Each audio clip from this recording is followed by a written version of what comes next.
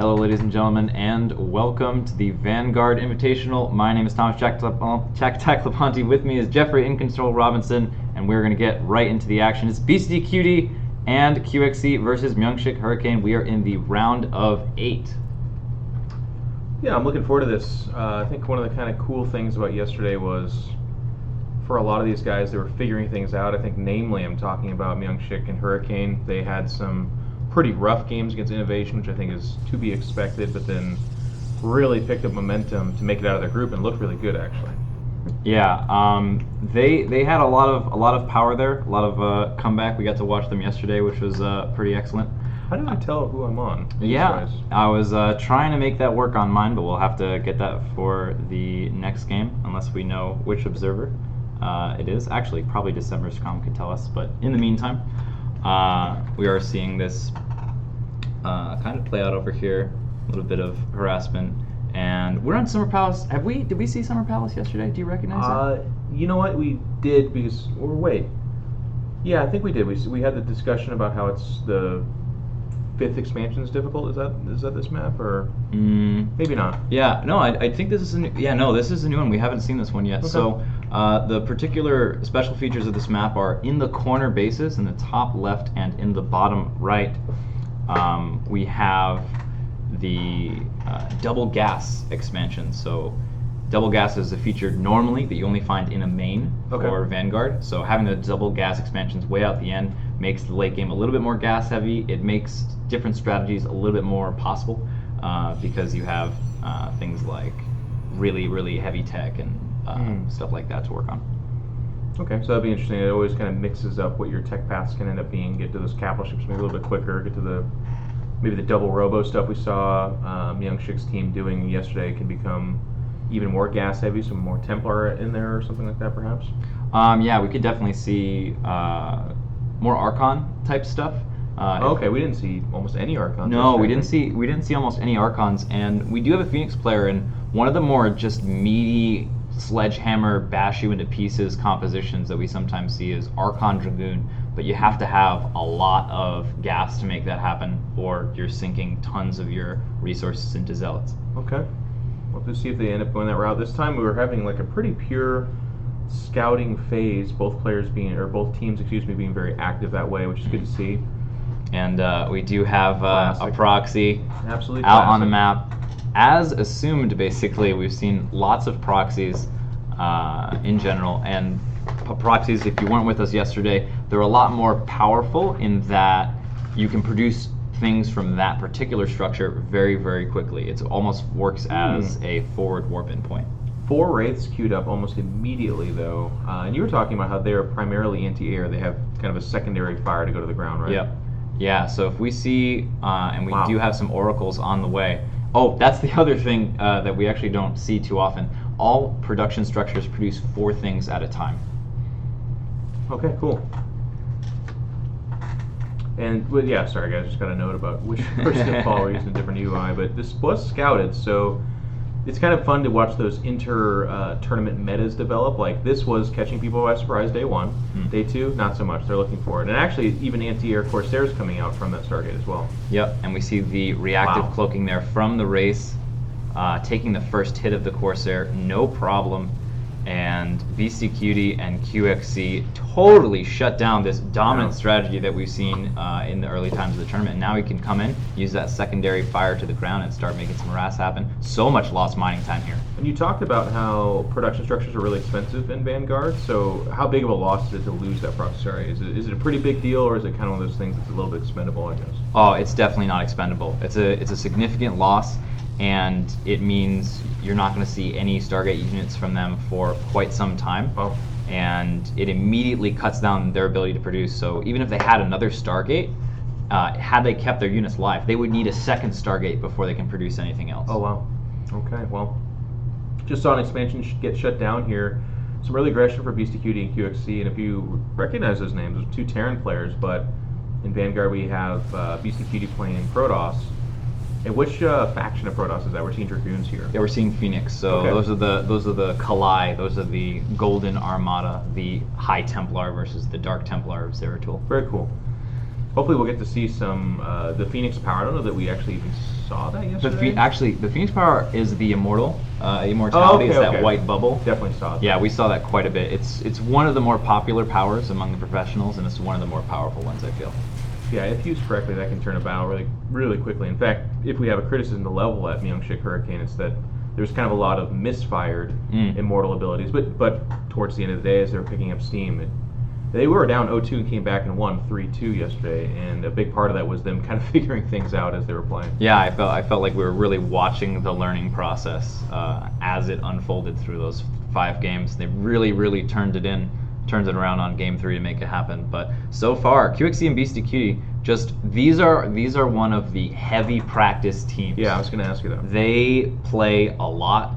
They practice hard. They're going to know a lot of specifics about this game, how to leverage the different units very well, how to switch compositions and things like that. Whereas most of the Korean teams are lower practice teams, and they're more going on their mechanics and their instincts and their general knowledge. Okay.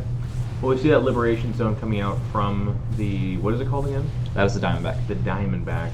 Just trying to zone out here and get inside, but there is a tower there too and a choke point, so a little bit of a hard attack. That defender's advantage being felt here. And now we see there's the immortal ability, so you can kind of see the force field-like thing going over them. The fight is turning against them. And we're going to have to see if Team Beastie Cutie and QXC can get through this hole, because it's going to be a little bit tough getting past that tower as well. Oh my god. Such a great move during this fight. Going to be able to cancel that expansion and kill this one on top of that. Myung-Sik and Hurricane are in an awful position right now. Yeah, it went from 6 base versus 6 base to now basically 5 base versus 6 base, and even pushing beyond the 6 base here behind this. Big part of this game, at least for me, kind of learning and watching yesterday, was you're never just fighting. You really shouldn't be. If you're just fighting or if you're just doing a singular action, I feel like you're falling behind against a good team anyways. And in a competitive environment like this, you are. Absolutely. And it's going to be really wild to see how Myung-Sik and Hurricane adapt to this more practiced, more specific knowledge type of a team, because they were able to adapt in that last series. So we'll have to see how they adjust their strategy here. And you can actually see too with this nice overlay that they're actually just behind in supply are the Korean team here. So they're going to go with that double robo composition here. The Lancers seem to be their unit of choice, but as I say that, they're getting ran down by those Charge Loss Dragoons behind this, surrounded and killed pretty quickly. Unsupported, this is something we talked about. It can be a big deal. And there are disruptors above there, and those are really good at clearing ground troops, but it needs to be snowbally. Any one of those things by themselves just doesn't work out very well. Yep, the synergy of the units have to be, oh my god, and this is a lot of damage. Yeah. Not too many workers have been killed, but this much lost mining time on your main base is gigantic. Remember, it mines twice as fast as every other base. Look at the supplies, they kind of almost switched around there, so Team Korea here making a little bit of a comeback. Diamondback biocomposition seems to be the answer of choice here for QXC. But against those disruptors, yeah, those are scary. They're a great defensive tool. It's going to be almost impossible to move up those ramps as long as those disruptors are holding it. And look at this, just a couple of zealots, and they neglected to take their fortifications. You can see the fortification points building there. They neglected to take them in the earlier stages of the game, using their Zelnaga energy for other things, and now they're paying the price. Yeah, a little bit of a hand cookie jar situation where if you're never harassed, then who cares about those back defensive structures? But if you do get harassed, as we see, the bases can collapse in on themselves. So supply evening out here a little bit. Still, Myung-Sik's team continues to try to take that expansion unsupported. It just keeps going down for free.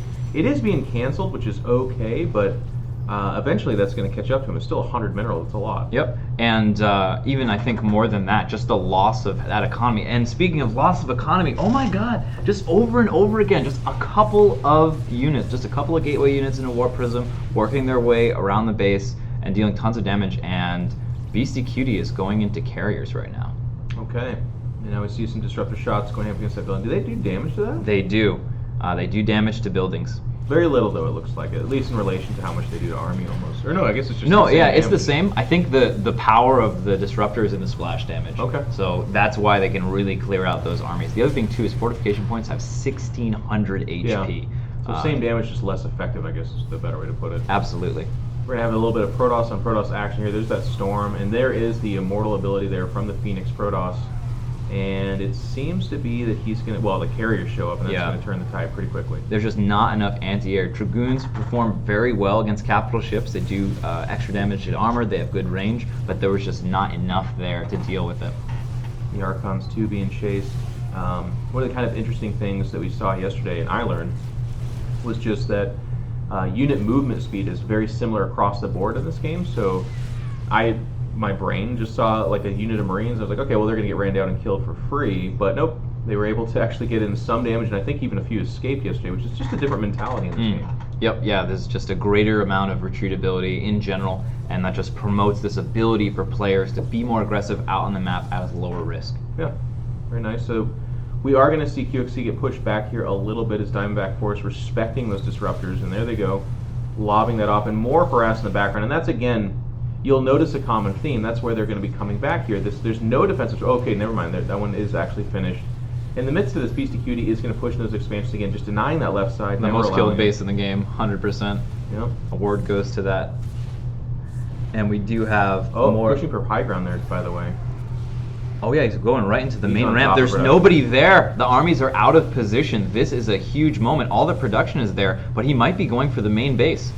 Yeah, I mean, that's the best place for resource income. It's also, well, there's not actually any production up there. He built it all on the low ground, but getting that would be so huge. Yep, it's one of the biggest things, especially because town hall structures take so long to produce in Vanguard. Taking this out is almost checkmate. And at the same time, we can see the red army of QXC moving in as well. This may be the crippling blow. We do have the forces of both of our Protoss Korean players here moving in, trying to deal with it.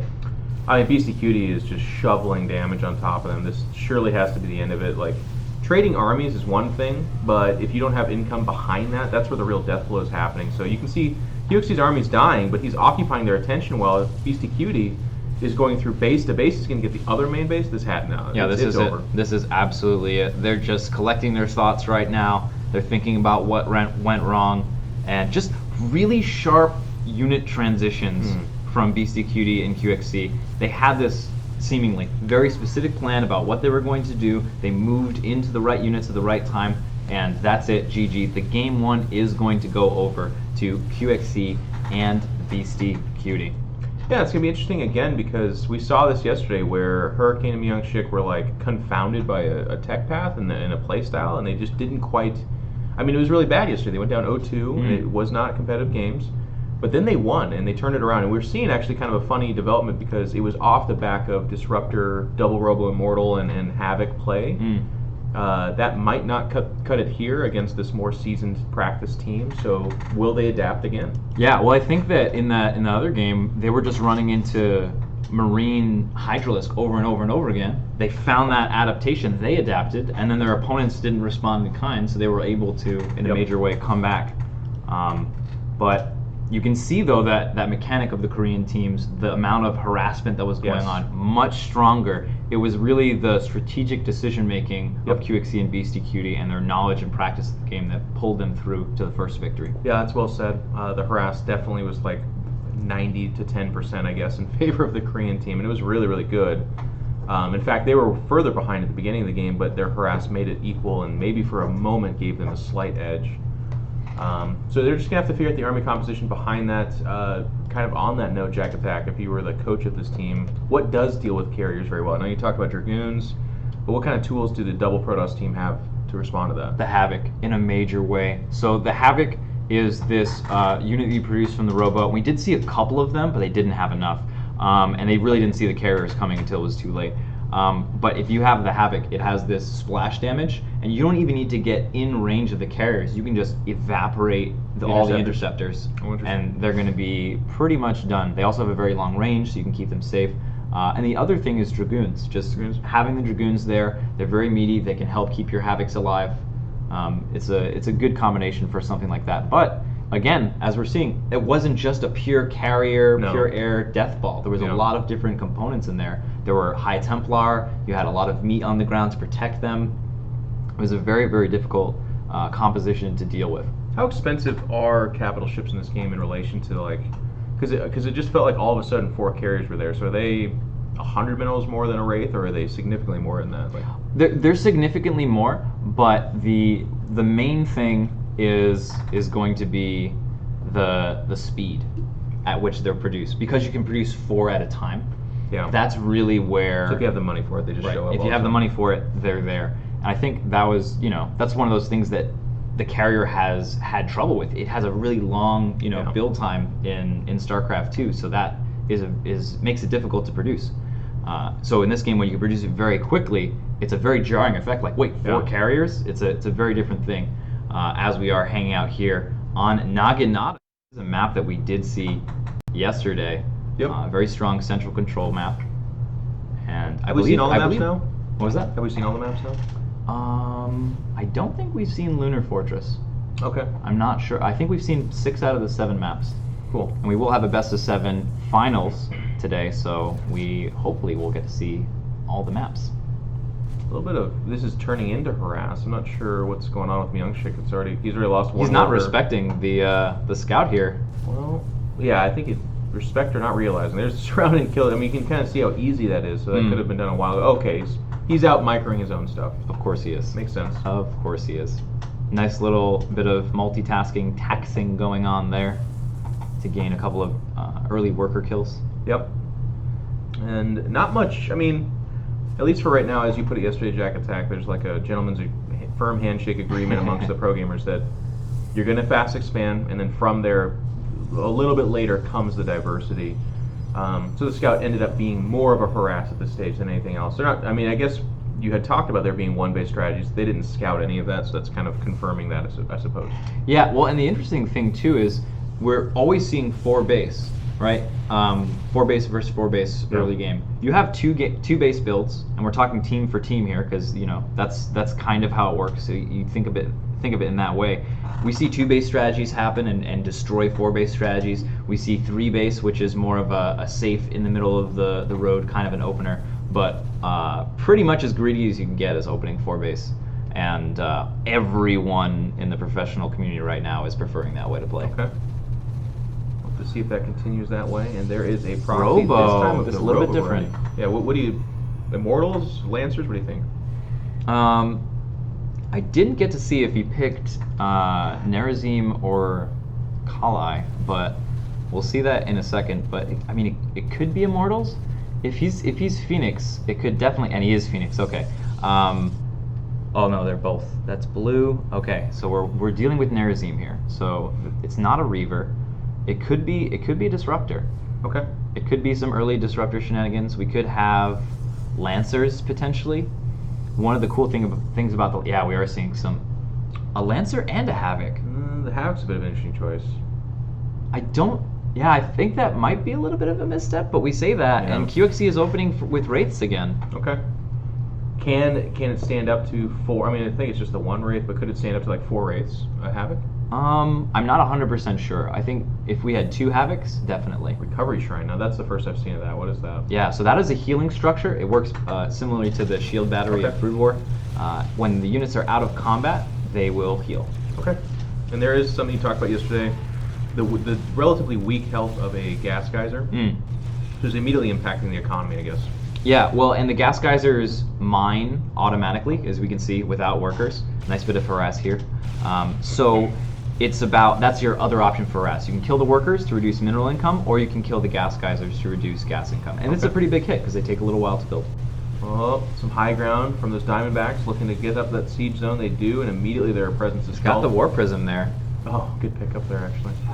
Wow! It's like 1 health or something saved it. He's going to go and drop on top of him, too. Really good move here. And keep in mind, the Diamondbacks that are sieged up can't shoot at anything unless it's in their circle, so nice little flank there. Whoa. Gonna lose the Lancer, unfortunately. Yeah, and here comes the reinforcements from BCQ to we're getting into a 2 versus 1 scenario. Even the Wraiths coming back, and they can pick up that War Prism pretty quickly. Oh, yeah. 1 shot, I guess. Yeah, I mean, it was a little bit low. It got bruised up by the Dragoons, so this is going to be another failed proxy from our Korean team. And it's interesting, too, because in Vanguard, you see something like that, and the assumption is that's an all-in, they're dead, there's nothing they can do to come back. But if you look down there, certainly they're way behind in supply, but just like that, now it's 42, 46. it feels like your recoverability and the defender's advantage means that you can try strategies like that without having it be the singular attempt to win the game, basically. Yeah, we see almost no all-ins. We see really early aggression, but there are few early aggressions that can end you the game. And the risk versus reward is balanced in such a way that because you can't risk so much to end the game, you're not ever going to lose the game as a result of taking that risk. Very cool.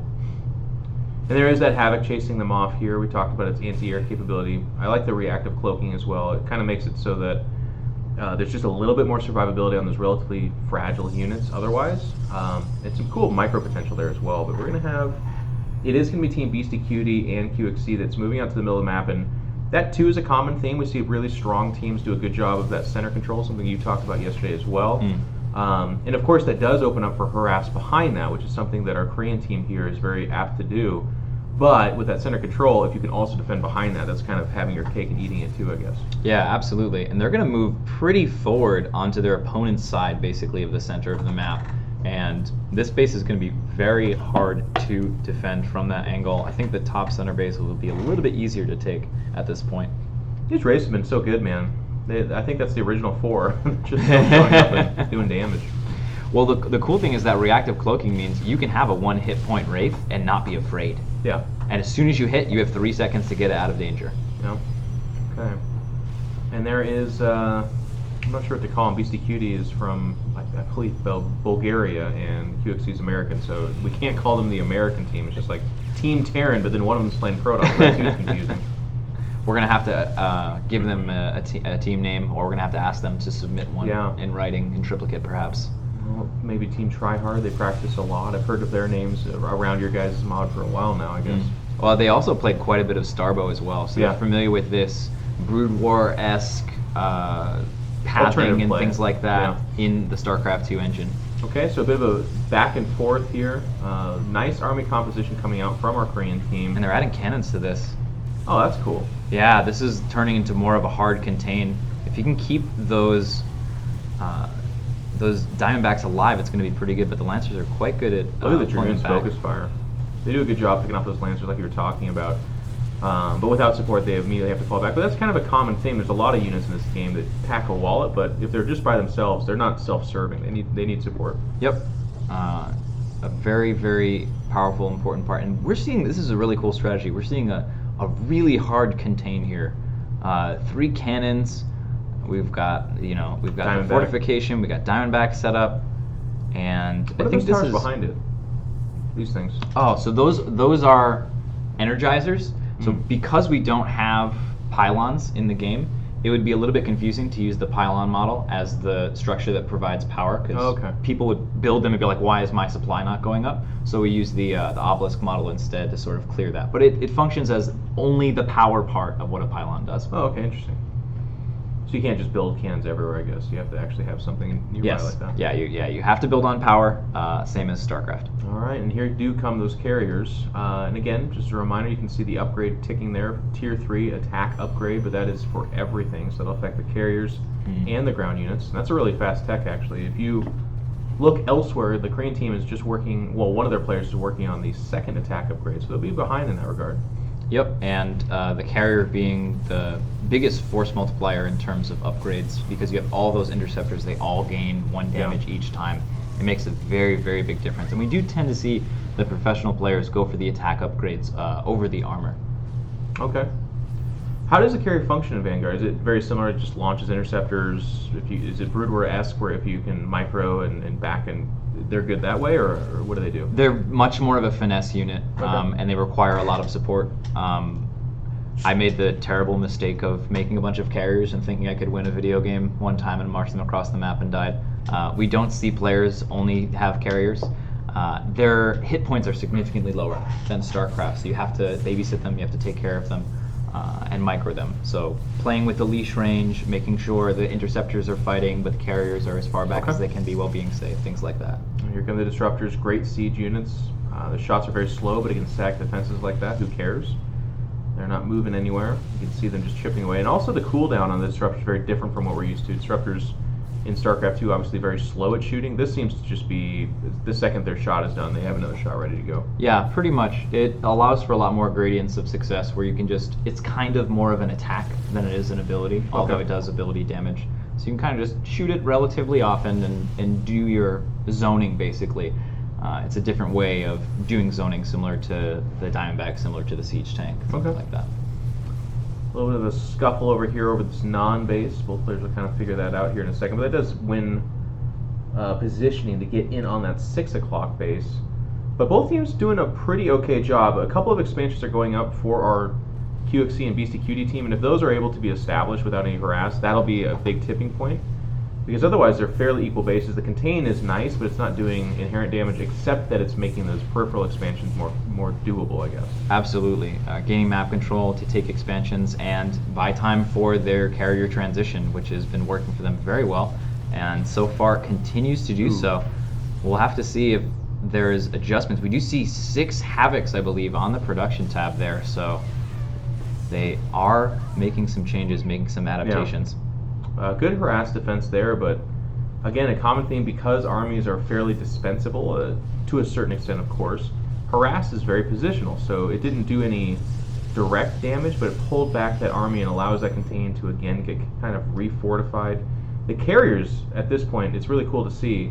They're not like a straight up, like you talked about, A move type, I'm just going to win the fight kind of unit, right? I mean, they can certainly spill over into that with proper support, but what they are doing is picking off all those expansions as they go down. Yep, and right now that the Havocs are out and in number, they're going to have to be very, very careful about clumping up too much because of the splash damage, and about when they're going to send their interceptors out. Because sending your interceptors out in a situation like that, you lose them all. It takes a little while to rebuild. It creates this power vacuum for your opponents to capitalize on. All right. Well, Korean team doesn't seem to be letting them breathe. Here we go. Now that they're in force, a lot of the supply is in carriers. Yep. We do have the Arbiter for the Kalai race.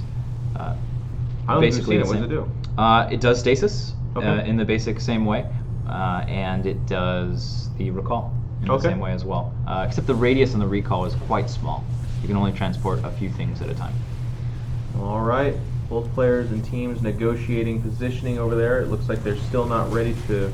In fact, the Korean Protoss team is moving away from that uphill. I mean, going uphill into high ground in this game is very difficult if they're prepared. But in the last game, we saw how powerful it can be as well. I mean, once BCQD took that base and up the ramp, it was like there's nothing you can do. Oh man, really nice move here. So much bio on the ground, forcing the Havocs to move instead of shoot, and the carriers are able to release their interceptors safely and deal damage. Really great teamwork here, and we do have the capital ship of QXC, the battle cruiser as well. Yamatos are beginning to fire out, take out those anti-air targets immediately. Ooh. This is insane, but they've got to be careful. Look how clumped they got, and just 4 Havocs chased that back immediately. Especially the Archons on the ground as well. If they can get in range, potentially with an immortality spell, could make some hurt happen. Yeah, it would be amazing use of that, because you just look at this and you go, okay, well we can kill 4 Havocs, but then they become invincible, and you're like, well, we have to run from 4 Havocs. And their range is so great that they just do so much damage. You have to be really careful about overcommitting here, and QXC and BCQD showing their experience with that, not committing to too big of attacks and using, well, potentially, maybe looking for Yamato cannons there. Do you have to pay for interception in this game too? Yes, you do. Okay. Yep, they cost minerals as well. So killing them is another nice thing. And they're automated? Automated production. Okay, yeah. Yep.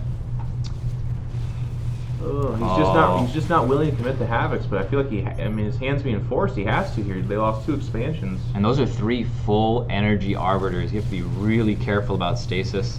It's a very powerful spell.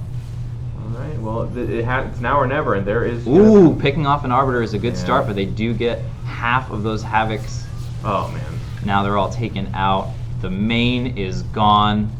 Really great transition into this strategy here, protecting the carriers and the battle cruisers with the arbiters, finally getting up to this really high gas count, high-tech, late-game strategy, and this is all over for the Koreans. And it's interesting to see, though, too, like, this looks mega over, and certainly it is at this point in time, but when the Havocs got off a couple volleys, they immediately dropped a capital ship to like half health. So it feels like you look at this and you're like, oh, okay, I've seen this before, there's 0 chance. And again, I agree for right now, there's even 6 more carries in production behind this, but It does feel like with proper scouting and with seeing this coming, you have an answer for it, but not today, not now. Not now, and we're seeing an exact situation. Myungshik and Hurricane are down 0-2, just like they were last time, to a team that practiced more than them, but had potentially not as good mechanics, not as good harass. Are they going to make those adaptations happen in the next game? How are they going to deal with this capital ship? This seems a little bit more insurmountable. I mean, they played against a team that was good and practiced quite a bit, but I've been hearing about QXC and BCQD playing this for a long while. Like you guys talked about yesterday, and we had Dylan here for an interview as well. 4.5 years of working on this. Now, they haven't been playing it for 4.5 years, but how much do they practice at Jack Attack? I know you guys do practice sessions on Wednesdays and stuff like that. Yeah, Wednesdays and Saturdays, official play test. If you want to play test, come play test. Not just for the pros, it's for you too. But they've been involved kind of in and out. They've been involved in our 2 previous professional tournaments, and they've done quite well. I think in the last one they got 3rd place. And Billowy and Tails won, right? Billowy and Tails won. Both? Which got knocked out in the group stages of this tournament, which was incredibly surprising to all of us. But do you know by who? No, okay. I don't. There's a lot of really good Koreans in this tournament. Yeah, there are. I heard Sue has a team as well, right? Sue actually got replaced by Solar last minute. Oh, Solar, okay. Well, thing. Well, yeah, same thing, different name. Yeah, we only were able to get Solar to play. It was such a disappointment, you know. The brackets in chat, though, if you guys want to take a look at that. Exclamation mark bracket or brackets? I don't know. Probably bracket, singular.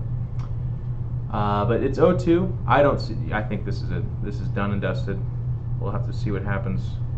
If they can impress, I mean, we thought they were dead yesterday, I guess 0-2. Yeah. And in the same fashion, they lost to the same strategy twice in a row, and then they figured it out. What would you do against the capital ship? I know I kind of already asked you that, but what is it just Havocs, or is there something? I mean, you talked about Archons and Dragoons. It's pretty difficult. I'm trying to think with the tools that Double Protoss has. The other thing is that there's another anti-air unit that Phoenix has called the Venerator, which has longer range but no splash damage. You got to leave that game and join this one if you want. But yeah, so it has longer range, no splash damage. So maybe being able to outrange the carriers and take them off from afar before the interceptors can get all going and hooked up might be an option. And figuring out a way, it's a multi-piece kind of a thing, because you have to figure out a way, okay, the hard counter is those big ground anti-air units, and then you have to figure out a way to protect them from the interceptors. I saw some Archons going around. That's a good way. If the Archons and the Havocs potentially were sticking together, they were separated a lot of the time because they're controlled by 2 different players. But maybe if they were sticking together, the Archons would be able to diminish the interceptor count.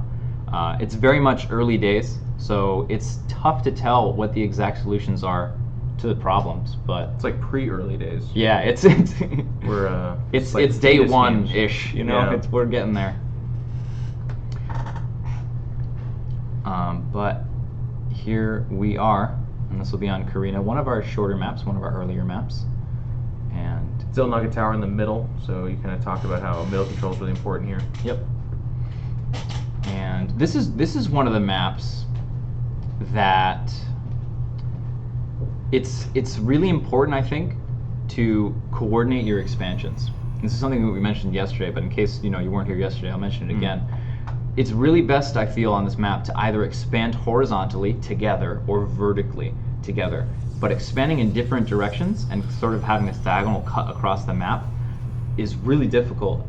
It makes your the multitasking of your opponent a lot stronger, and your base is a lot more vulnerable. So if you can stick kind of together in one direction, I think you're going to have a little bit more success. We'll have to see what QXC and BCQD feel. Well, what do you think about that when the game does go to its standalone, it's on its own? It is a 2 versus 2 emphasized game, so communication, working with your partner, that's really important. I mean, when you're playing this game and you're perhaps not queued up with a friend, how do you feel about that experience? What do you think that brings, I guess? Yeah, well, I think that's going to be definitely a challenge of the game. I think Overwatch does a pretty good job of that. I think one of our big priorities in the Immortal development is developing the social features and making them super easy, super accessible. The obvious features like being able to mute a person that is being mean and annoying and griefing or whatever, things like that. But because it's a 2 versus 2 game, you're right, it does produce those unique challenges that we pretty much haven't seen in RTS tackle. So we're going to be looking for inspiration at other team games and things like that, and so coming up with a couple of our own innovations as well. Cool. What do you think about that expansion from BCQ? That doesn't seem to be the closest one necessarily. So what are they trying to achieve with that? This is interesting because BCQD... Because there's a base right there. Yeah, BCQD is going for 3 bases, and QXC is just going for 1. Oh. So he's going to be able to tech up really fast here. Yeah, 24 supply. He's the one building the army right now, I guess. Yep. He can get his army up, and we're going to have to find out what he wants to do with it. I mean, he could go for drops. He's been going for a lot of Wraiths, and there we see the Wraiths again. He feels pretty strongly about the Wraith, it seems. Is it shared economy?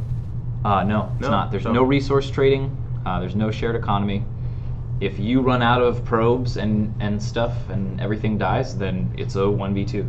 So the only real advantage here for QXC being on 1 base is that he's able to spend his money on army and tech, I suppose, as opposed to economy? Yeah, so the basic idea of like a 3-1 strategy, which is what we've been calling it, is that one person just get on the map super early, collect Zelnaga, harass the opponent, and just keep them back so it allows the other player to be very greedy.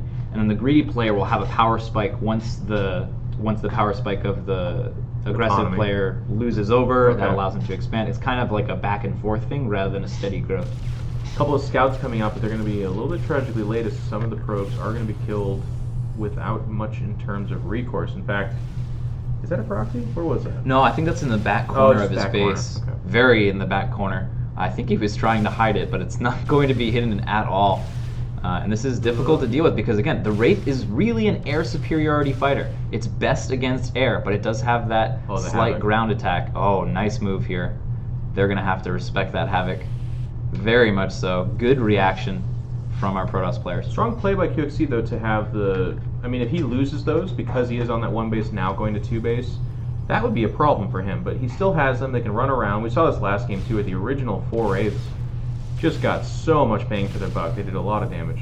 Yep, and they're continuing to micro out on the map, and we're already starting to see the power of Beastie Cutie start to kick in. The economy is pretty much saturated at all the bases, and now he can drift into economy mode, into army mode, and start producing units, doing some harassment, and this is going to be trouble for our Korean Protosses. Even going after that Zelnaga tower very early on there. Oh, he was actually, did you see that? He was building. Oh my god. This is some cheeky play from QXC. Very cheeky. Building in his opponent's fortification point. Normally those get taken early on, but if you don't, you open yourself up to those kind of tactics. And follow-up attack, QXC, not just building Wraiths, that single Diamondback going to do really well in this early game stage to zone out those units, and this base is going to be incredibly difficult to defend. We do have some Havocs coming in, but they're not well suited against ground. Yeah, not very good there. Cool attack animation, but as you can see, just not a lot of damage. Maybe they don't get this Nexus. It's going to be a little bit closer. Here come the scouts. They do have a slowing attack. We saw it yesterday. If you're looking at the red circle there, that just means that their attack animation attack speed slowed. Yep. So they're just not going to be able to pump out as much DPS. And those Havocs just bought just barely enough time for the rest of the army to come out. And that's a big part of the defender's advantage. You can reproduce your army very quickly. You can react very quickly. So when something like that happens, you have options. Well, already better play from our Korean team as it is 6 base versus 6 base. QXC just now getting to that 2.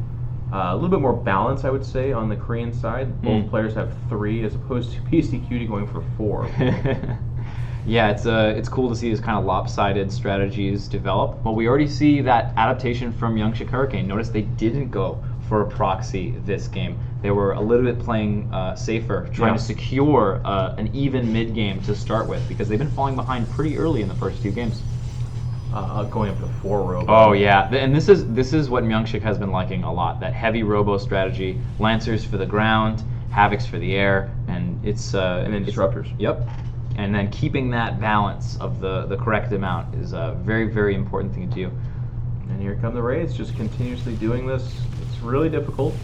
Even if you have anti-air, their escapability with that cloak is just so strong. Yep, and coming in and The mobility is kind of balanced there by that low damage. They can only kill a couple workers at a time. Xel'Naga construct going down. You can see that 125 Xel'Naga energy for Myungshik. So he'll have a couple extra spells in the next major battle if he chooses to use them and use them wisely. He'll get a major advantage. Oh my god, these Wraiths are doing so much. Yeah, I mean, Scouts are supposed to be air superiority as well, right? But the Wraith just seems... I mean, there's 4 of them versus 2, to be fair as well, but they're very strong. Yep. And, well, that's a tactic you could do with the Scout as well. You could have the Scout go out there. The way to deal with the Wraith is with the Havoc, is with the Dragoon, the ground units, because that's what they're not strong against. Okay. And good mobility here from Beastie Cutie. He's going to be able to go ahead and see this expansion, probably get another cancel. He also gets some... Well, no, actually. Well, he's putting himself into a precarious position. He's going to trade it out, I guess. There is an escape route. Oh, nope, there he chooses to take it. And he will, but that base is now scouted. The combined forces of the armies are all coming together. We're having a full 4-player battle here. The immortality comes down on the Zealots, but not used particularly well, and that's on a cooldown. Doesn't have much energy you have. Yeah, he keeps using it to almost escape, but I feel like that's definitely not where you should be using that in this game, at least in my early conceptual idea about it. It's just, if something dies in retreat, that's fine. There's not really like a key unit that you must preserve. Like maybe Templar, maybe Disruptors. Like Banelings, Disruptors. There are some key support units, but like Zealots, no, go ahead and lose them. See, this is a great part to use the Immortality Protocol. You're wailing on that base, you use the Immortality Protocol, and now that base is dead. Okay. Can you use it on buildings as well? No. Units only. That'd be cool though. Yeah, that would probably too strong. would be strong. You just save it all the time, and every time they attack a tower, you'd be like, no. Yeah, we used to have all the spells affect buildings, so like the attack speed and things like that. Yeah. The Fortifications was too strong. Probably we had to back off. Space has been freed though, as Team QXC and BC Cutie in this lower corner are going to be able to push through there, and they're congealed, as you can see. It's Protoss and Terran. If you look around the rest of the map, there's not really harass happening, not that much anyways. The signature warp prisms of our Korean team seem to be non-existent for right now, and they're going to have a tough time. This tower could go down as well. Yeah. Oh, but Disruptor's showing up. Maybe a little bit too far back, he says. Yeah, just barely, though. The range on him is incredible. The attack speed very slow, but very good range. Yep, the rate of fire in the range is much longer than we're used to, and that allows it to dislodge positions like that Diamondback that's set up over there. It's not going to be able to dodge because it's in that siege mode. Good army positioning, though, from QXC and BC Cutie. They did avoid most of the Disruptors. The Protoss army is getting scary, but they're behind in bases, and they need to make something happen. I feel like this is part of their problem, is they get very scary as like a singular army, but BC Cutie and QXC do a really good job of not falling victim to that really strong army, buying time, and then doing damage elsewhere. Here we go. I was wondering we were going to see this. We got some Hurricane Myungshik harass going on. We've been so centralized on the bottom left side of the map that it's a perfect opportunity to get some harass done. Quite a few workers killed and lost mining time as well. Nice move. Again. Carriers now going to make their presence felt. There's that's a lot of Disruptors. Yeah. A couple of Archons. Too many Disruptors, I would even say. They're up to definitely too many Disruptors. I think he was really sad that his Disruptors were moving across the map when he saw those carriers. Like, oh, this was the wrong unit to build. And keep in mind, his Disruptor count eats into his ability to build Havocs because it's shared robotic supply. If you have 8 Robos, you have that much robotic supply to build. Okay. So you can use that as a scouting tool against your opponent as well. You see that many Disruptors, you know they have multiple buildings, I guess. Right. Well, they have multiple buildings, and they're not going to have the capability to produce too many Havocs until those units die. Okay, interesting. We did see 4 Havocs come out, but now just a Warp Prism because of that problem you were talking about. 3 Robos on the way as well. You can see he's trying to increase that count. He's going to go for it, but in the meantime, Battlecruiser's coming out as well, and that army moving up the right side, it's just the carriers. It's a little bit of a shame that they were caught off guard by the carriers, because this is game 3 of carriers. Yep. This has been their strategy, and there's the Arbiters to back them up as well. Yep. It's very, and it's one of those things that the pros make it look easy. You have these carriers, and they're killing all that kind of stuff, but they have to be incredibly, incredibly careful with those carriers. They're fragile units. They'll die pretty quick. And the Korean team does move over to kind of respond to that, but always moving. QXC and BC Cutie just got away from there. A little bit of light harass. There's that signature Warp Prism harass going down. But BCQD and QXC are taking the right side of the map off the back of that. So not only are they denying expansions, but they're expanding behind that. Now that being said, Hurricane's going up to 4 bases himself. So he's trying to do what he can to get the money flowing for them. Let the spice flow. And we have the incredible army, like you were saying, so many Archons. And I'm thinking that it's really about this keeping your armies together. The Havocs and the Archons, I think, need to support each other here in a major way. Because they're controlled by both players, it's going to have to be some serious communication and effort on their part to make sure that the Havocs don't get caught off guard by a long-range carrier shot. Oh man, that liberation zone set up by those Diamondbacks. Good luck getting up that hill. High ground has been achieved. They're testing the waters. Archon's leading the way, but so much damage being peeled off. And here come the Disruptors. This is their job. Yep. Forcing them back, and now they can push up the high ground. So we're going to see. There are no Dragoons here. It is just Havocs, just Archons. It's the best they can scrap together supply-wise. Similar, but again in favor of our red and orange team. They have to fight. They've lost too many expansions. They got to do something here. Yep. Nice little movements there. The Archons are sticking towards the Havocs. Oh my god. Immortality going down on all those units, but also with stasis totally negating that energy. Yeah, I saw that coming. Their whole army was just mega clumped up there. The Arbiter went in. It's actually surprising only one of the Arbiters got that shot, but here's some good anti-air going down. Look at the carriers just melt away. The Havocs, they're gone. Yep. You talked about it. I mean, that's how fragile they are. If they get a little bit too far forward, 6, 7, 8 Havocs will actually just drop them. Good reinforcements coming in here, though. Still the Archons, I was going to say stand, but actually as I say that, one's on 1 health and then 2 other are about to die. Yep. And a little bit of a victory there, clearing out the carriers, but QXC has had so much economy, and BCQ has had so much economy that they're able to replenish very quickly. They're going to have to do that multiple times, not just one lucky engagement, if they want to carry this away. They would have to absolutely throw. Like, they're just going to take the engagement here, and there's just a lack of support. The Valkyries just... it's not fair to call it steamrolling forward, because again, they look tanky, but they're actually not that tanky. Really nice. Composition's just so depleted now. Even the Disruptors are dying, so good luck getting through those liberation zones at this point. Yeah, nice move out over there.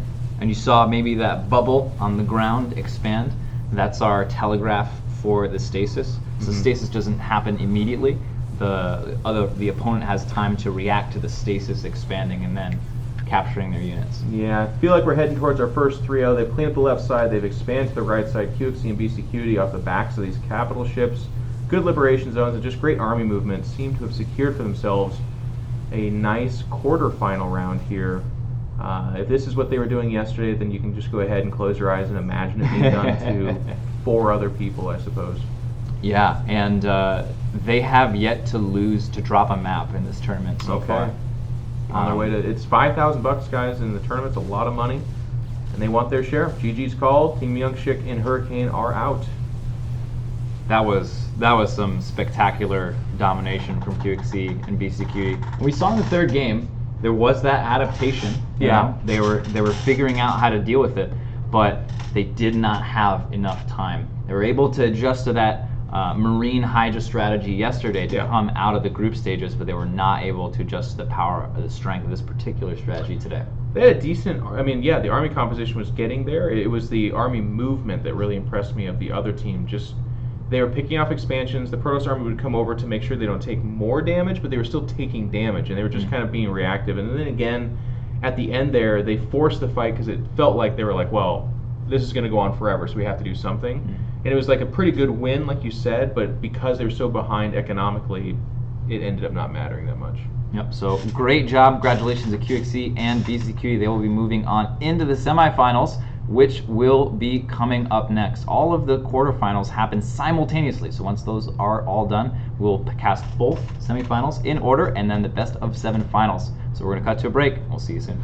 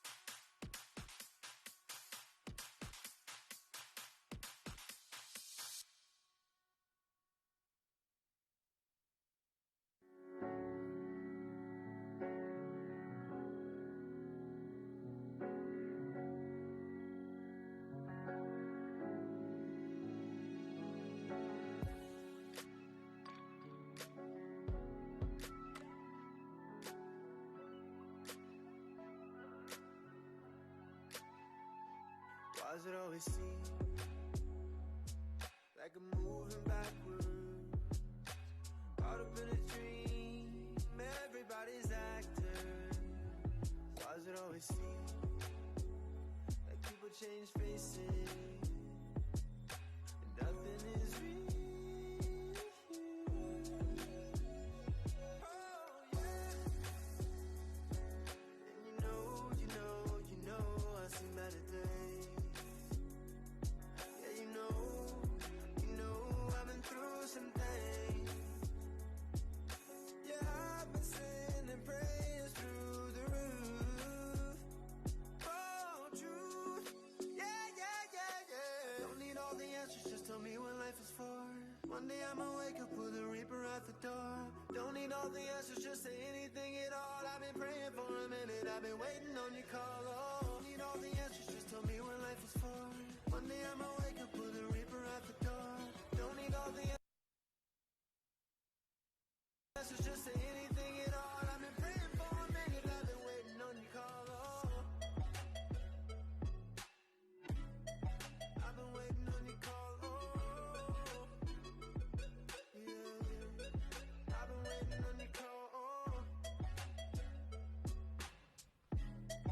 I've been waiting on your call. Oh, I've been praying for a minute, I've been waiting on your call. Oh,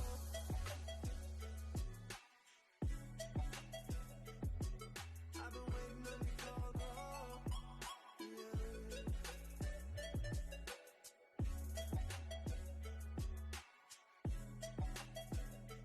Oh, yeah.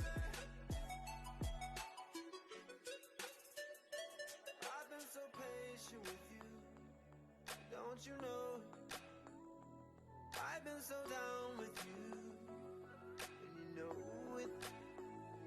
You never come around, and I show it. Just give me one chance right now, and I won't blow it. Oh. And you know I see better days. Yeah, you know I've been through some things. Yeah, I've been sending prayers through the roof. Oh, truth. Yeah. Don't need all the answers, just tell me what life is for. One day I'ma wake up with a reaper at the door. Don't need all the answers, just say anything at all. I've been praying for a minute, I've been waiting on your call. Oh, don't need all the answers, just tell me what life is for. One day I'ma wake up with a reaper at the door. Don't need all the answers, just say anything at all. I've been praying for a minute, I've been waiting on your call. Oh, I've been waiting on you. Yeah, I've been waiting on your call. Oh, I've been waiting on your call. Been waiting on your call right now. I wanna hear your voice somehow.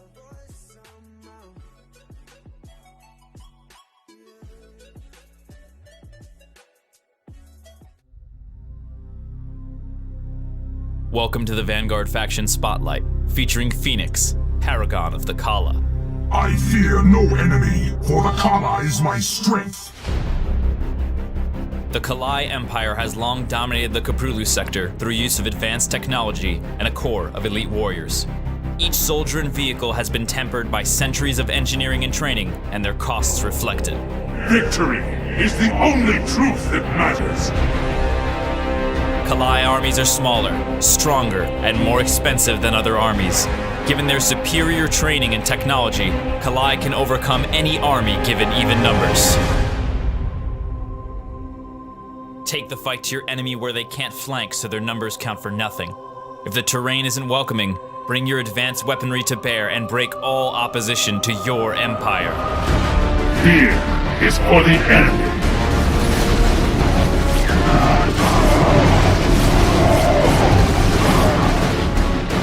I have returned.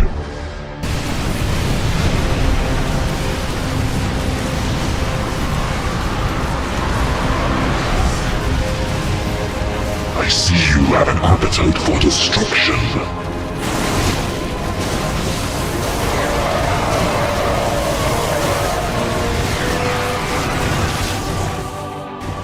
Power overwhelming.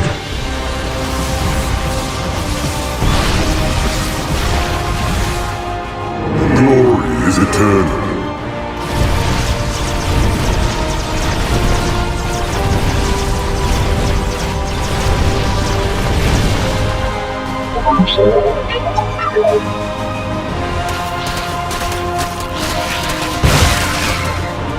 Teleport successful.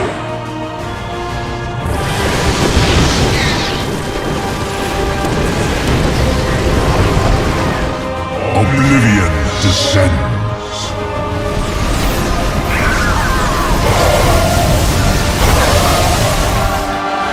Carrier has arrived.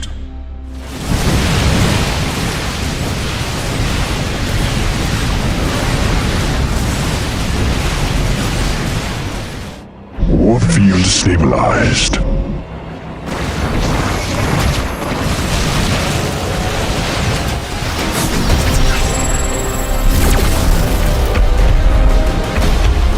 Today, we retake our homeworld, and with it, our legacy.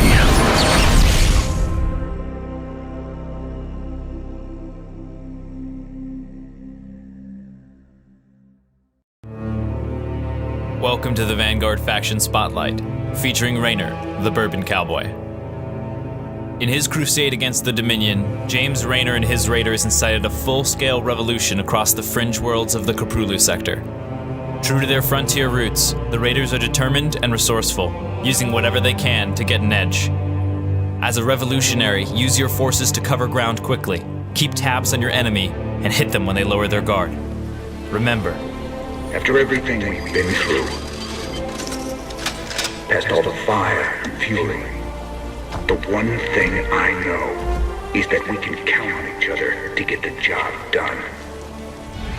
You want a piece of me, boy?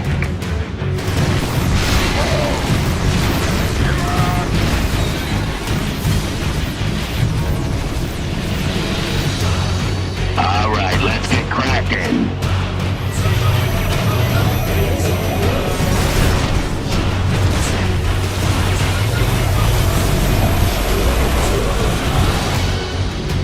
They're living on borrowed time.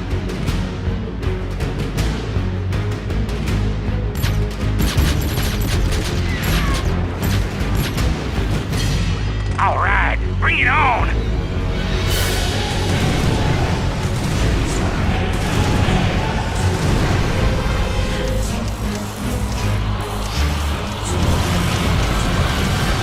Alliance online.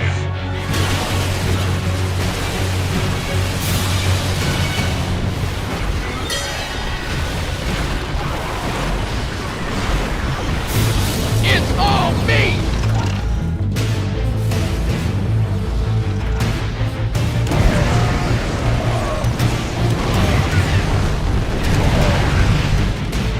You ready for war?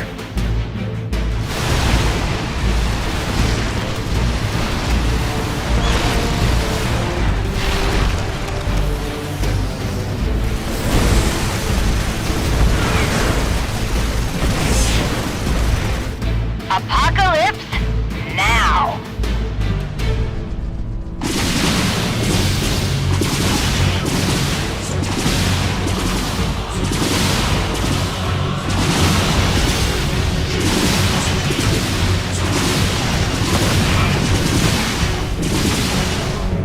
Science wins again!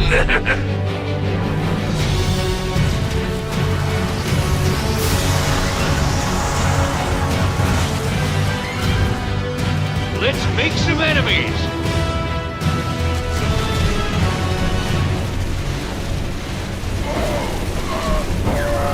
You might be a damn pirate, Raynor, but whatever happens, you saved my boys today. And I won't forget that. All in a day's work, General.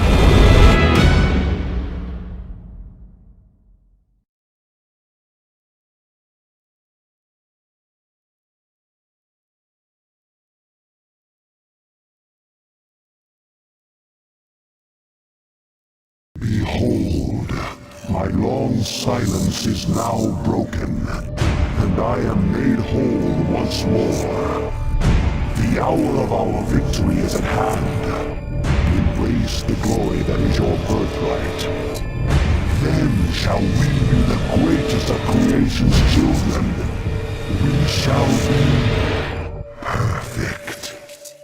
Welcome to the Vanguard Faction Spotlight, featuring the Overmind, the will of the Eternal Swarm.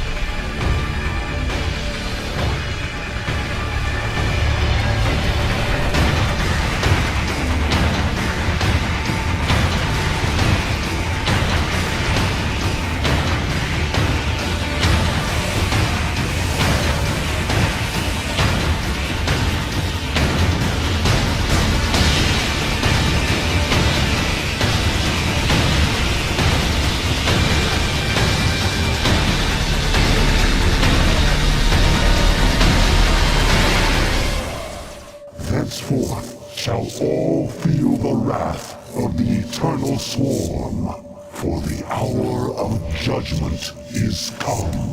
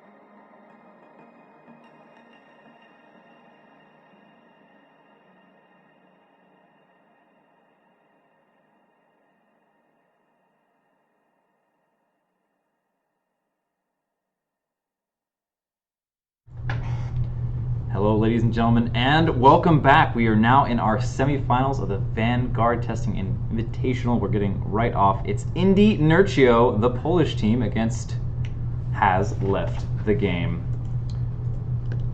And sometimes that happens. Has left. Fantastic intro. Yeah. Well, you know, I'll just have to just let it die. I think we get into the next game, and I'll just be very somber and just have no energy. I think that's probably the way to do it.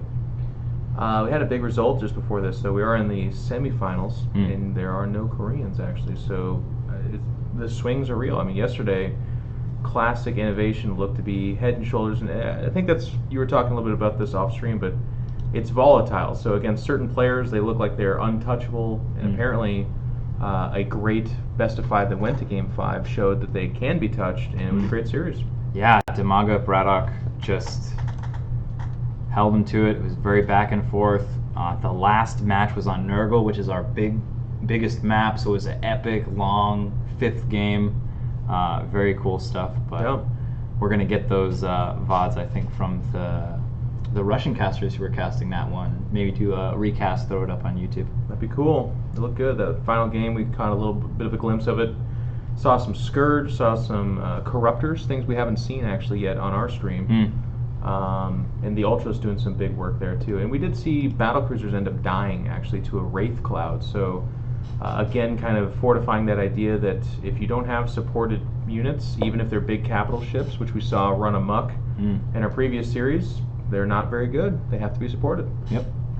And that's one of the things that I've always wanted that to happen. It's one of these goals that you have, but there are just so many moving parts in an RTS that you can never really be sure if that's going to be the result of your effort. And as a game designer, it's so exciting to see unfold. Very cool. Army comps here, we are going to have QXC versus BCQD, which was the team we just saw, and we commentated that. But they're going to be going up against Nercio and Indy, 2 Polish players, I believe. Indy is a Grandmaster Protoss player on the EU ladder, very good, streams quite often. And Nercio, of course, needs no introduction. He's one of the absolute best.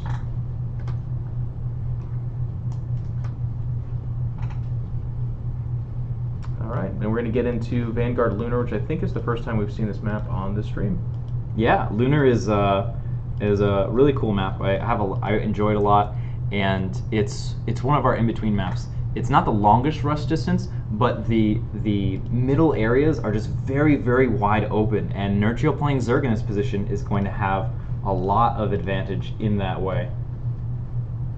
All right, I'm trying to find which one will be the observer.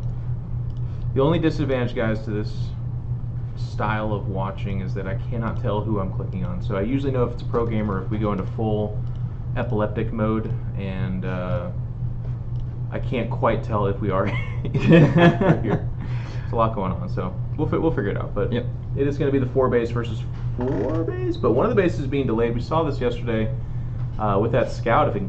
How does that time up? I guess on a smaller map, can it get there fast enough to deny an expansion? Like the spotting of it? Yeah, so the scouts can move across the map pretty quickly. And if you're in this position and where... one basin, though. Yeah. Oh, this is definitely not the right one.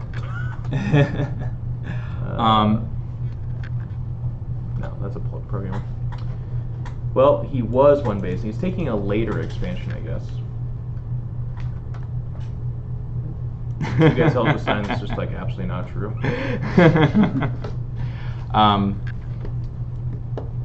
But we do have. All right, guys, you're gonna have my observer. Could be potentially Control Shift 3. Control Shift 3. Nope. But for picking who we're watching, it's just a number. It's one of these people. It's no control, no shift. So we did see Indy try a little bit of a delay tactic. It's just a single gateway, but he marched some zealots across the map, something we haven't seen at all, at least on our stream. Definitely not this level of aggression, and we're seeing that delayed base going for this. Basically, we have a 3 base versus 4 base opener here, trying to get a little pressure done. Some workers were killed, but it's hard to tell whether it was worth it. I would lean on the side of not being worth it. Okay. delaying the expansion that much is a pretty large cost. Yeah, and you can kind of see right there, they're behind supply. Income-wise, similar-ish. Another thing to note too, for you and for the players, for the viewers, workers don't cost supply. Right. So whenever we see the supply, those are the army supplies. Yep. That's just what that is. Yeah, I kind of gathered that. But then they're going to, well, Beastie Cutie's going to try and, we've seen this from him before. If you give him an inch, he's just going to take an expansion. That seems to be one of the kind of cool answers, which I do like. I think that is a strong way of going about it. And you also notice he does a very good job of almost Dota-esque microing against these towers. You pull back the one that's being shot, it'll reprioritize, and then it doesn't target fire back to the weakened one or something like that. So yep. Yeah, it's manipulate that. Similar kind of a thing that you can mess with. Also, Dragoons, once they have their range upgrade, outrange those towers. They don't outrange your opponent's towers, of course, but they do outrange the neutral towers that spawn on the map. So we saw some players, some Protoss players early on trying some Dragoon range strategies, but they didn't seem to pan out in the long run. Where do you make that upgrade, actually? Is it Cybernetics 4 as well? Okay. Yep. Yeah, it has already been upgraded. So they do have that additional 1 range, which helps them out quite a bit. Mm-hmm. They're going to move out here, a couple of ships passing. I mean, there's just a single Dragoon up there, but they were like, nope, got other things to do. Going to pull back. But they're muscling up. They're looking to go for this right side. And one of the things I like about this team, too, is they do a good job of expanding behind their aggression. It's an age-old RTS thing. If you can be fighting out on the map, but at the same time expanding behind that, it seems to be a very good strategy. And here is this signature move from QXC. A little bit delayed this time around, but 4 Wraiths show up, and they pack a wall of them. Yep, and they're going to be able to take out that Overlord pretty quickly. Overlords do work in the traditional sense. They do provide supply. So the supply system is a little bit different for Zergs. They have more flexibility, and so they can switch their unit compositions even faster than the Terran and the Protoss do in Vanguard, despite the fact that you can do it a little bit better in Terran and Protoss compared to StarCraft 2. And those were Wraiths shooting, or excuse me, Roaches shooting up, by the way. You are not mistaken. Yep. Those are, so now we're looking at Kerrigan, and Kerrigan has Roaches that shoot up. Every race, every faction has a generalist unit that shoots up and down and does some basic things, and they're different in a couple of different ways. So you have the Marine, the Stalker, the Dragoon, and the Roach and the Hydra are the 2 generalist units for the 2 different Zerg factions that you can choose. Very good. Even with picking up that expansion, it is actually just the 5 bases from Team Beastie Cutie and QXC. They're going up to 6 here. This high ground is going to be hard to take over. It's just a small smattering of a force, but they do have that high ground. And while the army of Indy is stronger, actually, they're going to give them the ramp, so they're going to take a poke there. The Dragoons with the great range. Zealots coming over to buffer. Just a little bit of back and forth. Out of position for a second there. It looked like they might have been able to deal with it, and now they'll be able to escape that trap, essentially, that they were stuck in. The Sacrificial Marines, and here come the Roaches. They might get a cancel. This is a very exposed base out here in the front. Yeah. But it is going to be delayed here, and the army coming back, not willing to give up the Roaches, is Nurchio, so the expansion, for at least right now, will prevail. But it's going to be this kind of kiting from the Roaches. You can see that their attack is very different. It's a little bit longer range than what we're used to in StarCraft 2, but it's got to be careful. He's getting surrounded here. Yeah, and he's got a... Bring him space, perhaps? Yeah, he's got those downbacks, getting them into position, trying to make them work. They aren't that strong on the move, so you really have to commit to an area to have them be effective. We do have that high ground in front of that base, potentially being able to make use of that as things continue to pan out. And this time the Roaches will be spotted, like you talked about, the Diamondbacks able to kite back, and if they need, hold this ramp perhaps. And all of a sudden, just like that, Team QXC and Beastie Cutie are establishing a good expansion lead. There's 3 bases for QXC being established with this one finishing and yet to be supplied, and then 4 bases for Beastie Cutie, who seems to be the greedier of the 2, if we can classify their personalities throughout their games. Yeah, and that's something that's very much intentional. That's a decision that they make together and say, I'm going to play in this way, you're going to play in this way, and we're going to support each other together with that kind of a strategy. It's really hard to do if you're not experienced, but we tend to find it's a little bit more powerful of a way to play the game out if you have really good communication. Okay, very good. This tower is actually going to go ahead and perhaps, just straight up win the fight. It kills 2 of them. Okay, so reinforcements do come. Indy will be able to do something about that. And here's the swarm host, something that we were kind of lacking. They've been made for us, but only in like 1 or 2 pairs, and then they get killed pretty quickly. But talk about the swarm host in this role. Yeah, so the swarm host has the flying locust, as you can see, but it's got incredibly short range. And shoots pretty quickly. As you can see, dive bombing down onto those Marines does quite well, but it's very much a short range unit. The units are getting set up with the liberation zones, a lot of damage getting done, and with that flank coming through to protect the remaining Diamondbacks. And base will be defended. A lot of swarm host either. Are they expensive? Or are they fairly inexpensive? How do they fit in the role? They're kind of like a tier 2 unit. They're right in the middle. Okay. They're not that expendable, but they're not at the high level of cost. Oh, and they're made off of morphing roaches, actually. Yep. Okay. Yeah, the tremors, which we haven't seen yet, which are basically little roaches that act as melee zerglings, a little bit like beefier, slower zerglings. Oh, interesting. Higher supply. That's the variant that they have for their melee unit. Those will morph into ravagers, and the roaches can morph either into bile hosts or swarm hosts. Bile hosts are they're long dedicated range? anti-air, long-range anti-air, but it's single target.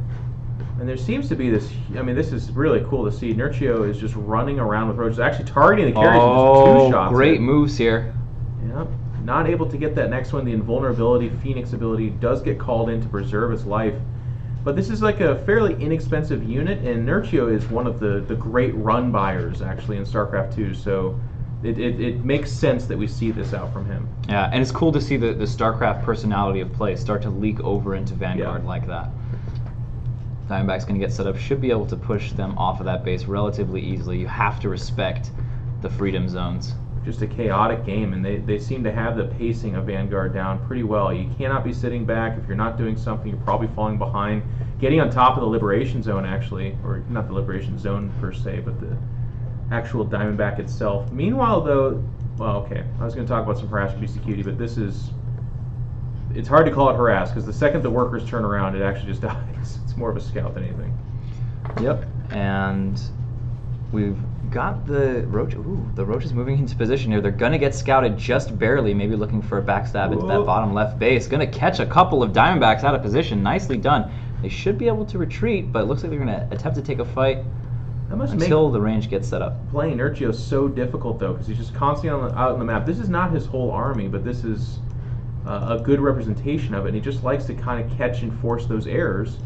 Well, his teammate Indy hopefully bulks up, but the carrier count has gotten a little bit out of control, and all of a sudden... Yeah, it's going to be hard to win this fight one-on-one. He may need the support of his ally. We do see QXC moving across the map as well.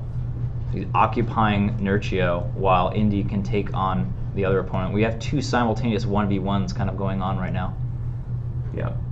QXC's army a lot more positional, though, and it is going to get ran on top of here a little bit by the roaches, but the good liberation zones means that they're going to be able to kind of zone them out. But I mean, I'm just so worried. Beastie Cutie in the background, there's not even really an answer coming together. There's like a few Dragoons, a couple of Templar over here. Okay, it's going to be Scouts, never mind. How do they fare in this? It kind of, you need a lot more, it feels like.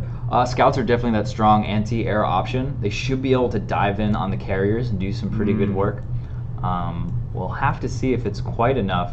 We look on the ground, there's not too much there to support with BC Cutie's army. He's got a couple of Dragoons there, but mostly Immortals. We'll see they're going to take out one carrier pretty quickly as the Scouts start to fall. 2 carriers go down. With the support of the ground army, Indy might be able to win this fight.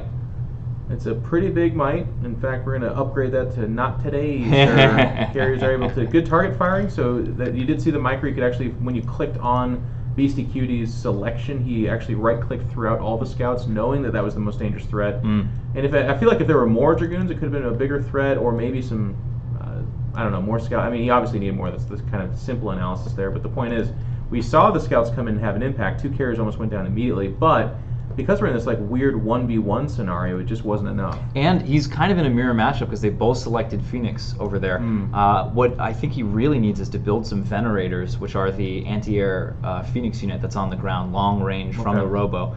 But he hasn't built any. Opting to go for the Scout option, but it doesn't seem to be working out as we're seeing Beastie Cutie add in those signature Arbiters into his army. They are in the production now. Oops, my bad. And it's become a map of 2 1v1s. No longer, though. Here come the Roaches, and they do a good job at picking up carriers. It's a nice flank, and the spell on them is going to increase their move speed so they can snipe more of these carriers. Wow, able to turn this fight on its head. Going for the high ground is Beastie Cutie, trying to preserve the life of these carriers, and now he's just picking up probes because the carrier count has fallen off to just 4, which you can kind of feel the difference in terms of their threat level, essentially. But on the left side, QXC, ever taking the inch that he can, picks off that base and is looking to re-expand to it. And the carriers, while weakened and certainly kind of reserved to this harass role, are still winning the day over here with their range. Yep, and this is the kind of role of the carry that we've been talking about. It's more of that finesse unit. It's a little bit long range. You have to be careful and use the terrain to your advantage, which is exactly what BCQD is doing right now with those carriers.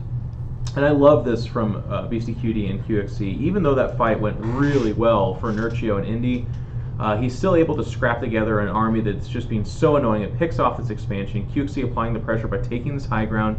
Good luck getting past those Diamondbacks up this ramp.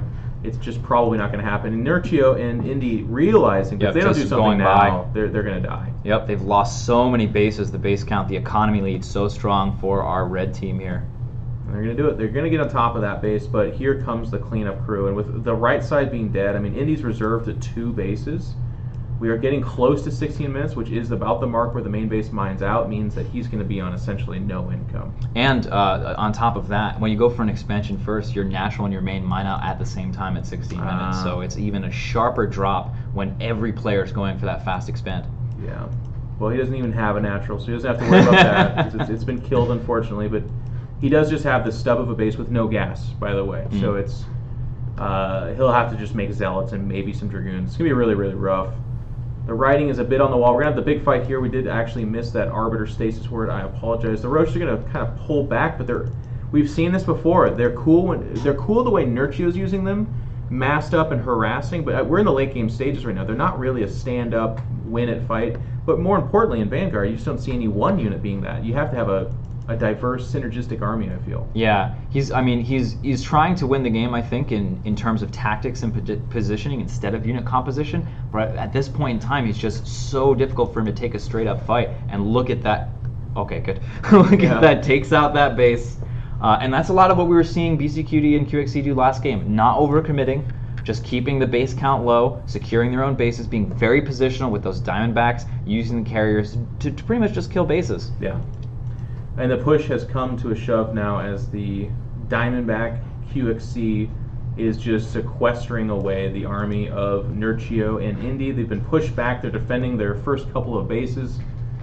And Beastie Cutie is going to go ahead and establish an expansion to push him to... Him personally at 7, QXC is going to be only at a meager 4. Only 4.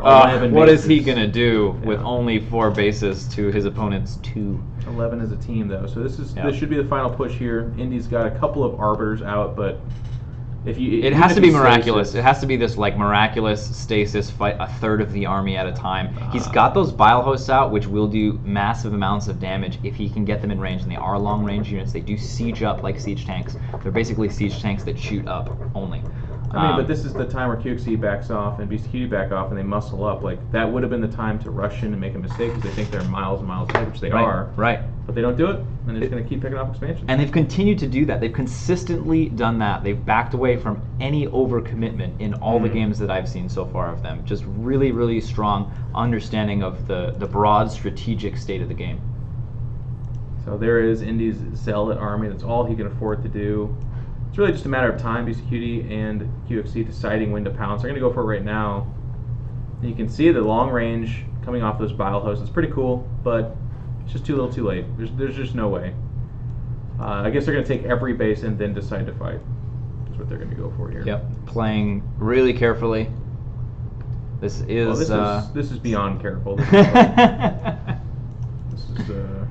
I would say, Jeff, that's fair. Yeah. And look at the Liberation Zone. They're just pushing forward with that. I guess, it's endgame, and this is the semifinals. $5,000 up for grabs, so why not take it super serious? Let's go for it. All the Koreans are out. Previous champions are out, actually, I think. Yep. So there's going to be a new champion in this third Vanguard tournament. Sunspear doing a great job. Even just with their game being theoretical, they're... Oh, well. Whoa. As we see a stasis on literally everything. Is That's it cool, enough? but you have to. I mean, what do? You got to follow it up with something, and there's just nothing. Yeah, they noticed the same GG. thing. Okay. They're like, we got the best possible stasises, and we still can't do anything. It's time to go. A little bit of a funny endgame, though. Like, Yeah. The endgame picture is both armies frozen, and they're like, well played. We are going to toss it to a quick break before we get into the next game. Don't go anywhere. We'll be right back.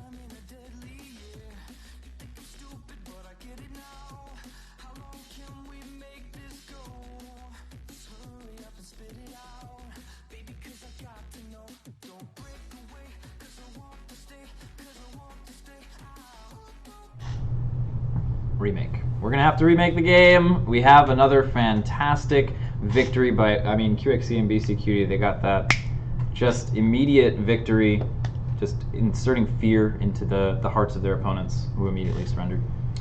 Mm-hmm. All right, we'll be back.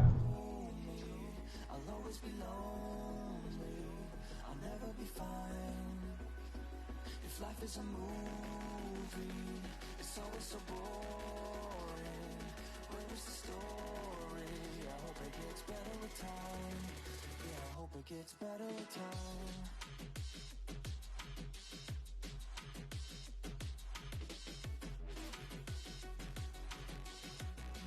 Yeah, I hope it gets better with time.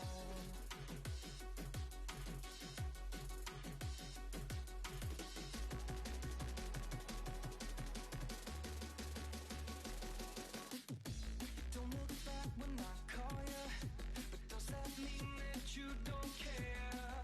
Go back to when I saw you, your beautiful eyes with a deadly stare. You think I'm stupid, but I get it now. How long can we make this go? It won't hurt to let it out, baby, cause I got to know. Don't break away, cause I want to stay, cause I want to stay. Don't break away, cause I want to stay, cause I want to stay, cause I want to stay. Don't break away, cause I want to stay, cause I want to stay. Don't break away, cause I want to stay, cause I want to stay. I let it consume me, I let it control me. I'll always be lonely, I'll never be fine. If life is a movie, it's always so boring. Where is the story? I hope it gets better with time. Yeah, I hope it gets better with time. And we're back. Hopefully for good, we'll have to see. We're spawning on Nurgle this time. This is Game 2 of QXC BCQD versus Nurchio Indy. QXC and BCQD up in spectacular fashion, winning Game 1. Yep, again off the backs of, I mean, it's interesting because this time I don't know that we blame carriers per se. Like it was definitely a strong part of what kind of alerted their opponents to their presence, but it was the army control and positioning of the map, I feel, that really won them the day in that first game. They definitely had the boogeyman that was carriers. They got the reaction they wanted, but then they expanded behind it, eliminated expansions, and just really milked the value from their units there. Yeah, absolutely. And we are seeing the scouting shenanigans happen. Everybody knows what everybody else is doing, which is always nice. No coin flippy action going on here. And this is the biggest map. This is the biggest map of the map pool. So we're going to see the scouts and the workers taking a break there. They get tired, you know. There's a lot of stuff going on. Yep, so with the big maps, we've been seeing a lot of, I mean, just that handshake continues to agree here. You take the natural, but I'm going to be keeping my eyes on this BCQD QXC team where BCQD is the greedy player, so he'll be the one to kind of sneak in some expansions. Not even really sneak per se, that's not fair to say, but just very much so aggressively go for them.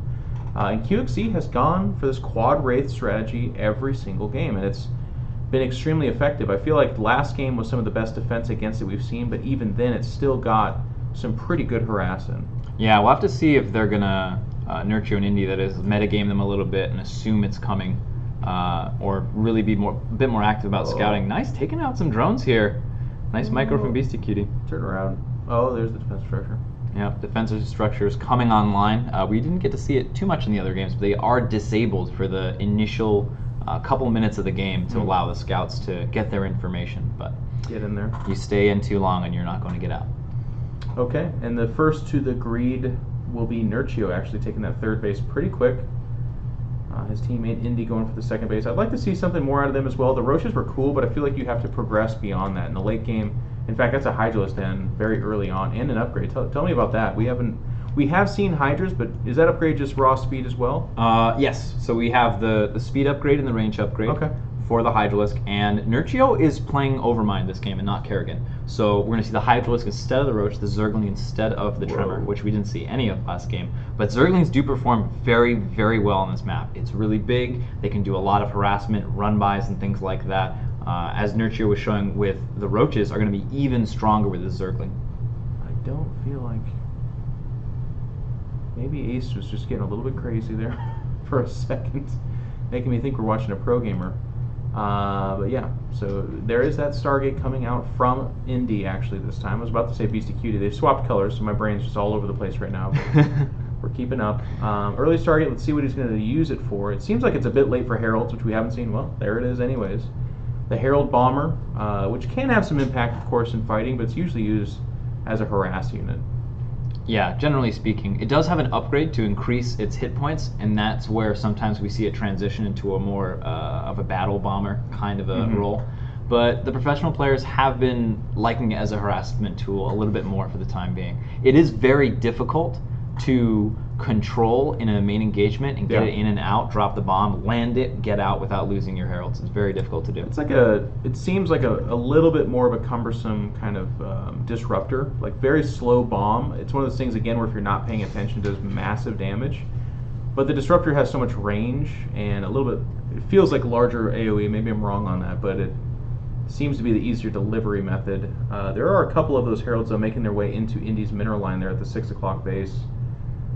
And not seeing if they did a whole lot, but they're fluttering around, doing what they can, and we're having a little bit of some skirmishes outside as well.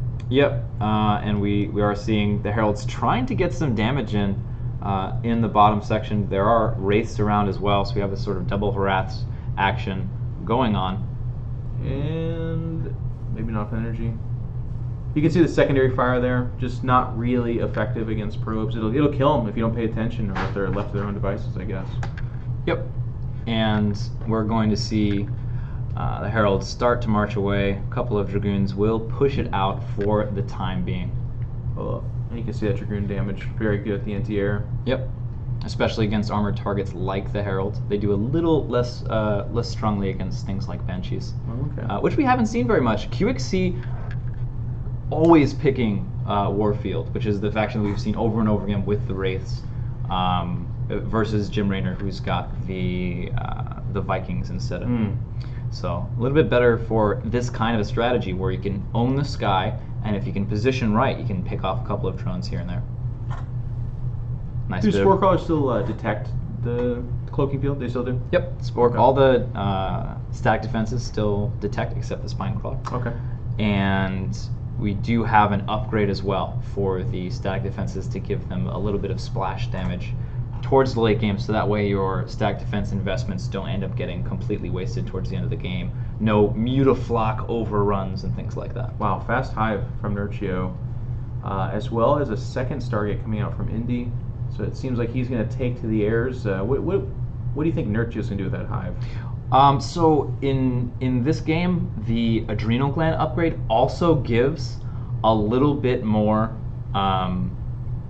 It also gives a little bit more speed as well. Okay. So it's one of those powerful things that you can get going. Did our observer fall out of his chair? It's possible. You might want to go back to 5. Sorry. Okay. I don't know. We do have the heralds coming in, looking for some bombs here. Yeah, he's got the energy for it, but good split there. You can see it just like, go ahead, pick your target. And when the bomb goes out, by the way, it's one of the more dodgeable things as well. Yep, it's pretty slow. We are seeing the sort of normal spore color start to push he away. was Getting greedy with that. He was thinking it. If he's not paying attention when he clumps that all up, it's just one bomb to kill the entire mineral line, which we did see yesterday. Yeah, and he drops the control just for a second, goes somewhere else, and that's going to be the end of those heralds. So a lot of effort put into it, but not too much damage as a result. I almost wonder as the game kind of develops that'll be one of the things that kind of falls by the wayside. It feels like you pretty much have to get lucky with the heralds at this point. I understand that, like, if you're distracting your opponent, there's a higher chance of that working, but that too feels like something that in this game, at least at the higher level, is an emphasis. Like, if you can't dodge a herald bomb, then you probably aren't going to win too many more games beyond that, I guess. Yeah, a lot of the skill in this game comes down to your ability to split your attention. Multitasking, probably, the biggest mechanical factor in deciding who's going to win the game. We did have some harass back there. If you look at that mini-map, that is one of the better tools to kind of see what's going on. There was some light harass. That might have been the scouts, though, to be honest with you, because we're not seeing any continuation there. And lurkers actually coming up for the first time. So Jack Attack, talk to me about lurkers here. Yep, so the lurkers are not quite, they're more of a brood war lurker. So they have a short range and a little bit bigger of an AoE. And you also had, just morphing in the background, sky killers as well. Hydralisk can go strong anti-ground with the lurker or strong anti-air with the sky killer. Okay. So keeping that balance correct and not morphing too much is very important as we start to see the quintessential beastie cutie carriers come into the game. Well, no, see, that's that color confusing you. That's actually Indy with those carriers. Oh, God. And what's interesting about that, though, Jack Attack, is that I feel like this is the best answer to carriers, is when there's that ramp-up period where you're starting to make them, be aggressive, be out there doing some damage, because it looks like Indy is getting absolutely crippled. He's able to pull back into his natural on the high ground. Meanwhile, Nurchio, they're doing some heavy lifting over here with those Hydras, focusing on the Town Hall structure, actually. He might try to go ahead and get it. We'll have to wait and see on the mini-map as it gets pretty exciting. I don't know. Okay, I think it did die. No, it's actually pulled back. He's going to go to the high ground here. We're following the Russian stream right now. That's what's going on. They move at a different clip. They move at a different clip here. Oh my God, he's getting right on top of everything right now. Not focus firing the expansion is going to give QXC a little bit of time to push them out. And look at that fortification. I think it was a little bit of misfiring there, being pulled away in the wrong direction. It doesn't do that much damage, but it is there to buy time, and buy time it did. Yep, and it did. And Indy is starting to get that carrier count, which they are capital ships, so we have seen that before where like 3 or 4, pretty unimpressive, but once you get up to a higher count, you need to have a respawn for that. It is one of the more, it's not really fair to call it spammable, because again, by themselves, there are things that will kill them, but they demand a response from you. You do have to do something about a higher count of carriers. Yep, and that will be the Sky Killer, potentially for Nurchio if we end up seeing carrier versus carrier battles. That'll be, and probably the Wraith. The Wraith with that reactive cloaking, if you get a good group of them, you can run in, the reactive cloaking activates, snipe a couple of targets, and pull back relatively safely. Well, he needs money for that. I mean, if you look at the production tab, you look at his bank, it's a bit rough if you're in QXC land right now. He's down to only 79 supply. And he's gotten ravaged. It's Nurchio that's doing a lot of the powerlifting over here. He's going to jump on top of this army as well, so QXC's woes continue. But coming in here to support him like a good teammate is BC Cutie. And his army looks very different these days. It's a Dragoon Zealot, actually, army composition. Yeah, so really basic, but just a lot of pure mass. And you can see he's just about to finish his Tier 3 upgrades. So it looks like he's stuck down in that lower tech for a little bit longer to try and make it happen. Okay. And yeah, if you see that mini-map blinking, sometimes it's just a scout, so fear not, it does almost no damage at all, but it's more of a nuisance than anything. And this will be one of our first times seeing carrier versus carrier. So you were talking about BCQ with his signature carriers. Well, here they come. Additional Stargates coming out. Tier 3 attack is about to finish as well as shields for the first time. Oh my God, and Indy is just starting +1 right now. Yeah, it's a huge upgrade. That's going to be significant. Okay. Ultralisk coming out on the other side of things. They do have that additional armor, lots of hit points. The carriers just kind of tickle them because they do very, very fast bursts of small points of damage. I do have to say, though, BCQD and QXC bouncing back pretty well. QXC going up to his 3rd base, so certainly he's kind of limping behind, but BCQD is going up to 6 bases. No, it's 5 bases for now, and he just denied another expansion. So it's Indy as well who's bleeding out over there. He's only on the first 2 bases that they take. We're at the 11 going on 12-minute mark here, so he's got a few minutes of mining to go, and then he's got to figure something out because he'll be out of money. And this is something that we often see in evenly matched games on Nurgle. They tend to go late, they tend to get into that mine out period, and we are getting very close to that. We see QXC getting a little bit of harassment done up in the top left. And trimming these outer bases is super, super critical because, like you said, those are the bases that are going to have minerals left. And if you look at that production tab for Indy on the left side there, you can see it. He's just got that +1 attack, he's building an Nexus, and that is it. Interceptors are automatically generated, but do cost money. And that's all he can afford to do for right now. Nurchio really harassing that left side, making sure that QXC does not bounce back and become a big contributor to this game. We're going to have that fight, target though. Fire. Yep, going after the carrier. Not able to get it just yet. BCQ's got to be careful. He only has the 2 carriers, but the Dragoons are also very scary to unsupported carriers, like Indy has. Yep, and that's what we're seeing right now. The lower carrier count with the support, high carrier count, and oh my God, this is a swarm embracing the full Overmind feel right now. We don't usually see armies quite this big. I mean, like you talked about on this map, you'll see it more often. That's a lot. He's got 334 supply. Yeah. Compared to everyone else who is at 100 and something or 200 and something. He's going to split up his army. He's going to run in there. That's against signature Nurchio. And what I love about this is, look, he's pulling the whole army to the right side, and there's the majority of the swarm going after the very injured. And hoping to not see this kind of thing would be QXC. Oh my god, yep, he's in every single base. Remember that Ultralisk does AoE damage around it, so all the probes are just going to evaporate around that Ultralisk. The main army now starting to push things away with those Diamondback circles, but it takes a long time to set them up, and the Lurkers much more mobile, able to get out of there. They've managed to do tons and tons of damage, and Indy's carriers are being chased across the map. He can't fight unsupported. He can't fight upgrades down. This is looking disastrous for our Polish team. And he just can't escape. The interceptors are harrying them as they retreat. What was once 8 carriers is now down to 3. And with that, Beastie Cutie is snowballing. It's going to go ahead and attack into that base that's been taking forever, Jack Attack. We talked about that last series. It takes a long time to build those. And when you're broke and coming in on 16 minutes, it feels probably even longer. Oh, yeah. And we have Nerchio as well on the other side of the map. He's doing some work, but it's like, is it enough is the big question there. Well, what's interesting is here, we might end up having a 1 versus 2 situation because BC Cutie is effectively eliminating Indy from the game, but Nerchio's bases are untouched. His bases are untouched. His army's pretty good, but I mean, my hesitance is going to constantly come into the. We've seen what happens when it's a 1v2. We've seen what multiple synergistic units going up against pretty much. Sure, Nerchio's army synergizes okay with itself, but it can't respond to everything that it has to deal with, I feel. Yeah, especially with those multi-faction combinations. There's just going to be so many more opportunities there to leverage their strengths against the more simplistic. Yep, Nerchio's going to collide there with Beastie Cutie in the middle of the map, fighting back against those interceptors. But with how rich Beastie Cutie is, you're basically trying to put plug holes in a sinking ship with bubble gum. It's like, yeah, it might help a little bit, but it's just going to come forever. Yep, going to come over here, start trimming off these defensive structures. He's got to be careful. Runs back to the safety of his Dragoons. I do like this from Nerchio. Nerchio is going to take a 6th base up there as well, making him one of the more powerful players in the game in terms of solo economy.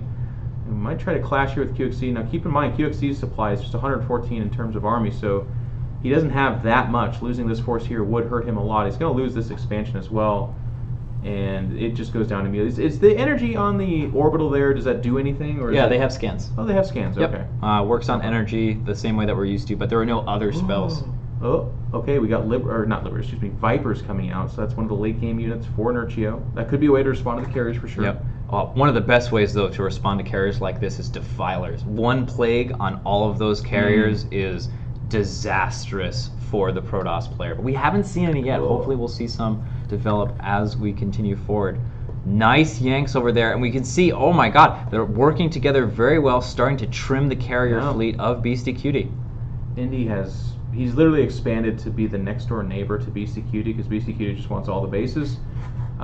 He's just working off that lone base, which has to be almost mined out. If we get a shot of the main base from one of these players here, you can kind of see what happens. So it's still mining because of the harass and they had to pull the probes, but not for much longer. Yeah, we don't have too much time left on any of the mains or the naturals at this point in time, and it's getting very close to a one-on-one situation. Look at this. Can Nerchio do it?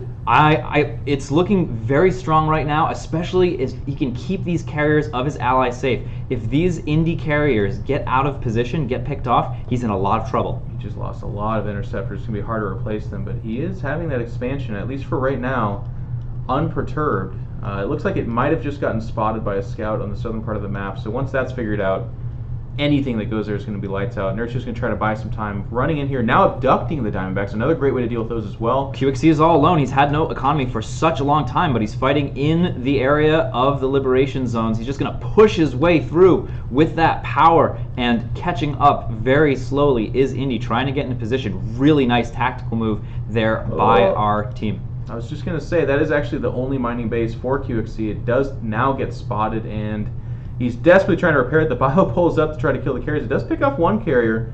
A little bit sloppy micro coming out from Indy, not paying attention to it. But he is going to kill that expansion. And now QXC is almost literally not mining. He's just on his last legs. Yeah, and he has very, very little supply to work with. Luckily, Indy doesn't have that economy, but he's managed to keep his supply alive. And so that's really giving a huge edge to the Polish team right now. But if he loses those carriers, that's it. He's done. Beastie Cutie, and keep in mind, QXC and Beastie Cutie have not dropped a single map in this tournament. They're up 1-0 in this best of 5 in the semifinals. His army's in the high ground. There's no escape. If you look at the orange blob, it's coming back home. Nurchio says, you go take care of that. Nope, he's going to come and support as well. I was going to say... that would be a risky move for sure. Do that. If they kill this army, I think that's lights out for Beastie Cutie and QXC. Beastie Cutie, 424 supply. I think in the games we've commentated, at least I don't know that I've seen an army that big. Definitely not. And this is where the combinations are important. Sure, QXC is in a lot of trouble, but Beastie Cutie has had so many bases for so long, but it's not going to matter if all of these abducts coming through. We do have a potential storms. Yeah, one goes down, but it looks like that's just going to be just chasing for higher ground to try and get a better storm off. Doesn't get it. The carrier's now isolated. Didn't get the memo. Nurchio's like, we're out of here, bro. And he's like, I did not know. He's trying to defend that expansion. He's actually losing his main base as well. So he might be... Can he be eliminated if all your buildings are destroyed? I actually don't even know. No, you can't be eliminated if all your buildings are destroyed. Everything of both people have to be killed. All the buildings. So you can remain in the game with whatever units you have. Good harass in the background there, by the way, from QXC, who does just have 16 supply, but he's making it work on some level at least. He actually floated his orbital over to that third expansion, so keep in mind that that function still does occur here as Terran. Yep. And that might be the saving grace or the last hope there of this team. But if you look at the combined supplies, Beastie Cutie is out-supplying both Nurchio and the combination of Indy. And his teammate. He's just, literally everyone. He is beasting this 100% all the way. He's got all the supplies. He's got to be in position. This was tense for a moment, but then I look at this and it's like, actually, Beastie Cutie has more bases than everybody. This is a 2 versus 2 game, but it's become like a 1 versus 2, and he's got like a 0.3 on his team. Yep. QXC's swelled up to 32 supply. I think he mined for 2 hot seconds there, and that was it. Yep. And it looks like, if we take a look, he's still got 1 command center, so he can try to start vying for position if enough space is granted to him. Maybe even taking the bottom base that's been cleared out for him by his ally. Mining. He's actually long distance mining. That's one of the first times we've seen that. So Nurchio's going to try. He does have some money coming in. Not very much, mind you. Oh, and we have a spectacular run by Beastie Cutie. He's going right for the main base, the hive, the tech of the player, of the Zerg player. It will go down. Yeah, and he's going to kill that really important structure. Also some harass coming out from QXC with those wraiths. Lurker Den is down as well. He won't be able to build any more Sky Killers. Nothing that's going to do particularly well against the carriers. Beastie Cutie is looking to eclipse 500 supply here fairly soon. And he's playing it patient. This seems to be their endgame idea, I guess. Their plan is just like, okay, we're way ahead. I'm not going to make it even possible for me to lose this. He's building a lot of cannons at his additional expansions. He's expanding continuously. He knows that the weight of this game is on his shoulders. Yep, it's all about him right now. It's all or nothing. And QXC behind the scenes desperately long distance mining, building 2 wraiths, trying to assist his teammate, but it's very, very difficult. It's all in his hands right now. Not bad. So Nurchio and Indy, what are you going to do? The longer this game goes, the less of a chance you have, I feel. It's going to get worse and worse. The game is, I was thinking about that for a second. The army's getting so big that it's rough on the computer, I suppose. Nurchio's supply, though, is not really growing. I think with the mining out and the loss of the main there, he's having a tough time. We're going to have that fight, but look at all the Templars stepping forward. Only landing a couple storms. I didn't see if feedbacks were an issue there. But we might have the big fight here. And again, it's Beastie Cutie all day. Yeah, and especially because Nurchio can't reproduce any of his anti-air because the tech structures got sniped. He's starting to build a Spire now. He has a big gas tank. Are Scourge available to him? Yes. And are they still gas heavy? Yes, they're still gas heavy. They're still very strong, but instead of doing targeted damage to a single thing, they drop a parasitic bomb on an air unit. So very powerful, especially in the case of carriers with all those interceptors flying around. Interesting. And there is QXC. I guess the nice thing, if you have 32 supply at the 23-minute mark, is you can focus really just on those. Yep. And so he is being as annoying as he possibly can.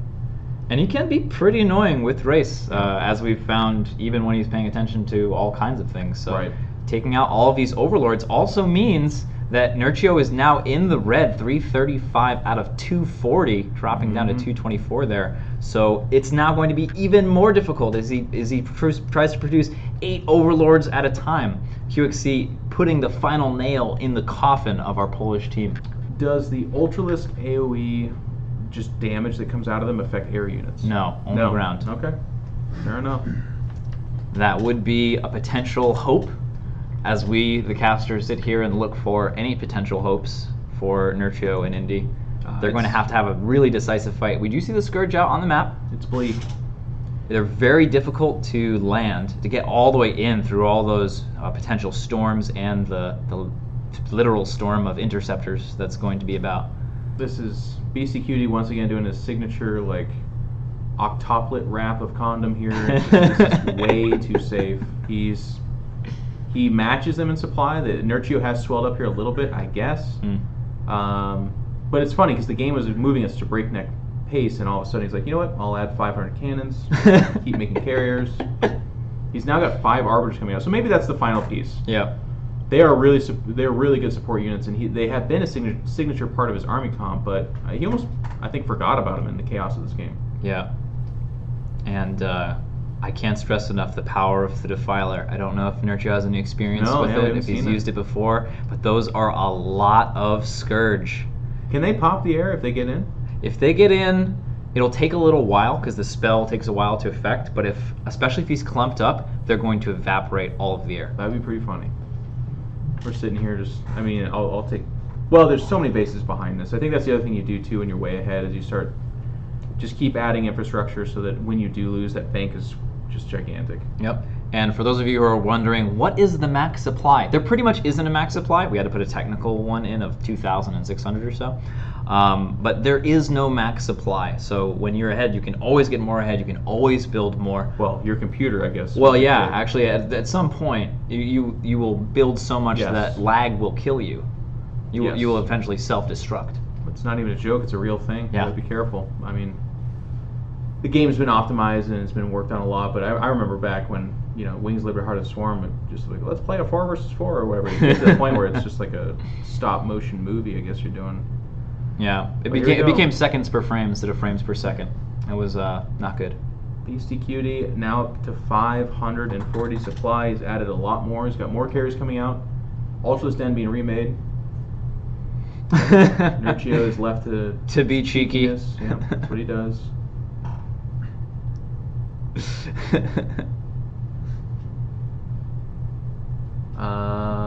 I mean, it's weird. He really just needs to attack. Yep. The glossing over. You got the Arbiters, you got the Templar, you got the Carriers. You have more than everything that you need right now, and I think that's one of the. I'm trying to find credit and hope here, but it is a new game. It is scary. There are a lot of powerful positional spells and things like that. Like I said, if all of these Scourge land, they could potentially evaporate the carriers. I guess, but I guess is the exact response. This is moving to a place where the joke's on him. Like, they can say whatever they want, but how many bases? It's 3, 4, 5, 6, 7, 8, 9, 10, 11. Now, 2 or 3 of those are mined out. Yeah. That's still 8 mining bases. Like, it's... Yeah, he's up to almost a 4K, 2K bank right now. If this were played, people would be booing right now. It'd be... His coach is, like, yelling at him in the box or whatever. It's time. There's no end game scenario you're waiting for. Nurtio, look at that.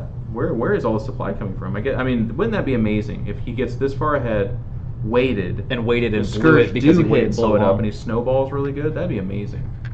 It's really not possible, but it's becoming more possible, I guess. Yeah. Well, he needs to be able to deal with the High Templar from far away. Mm-hmm. And he doesn't have a tool for that at the moment. Not to sound like a broken record, but the Defiler would be the tool for that. Yeah. A plague on everything would be. And he's really pushing with cannons, and it looks like the other team has just decided to spare us all of the Scourge coming in. Tell me what's happening, Jack Attack. We've got Scourge blasts going off over on everything. The High Templar are dancing in the middle because they have nothing to do because everything is so stasis. The storms starting to come down as things come out of stasis and get re-stasis just for fun. What do you know? The entire army. There's a certain amount of strategy in strategy games, but at a certain point, it just more stuff numbers. Destroys less stuff. Yep. It turns out. That's why you can hear me just be like, get it over with, because it's like it does absolutely hit that point. There's so much strategy and fun. This game was really cool for about 23 minutes. Very awesome army positioning, very back and forth. Nurchio stepped it up. I thought he did a great job. I think a big fault for their team was Indy trying to go into carriers off of 2 bases. And with no upgrades, too. No that upgrades. Really hurt him in the fight. He showed off a scout early on just kind of by itself, so a little bit frivolous with the spending, a little bit telegraphing of what they're trying to do, and that allowed the very savvy team of QXC and Beastie Cutie to just position themselves where, I mean, QXC fell on the sword for the most part. Beastie Cutie was doing a lot of damage and stuff, but he was left to go take 7 or 8 bases without ever being harassed for the most part, whereas QXC was dealing with Nurchio, who on equal parts was also left to have a giant economy and a lot of money. Yep, and this will make it so that BC Cutie and QXC still have lost. not lost a single map, and this might have been the closest, though, at least of what we've seen. This was a great game for a long while there. Yeah, and if I'm not correct, this was game 2, so now they're up 2-0 in this best of 5. It was painfully only game 2. If I feel like had Beastie Cutie let that go on much longer, it would be game 4. We just give a half win to the other team or something like that. But no.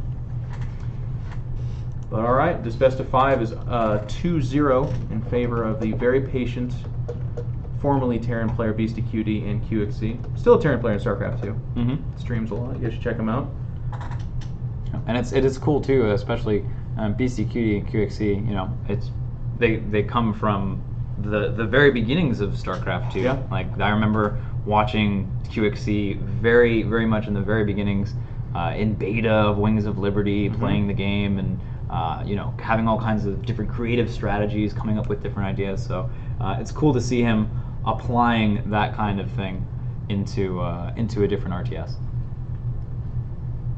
And there you go, Nurchio.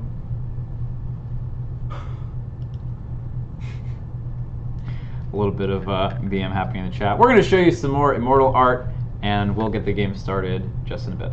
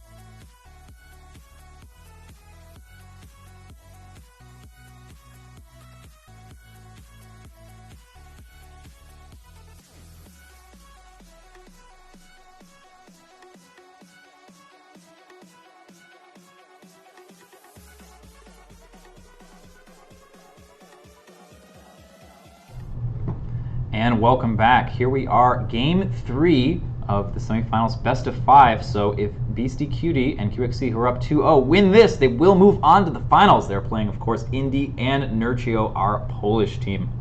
We're spawning here on Naginata.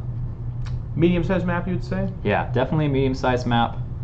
Medium-sized rush distance. This is the kind of map where you can scout out pretty quickly and determine, okay, my opponents aren't going for 2 base. That's combined 2 base. I can quickly expand. Okay. Not that anyone is doing it. The current meta is everyone just expands, but that is definitely a very specific timing that has been planned out. So I think Nurcio certainly was asking this, but I think a lot of people watching are seeing some pretty strong carrier play. Jack Attack, you've talked a lot about defilers, but what is the overarching answer for why carriers are balanced in your mind and why it's okay in this game? Like, how do you respond to them? I don't think the question in that particular game was how do you respond to carriers. I think defilers would have been good. The Scourge were a good choice, but again, not alone. Morphing some more Sky Killers would have been good. Sniping the tech of the Hydralisk Den was huge. He wasn't able to rebuild Hydralisks. And the Defiler is just such a critical point of that whole thing, because it'll hit the sky and the ground. The High Templar will all be at 1 HP, so the slightest little nudge is going to kill them. And then those Sky Killers not only do well against air, they have very long range. So any sort of poking and prodding from the carriers, they outrange the carriers. So you'll be able to snipe them, and they'll have to move in a little bit to release their interceptors and make themselves vulnerable. Like we've seen, if you make the carrier vulnerable, if it's out of position a little bit, they can get destroyed very quickly by the right counter. Okay, so there you go, guys. That's part of a game still being figured out is those kind of answers, but I feel like the dead horse that we are just absolutely shellacking over and over again is army compositions need to be very diverse in this game for all the races, all the commanders. They offer different things. It's why it is a 2v2 game, is so that you can kind of pick up on some of that synergy and so that you can create those combos. That game got a little bit interesting because QXC fell way, way, way behind, stuck on only 30 supply, but making it work with Wraith Harass even at the 23+ minute mark. And then Indy got frozen on those carriers, but carriers unsupported or only supported by Hydralisks, which are not optimal for anti-air. So it got a little bit weird, and that's why it kind of ended up one side. But also, Beastie Cutie, like I said, he was supported by like 30 cannons and a couple of defensive structures because he played it very safe. Yeah, definitely safe to say. It was too safe that he played, and we have this game starting to get interesting. Yeah, we're going for a proxy strategy. He's close. Yeah, he's just out of vision range there, so he won't be able to see that. It's a nice position to have that Overlord hang out. It's on the high ground. It can scout this path, but perfectly placed proxy over there is going to be able to make some stuff happen. Probably some Heralds. Do you think Heralds? Jeff, we've seen a couple of Heralds before. You're right. There they are, the Heralds. It would be interesting to see scouts, but I guess that is, for this commander, the only options really. Do they have Corsairs, which are only anti-air, so I guess you wouldn't do that. Yeah, it's so the units you can build out of that are, look at this, nicely picked up. The Heralds should squeak out here. Yeah. And the Roaches actually will be out of position to defend. Let's see what he has in the main to defend with. And, ooh, that's pretty much nothing. He's going to have some dodges. And in the meantime, oh, wow, double harass over here. The 4 Wraith build, QXC has been using so much, doing some harass at the same time. Yep, to see everything that was going on. Small note, observers are built at the gateway in this game to give players early access to detection. Very good. It's going to make its way to this mirror line. Probably fishing for a clump. There it is. Oh, ooh, God, he almost just got it, barely. actually. Trying to fight that Dragoon. Yeah, but now with all of these Dragoons and Roaches there to oh my God! This is some really cool tactical play from QXC Beastie Cutie. They just show up with an army and they can take a decent fight there, get half the health down on one of those defensive structures, those fortifications. It didn't turn out, but it just, the idea there seems so cool. Maybe a Herald dies in the background. It does die there. But I have to agree with you. It spots out things like this, like Nurcio trying to take a fast third, so you can at least have the response of, do I want to punish that or do I want to take my own third? They're going to do a little bit of both, actually, as QXC's the first one to race up to 3 bases in the background, and there is Beastie Cutie going to try to equalize them at 6 bases as a team. Uh-oh, and I think that QXC may have pulled out a little bit too... Did they destroy those rocks? No, they didn't. For a while there, QXC was covering BCQD to take out that base, but now BCQD is sort of trapped in there for the time being. He's trapped. His friend's trying to just occupy as much time. They did get that tower in. Actually, they built that on the background, so it's a nice little staging point for their aggression. Yeah, and they're opting to try and fight this army a little bit rather than just focusing on the hatchery snipe, which may end up being a mistake. Yeah, raised at the 12 o'clock as well, harassing in the backfield. That's the savvy team that's maybe bound for the finals here, as they are up 2-0 in this best of 5, doing a lot of damage. And man, that zone just doing what it can. Here comes some swarm hosts in the background, but keep in mind that variant of swarm host is fairly short range, if I'm not mistaken. Short range and anti-ground only. Okay. So they're not going to be exactly the tools that they need against these wraiths, against the Diamondbacks. It's not something that's going to probably work out for them, I don't feel. They are pushing forward. Going to try to take control of the middle of the map. And to note, Nurchio's base is still up. Yeah. Through all of that, Nurchio managed to hold on to his base. Yeah, they saved it.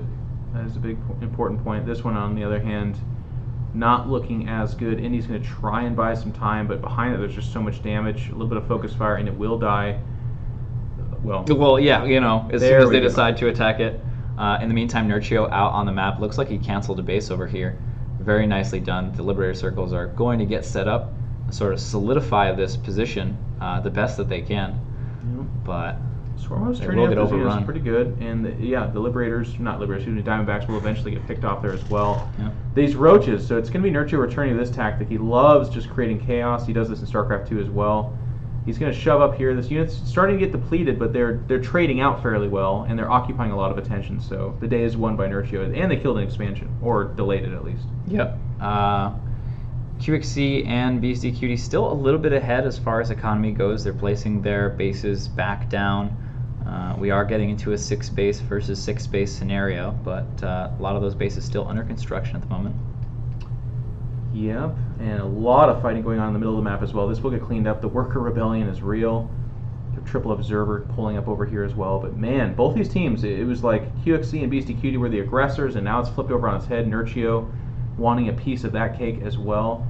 We're going to have a Diamondback try to zone out that area, but the damage dealers are already inside, although one Immortal is just a glutton for punishment, steps forward. And now, with those Swarm Hosts behind this, it's them that's sieging. Yep. Just in a little bit, they're able to secure. You can see the sort of zones he's trying to break the where rocks. they can't be. Oh, and unsieging effectively those swarm hosts just for a bit. Yeah. Now the army of Indy is going to get cleaned up back there, trying to get a good trade off by picking off that Diamondback, but they don't get it.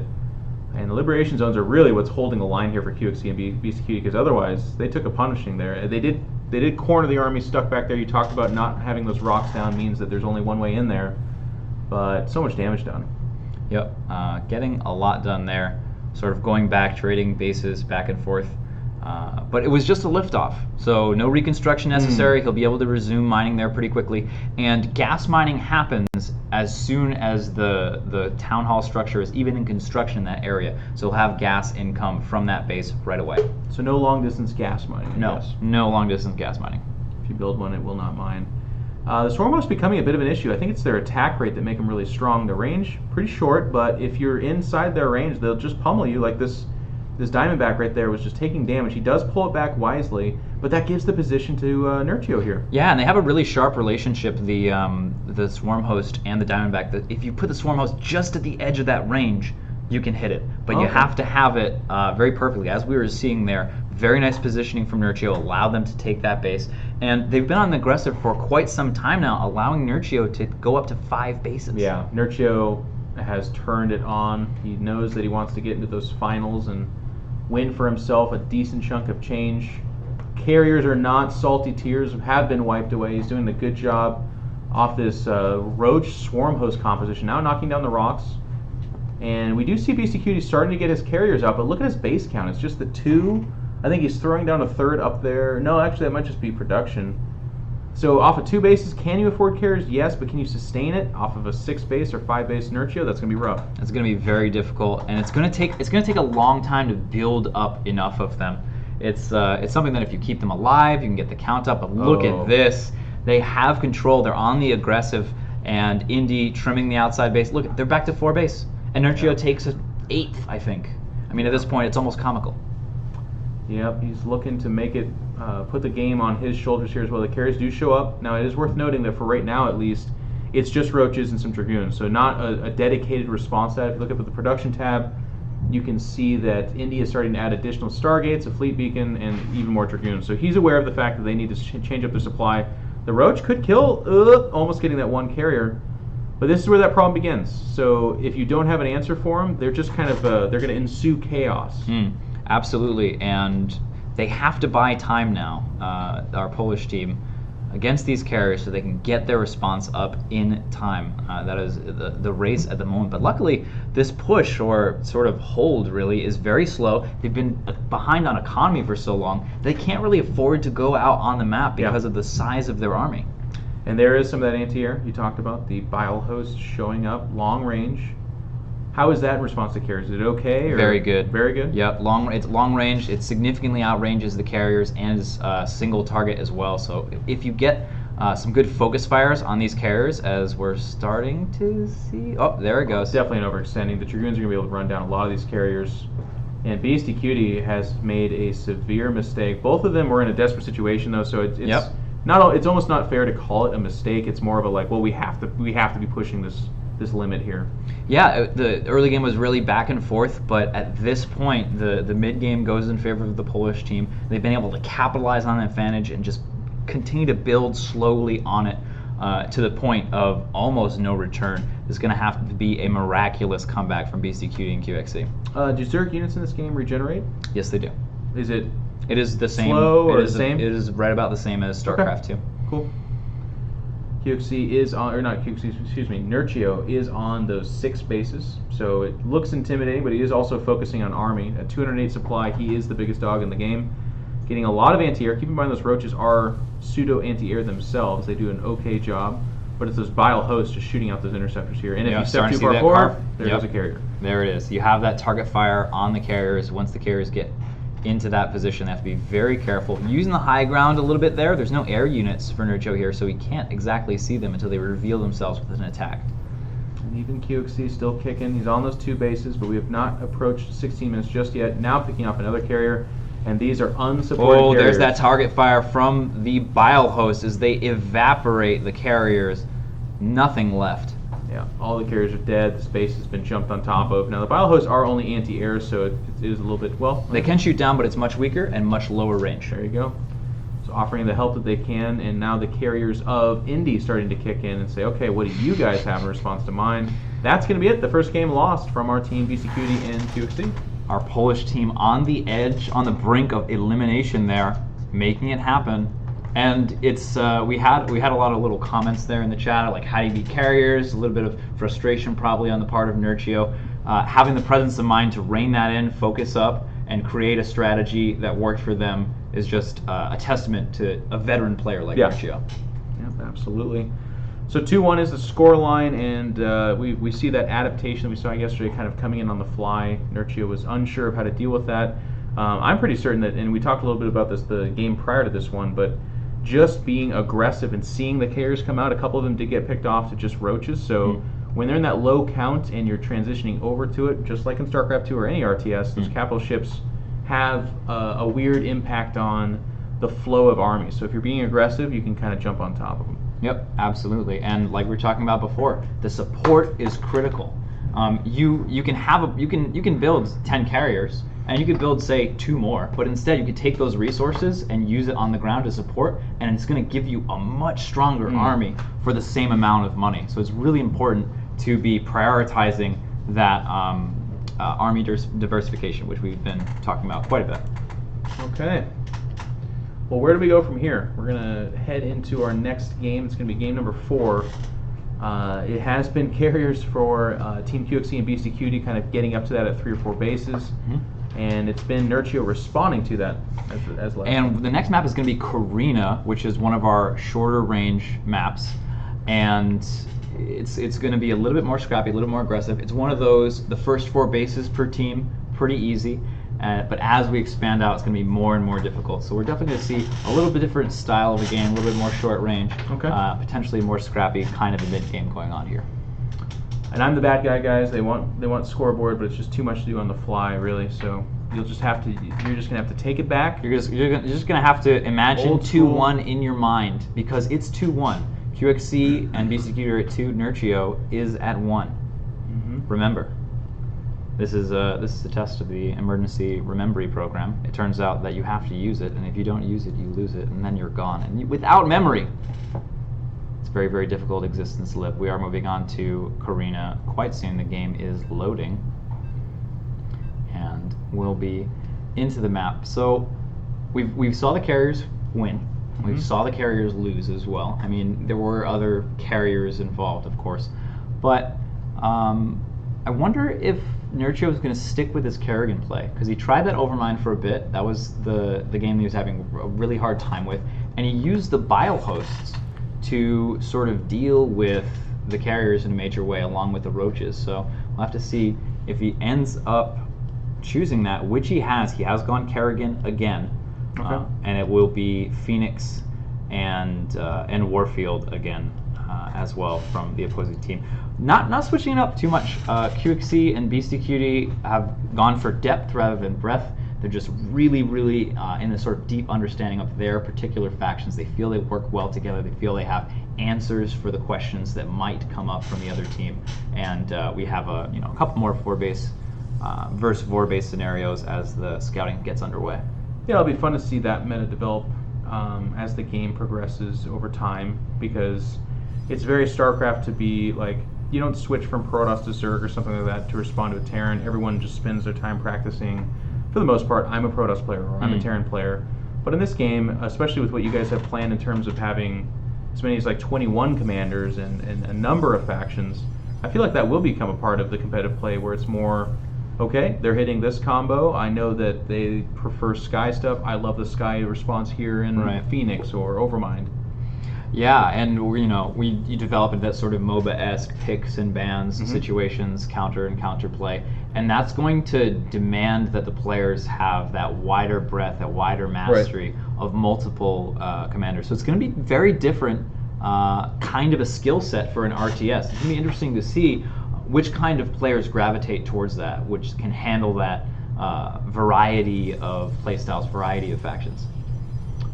I saw that gas mining actually with the hatch unfinished, so it just has to be there. I Yeah, suppose. it has to start producing. Interesting. Initially, we had it just starting no matter what, but then players would just take gases all around the map, and it was a giant disaster, so we fixed that real quick. Yeah, there should be some risk there.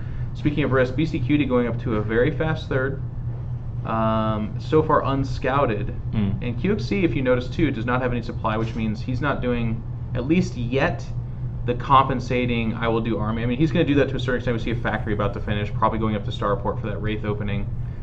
Yeah, last game we saw BC and QXC on this map. It was a 3-1 scenario. BC took 3 bases, but QXC stayed on 1. In this case, they're going up to a really fast 5 bases, and there's almost no army supply on the board for our Polish team, so far they're getting away with it. Keep in mind, like we were talking about before, the 5th base for each team, difficult to take. They decided for the open base rather than the further away base. You kind of have to, pick the best of 2 evils there.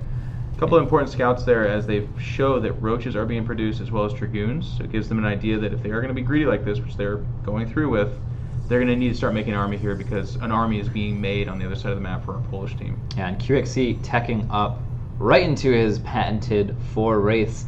I'm kind of worried about how they're going to deal with the direct push. Like Dragoons and Roaches are this sort of generalist unit. They're good in this stage of the game. If they can get enough mass up and move forward, leave enough behind to defend the race, I think they're going to be in a good position. And we see they are moving out. They're going to bump into this base almost accidentally, and will be able to, I think, take it out immediately. This big risk, this fast 5-base play is going to be punished, I feel.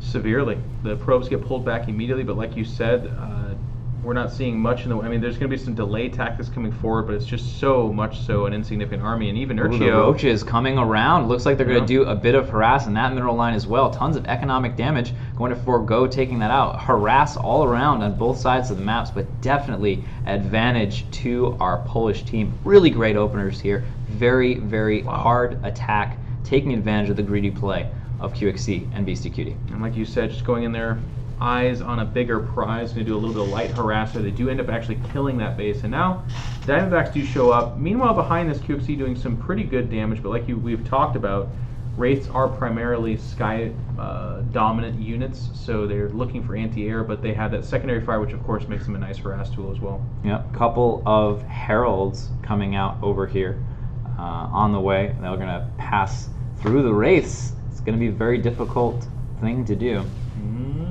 Dragoons showing up. They are the get out of here guys. There is no observer, so they can't. I mean, the temporary cloak will pop in and make them a little bit more survivable, but you can't survive against that many Dragoons either for too long. No, the power of the Wraith is a lot in its ability to run away from a bad fight, to be able to choose the engagements that it wants to take. And we've seen that. QXE tends to keep these units alive for quite a bit of time, and nice bit of scouting over here. What is that upgrade for Nurchio there? That is Roach attack range. Oh, okay. So they're going to go up to basically a Hydralisk range. Wow, very impressive. The Infestation Pit, what does that grant for him here as well? He built that a while ago. So Kerrigan has matriarchs, and they're just to dissuade confusion about the Queen. It's essentially the Queen from Brood War. It has Ensnare, and I think one other ability that's a little bit less used that we may or may not see. Okay. Nurchio, ever present with the Roach, is going to knock down those rocks back there and try to grant himself access into that base on the high ground, which otherwise is protected by a ramp. And we've seen QXE do a good job using Diamondbacks to really secure those positions, but here we go. Some mid-game, and that's what they can do. That's all about the attention, the taxing, the multitasking. Yep. Oh my God, and he's going to get 2 major bombs off. This is a huge win for the Polish team, who's already opening so well. Meanwhile, a kerfuffle of an attack happening over here. Dragoons and Roaches fighting against those Diamondbacks and a smattering of Protoss units. The Heralds do get cleaned up as Wraiths show up as the dual-purpose, both harass and anti-air guys. And it's going to be the Storm Host again. It seems like Nurchio really liked that. And I feel like this is his ramp-up period. He usually starts getting aggressive and just kind of keeps it going for a long time. Ooh, and that's their fortification. Nurchio just took a fortification on the BCQD side of the map and moving right up this ramp. This may be one of our fastest games yet. We'll have to see if that comeback potential and defender's advantage kick in or if it's just too much. Another base is going to go down here. And I just think India and Nurchio just capitalizing on this really greedy play from BCQD and QXE. 5 bases with almost no army. I mean, I thought 4 bases was greedy, but 5 I think is not sustainable. Yeah, it seems to be if you punish it, it will work. The Dragoons now, by the way, and this is something interesting too. We haven't seen, not really like this. We've seen Roach harass, we've seen Hydra harass even from Nurchio. We're now seeing like a Dragoon fire base. Like they show up, they can pick off a base really quickly, as you can see, and are a good standalone unit. They have anti-air, they hit hard against armor, so it's pretty cool stuff. Yep, nice little move out there, denying the tiny little bits of economy that BCQD and QXE are trying to get back. This is looking really great. Wow. The Dragoons are doing relatively well, but they're going to have to get out of there. Just kiting, so that way they deal damage as they move out, as they survive. But Nurchio is in the base of QXE and BCQD, and that is going to seal the deal. We are going to Game 5. Nurchio and Indy, the Polish team, against QXE and BCQD, the combo team, the team unity, team harmony, working together, EU and America. Right. Really impressive play there. Not letting them get to that carrier stage has been their MO the last 2 games. Nurchio with that aggression. But I think this game we can pretty much write off as a really greedy 5-base attempt. Gets punished, and then that mortal wound just never stopped bleeding. They took it again. They didn't have any army to defend it additionally. And all the harass that came in after that just was doing so much damage because there just wasn't a response. Yep. And it's exactly that kind of a thing where it is a mistake for BCQD and QXE to have done that, but it took the correct response and continued execution, like you were saying, from our Polish team, just constantly denying bases. It's like, oh, you got too greedy, you're going to lose that base and you're never going to get it back. Right. Well, there you have it. We go to Game 5. I mean, as a reminder, BCQD and QXC had not lost a game before this series, and all of a sudden they're one away from being eliminated. So we're going to have to see some diversity from them. I'm trying to rack my brain a little bit. I don't know that they've broken too far off. Like, they're, in terms of expansion timings, they've shaken it up, with this one being the most greedy, but it's always QXC with the 4 wraiths, which have always done pretty good damage. I don't think we can target that as reasons for losses. And it's always BCQD with like a Dragoon Zealot composition making its way to carriers. I wonder if, I mean, do you think Nurchio and Indy's composition is the reason why they're pulling ahead here, or? I think it's more they're just they're more broad decision making, and their tactics that are, like you said, they're cutting BCQD and QXC off from getting to the place where they want to go. And especially in that game, just abusing the greedy opening, making the really good calls there. But they are using the right tools. They are using the right tools for the job. As the threats come up, they have what they need to deal with it, which is a pretty important aspect. All right, we're setting up this game number 5, guys. Thank you all for tuning in. As always, if you're interested in liking what you're seeing, head over to sunspeargames.com/world/live, or just explore that website because they have all kinds of options. There's other streams going on. I know the Crank is here streaming it as well. We are here. I mean, you're not going to miss any more games. We're going to do the other semifinal, and we're going to do the final. But there's a lot of cool stuff to explore in the break time. They've been showing some of the artwork that's been done. It's conceptual and supposed to kind of give you an idea of where the races are going to go. Yep. And after all that is done, we'll have just like yesterday, a little bit of interview, a little bit of talking with some of the other developers. So you'll have your chance to ask your questions about the future game, about this game, what we're doing, what we're planning, and sharing your ideas with us. We're really responsive to feedback. It's one of the more important things to us. We really want to be transparent and open and communicative with the community, so we can work together to create the best game. Well, I'll put a hard question to you. I saw someone with their criticism on Reddit. They were saying they felt like with the 2 versus 2 format, because you don't really have like moving between the 2 races in terms of like these 2 combine for this thing, or this power goes over there and helps them with this thing.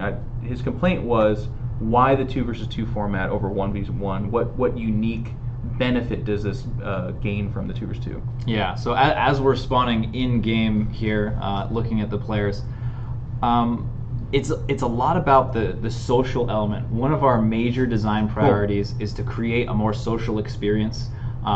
StarCraft 1 and Brood War are amazing single-player tests of might and strategy and skill, but we don't have a really premier high-level game that you can play and compete in a 2v2 RTS. And so we really want to tap into that and create something that, for the players who like to play games with their friends a little bit more. You can play 2 versus 2 and 4 versus 4 sometimes in StarCraft 2 and other games like that, but we really wanted to create a game that was more intentionally focused on it. Yeah, I think that's a great response.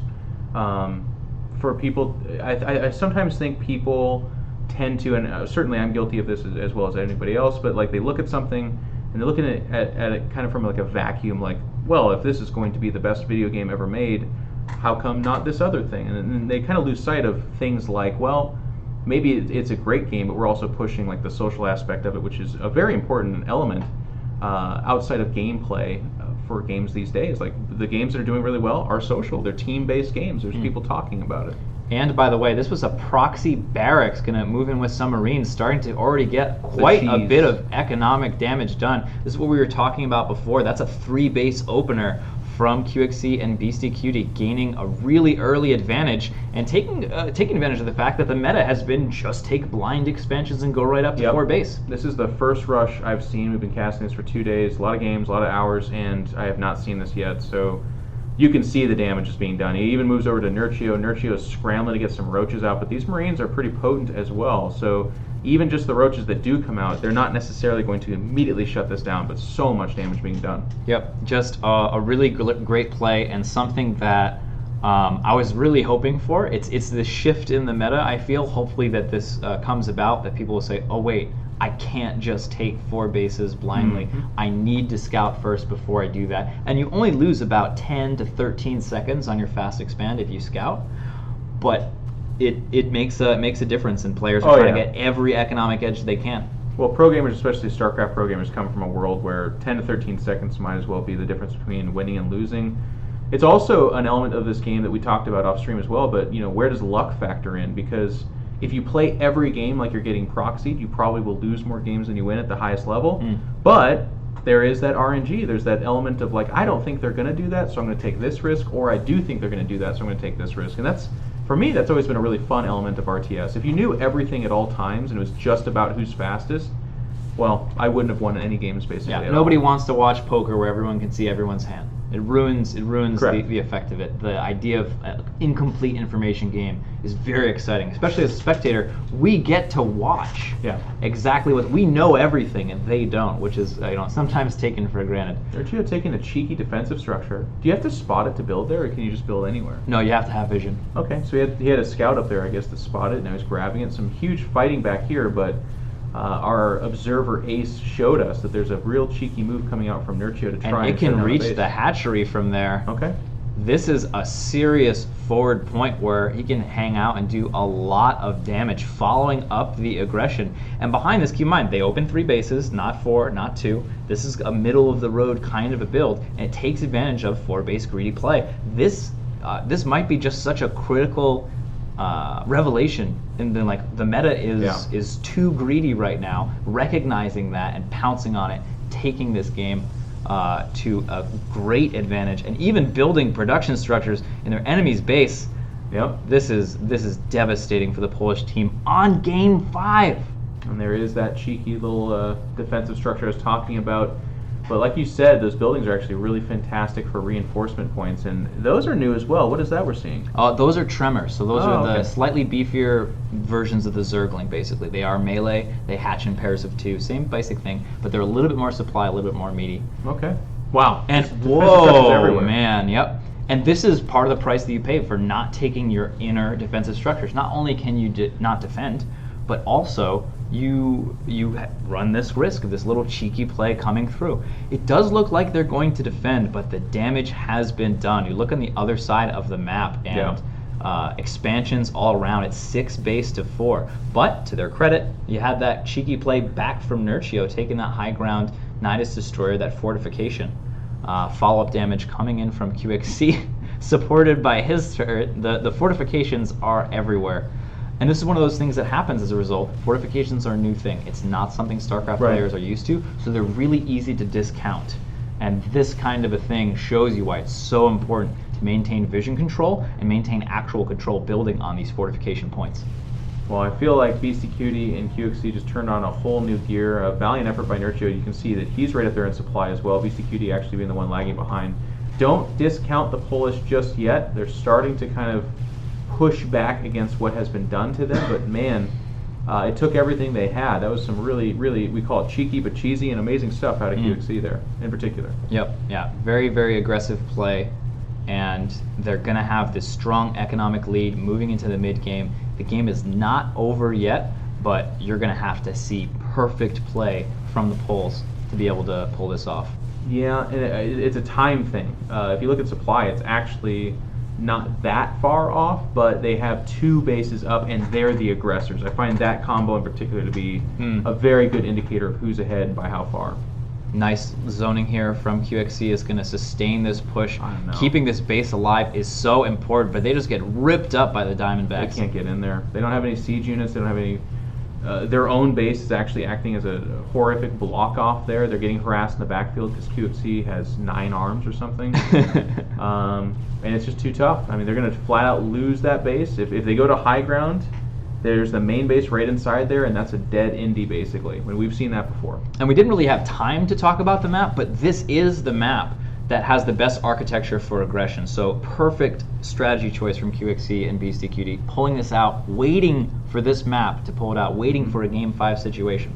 There's that practice being put into action, and eventually the Roaches do clean this up. You can see that temporary cloak just making the damage a little bit longer, but it does end up getting cleared up. But that being said, this base is now getting attacked here as well, and there's just a funnel of units coming out from our Beastie Cutie QXC team. Again, setting up some liberation zones for these Roaches who do skirt on by. Yep, and just hopefully we don't see BCQD and QXC just back out from here and mass carriers and tens and wait for a second. Not enough damage has been done. They need to pick off 2 more expansions, get them down to 1 base, and then they will do that. So we are now at 8 base versus 3. The supplies are down, the tech is down. Like you said, they don't have the tools to deal with those siege units. Even Indy having a tough time with this tower over here. Like, it's rough. Indy is on that 1 base. Taking that town hall structure is a huge investment, so that's what's also doubly bad about being here. Is when you build that, you're like, okay, well, I need an expansion, but that's going to cut into my ability to have an army to deal with what you're doing. And that's where RTS has become a little bit of a number game. He's down to 12 supply. And in this game particularly, the main bases have a lot more health, but they also take a lot more time to build. So sniping a base is a really, really huge blow. Yeah. We're going to have these swarm hosts come in here as well for Inertio, but like Jack Attack talked about, they're really strong and very good, but fairly short range. So if they're not supported by something, there is that kind of delay between when they burrow and they start shooting, and even when they do start shooting, it's potent, but it's not like a cloud of units that create a buffer. It's just decent DPS, but by themselves, I'm not seeing it. Yeah, especially not against these Zealots, Immortals, Dragoons.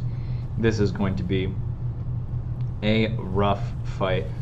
If it ever happens, but as you kind of joked about it, I'm a little bit afraid or upset that I joked about it now. They back up here when they get way ahead. It's an interesting mentality, I suppose. I feel like if you just kind of keep pouring it on, when you get more ahead, usually there's a breaking point, the team falls over. But Inertio at 128 supplies, doing 140, even doing what he can to try and get back into this. It's Indy that just keeps getting picked on, unfortunately, and that's another savage part. But there is that surround. The Chargers are going to get it all the way around. There's nowhere for the Swarm Host to go. And what was that supply I was talking about? Well, it's gone now. That's, there it is. That's the game. That's the series. Our first semifinals goes to QXC Beastie Cutie. It was a great series. It went all the way to Game 5. We've seen BCQD and QXC completely dominating up until this point. Yeah. So really excited to see what's going to happen in the finals. We'll be moving to our semifinal next in just a bit. Don't go anywhere.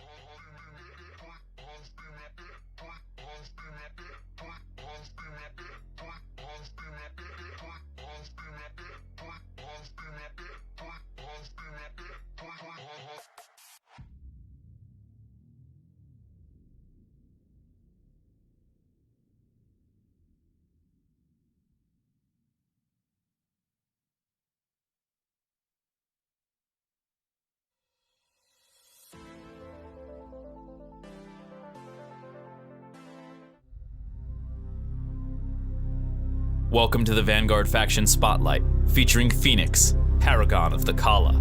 I fear no enemy, for the Kala is my strength.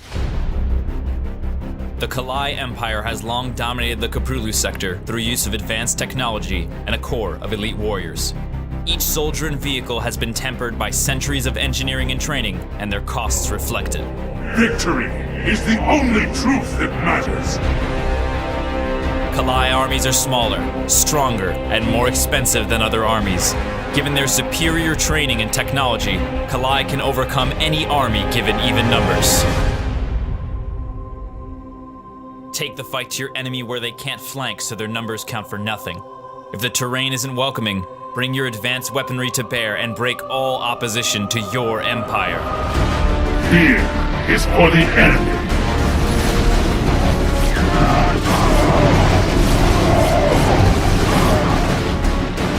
I have returned.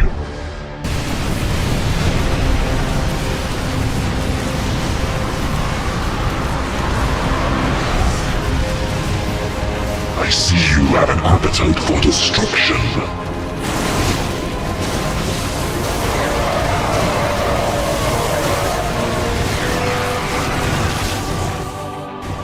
Power overwhelming.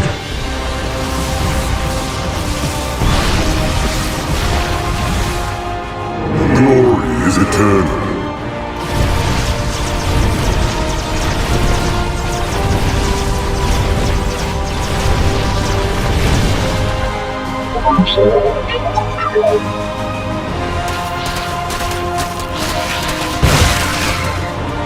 Teleport successful.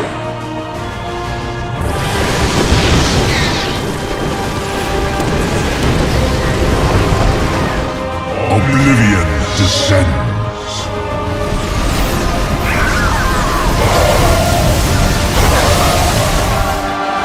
Carrier has arrived.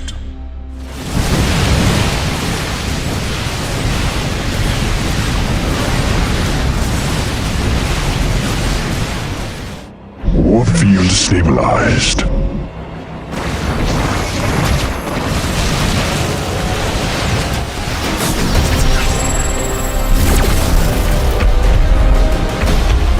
Today, we retake our homeworld, and with it, our legacy.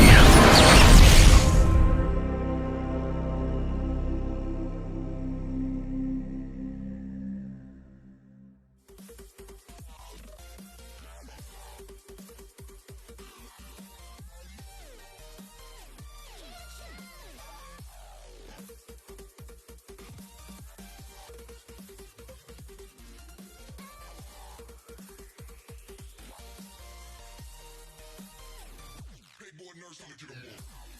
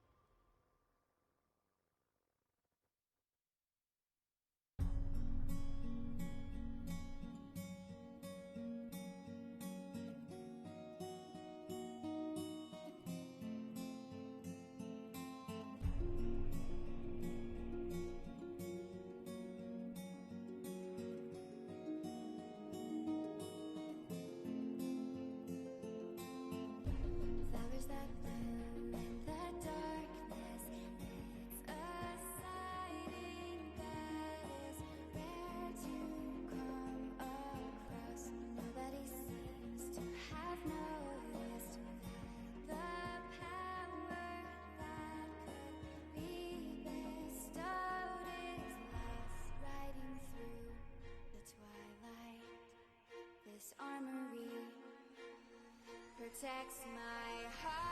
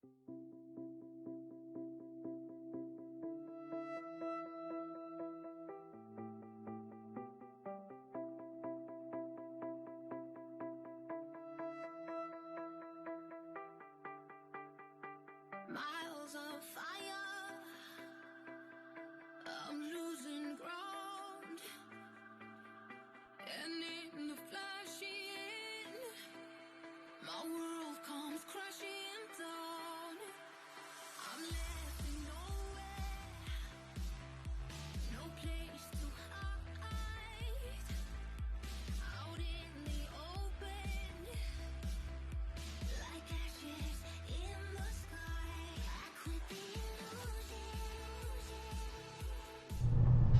Welcome back. Here we are in our second semi-finals. It is Demaga Braddock versus Lilikaneen and Space Marine, says Kebab King, but it's nothing to be too worried about. He just loves kebabs.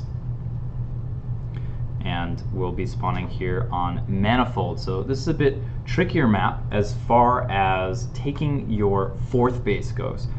Your fifth base, excuse me, as a team. So those first two bases, relatively easy to hold. You've got the defense of the turrets. You've got the defense of all those things in place.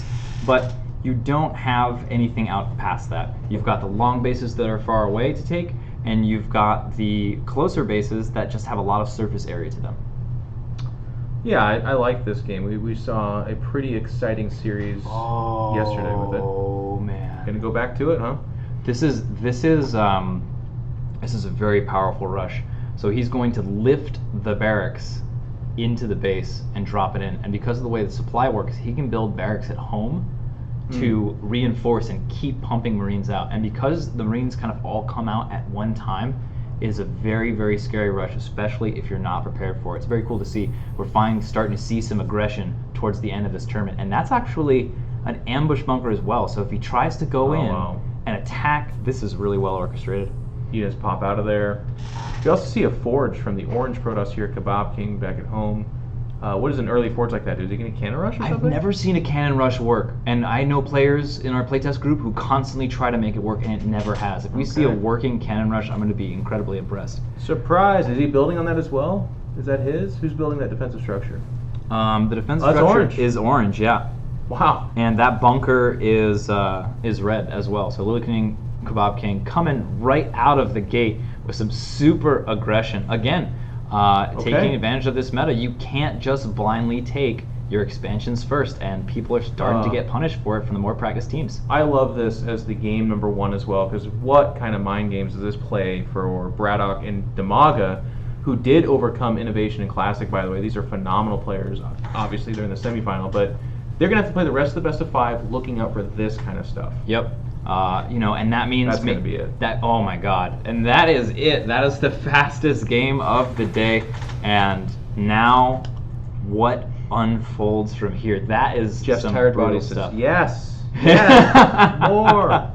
No, I'm just kidding. I really like the big long games. I'm enjoying the different pace though. It did feel like, and that's something too for you guys as developers, is you don't want a game that is like, well, we're at the 21-minute mark. That means the game gets decided right now every single time. You want early game potential, late game potential, and mid game potential, and it's fun now seeing that early game potential where you were talking about this. Everyone was just going up to 4 bases, and no one was really kind of rocking the boat there. But in the last 2 games, we've seen that when it's money time for these guys to get into those finals and win the bigger part of the prize, you bet there's some rushes, you bet there's some cheese, and that's really fun. Yep, and Space Marine, Lilicanine, QXC,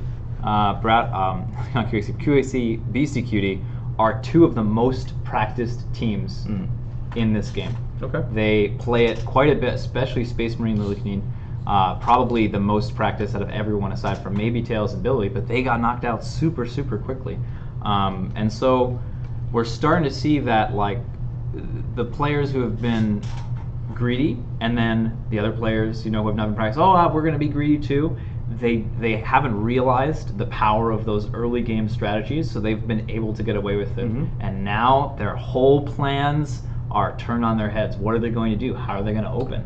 Do they get really frustrated with this strategy that they've probably never seen before? Yeah, Lil Keenan's so dedicated actually that yesterday I was sitting at my computer and a cheeky little sub came in from a young pro gamer named Lil Keenan, because he wanted to watch the VODs of the other guys that are playing. That's how important this is to him. So they were practicing, he was researching, and they were coming in, and we didn't actually broadcast any Demaga Braddock, so we didn't see any of their gameplay, but it's pretty cool to see if they can get the info that, yep, they'd like to go up to 4 bases, let's mess with them. I mean, you look at this, other than going up to 4 bases without that 13 seconds of difference of scouting like you talked about, they didn't make any mistakes. It's not like their defense was terrible or something like that. They just didn't have the tools. There's no way to do it. Yep, and the next map is going to be Summer Palace.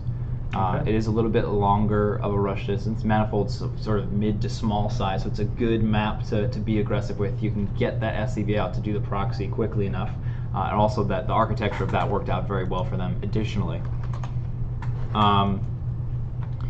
And this map is more towards the mid-size, and especially with the architecture, this is a map where you can go up to 5 bases pretty safely and pretty quickly. You say that. Let's see, right? What's your estimate? Do you think they do it again? You have to say it before we start the game. No, they won't. They don't do it again? I don't think they do it again. I would love to see them do it again. It would be really cool, but I don't think that they will. We talked about this at the very early stages of yesterday, but some of the difficulty too with how much is produced, how fast. I loved that trap bunker that they built as well.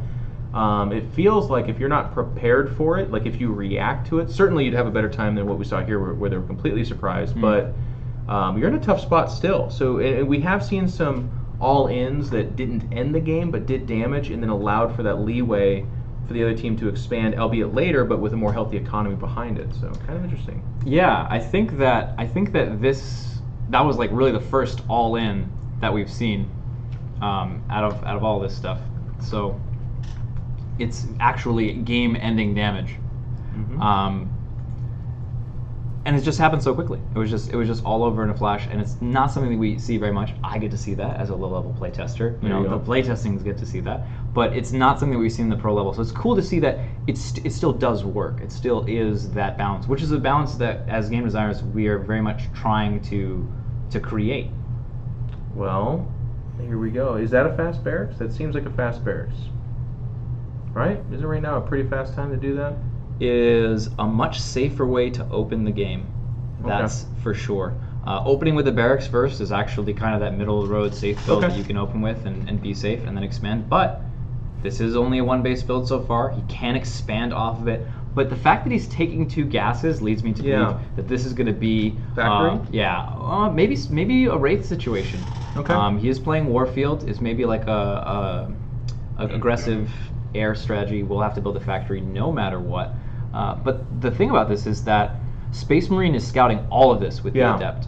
Or almost all of it. I don't know quite if he saw it, but the 2 gas is going to pretty much give it away. Once you see 1 base and 2 gas, the other options are pretty limited. It's an interesting meta in that it used to be, in StarCraft, if you're on a small map or like Lost Temple and Overlord, sure, it's going to see everything you're doing.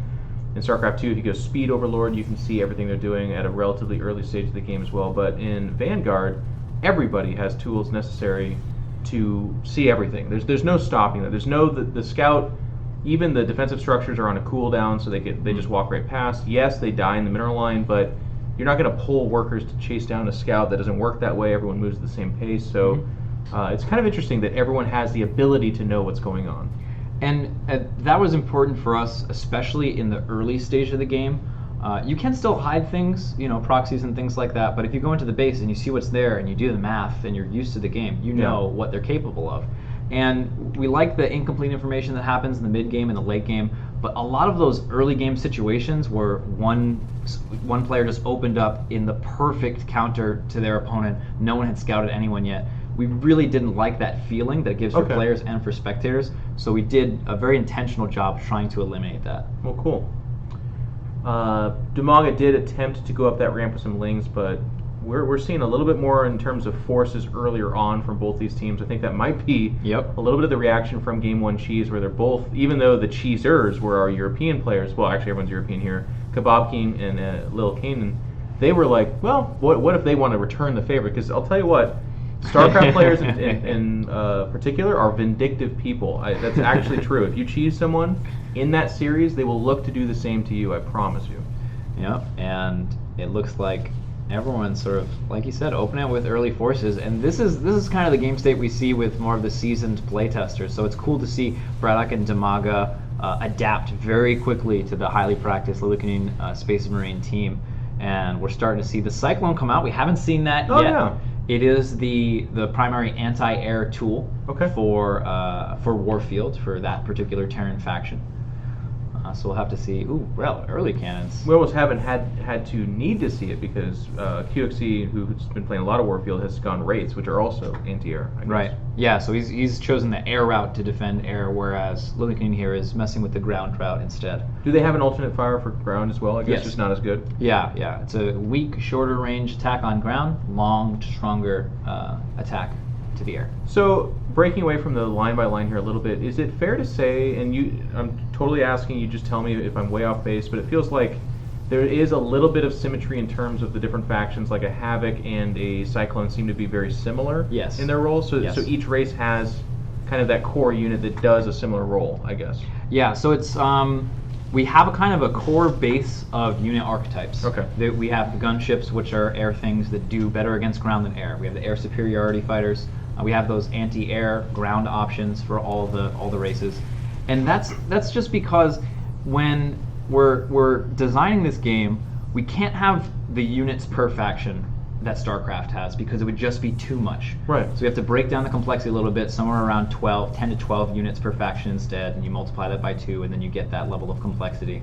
And so what that means is it's really important with a few number of units to give every faction the ability to answer specific problems. We don't want it to run in a situation that's like, well, you pick Warfield, looks like you got nothing to deal with that. Good point. So it's something that we've been working on, and those ground-to-air units specifically has been a recent innovation that's helped out a lot in making sure everyone feels like they have agency in their situation. Okay, very good. Kebab King there with some nice micro pulling back the Lancers. and they are able to win that position over those lurkers. And There's now nothing here. They're just on top of high ground. And if you can hold those Lancers where they are, keep them in that cloak long range, a little bit of splash does well against the Marines as well. This is an incredibly powerful mid-game attack. Look how damaged he is. He has no supply. He literally has no supply. He has just been getting ransacked here. This is his natural. It could get targeted down, but they're just going to call it GG. And holy Toledo. Oh, man. Little Cannon and Kebab King. Wow. Practice wins Is that the second out. shortest game? Yeah, that's definitely the second shortest game, right around 6 minutes. So, and that's what we're seeing here. They're already up 2-0. These incredibly we've seen that though, teams. right? Yeah, we've seen that. The last 2 series we broadcasted, the team that won fell down 0-2. I'm trying to rack my brain because I'm really bad at stats. Yeah, QXC Beastie QD won 2 games, lost 2 games, and then brought it You're down. right, never mind. Scratch that whole thing. But the point is, the comeback happens and they bring it to the game 5. It is possible. And we are seeing a lot of on-the-fly adaptation. The metagame is developing while this tournament plays out, which is kind of fun. And because the game is so volatile, we locked down changes earlier so players had time to practice on the version of the game. But because the game is so volatile, we see a lot of this in playtesting where we'll try a bunch of changes, the metagame will shift around and change, we'll do some more changes. So it really, in the early stages of the game, it favors the players that can adapt. It favors the players that can improvise, can be creative, can come up with solutions to problems on the fly.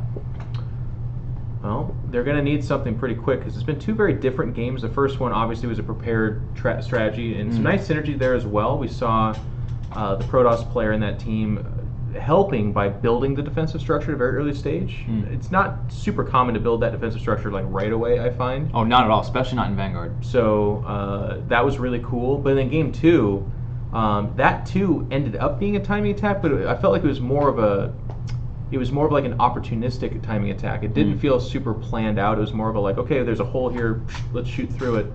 And now Demaga and Braddock are going to have to really adapt because it's been 2 very different things that beat them. Whereas in the past, we saw the Koreans come back from like Hydra Marine, how do we face this? But then they found an answer, and that was kind of what ruled the series. Yeah, and like you said, it was like, in that particular case, it was Hydra Marine multiple games in a row to give them the chance to figure it out. In this game, there is no time. Lucan and Kebab King have multiple strategies planned out. They're going to be throwing different things at you. And after you get 2 really aggressive plays like that, after a whole tournament of passivity, you got to be scared. You got to be pulling back. And I wonder if we're going to see some more greedy play out of Space Marine and Lucanine to respond to that potential psychological event. Could be. We'll need it. We're going to go to Naginata, which has been one of my favorites. I think this is, in my opinion, the most visually appealing map. It's just gorgeous. Shout out both to the map maker. You said yesterday, what was their name? Kentuva. Kentuva. Great map.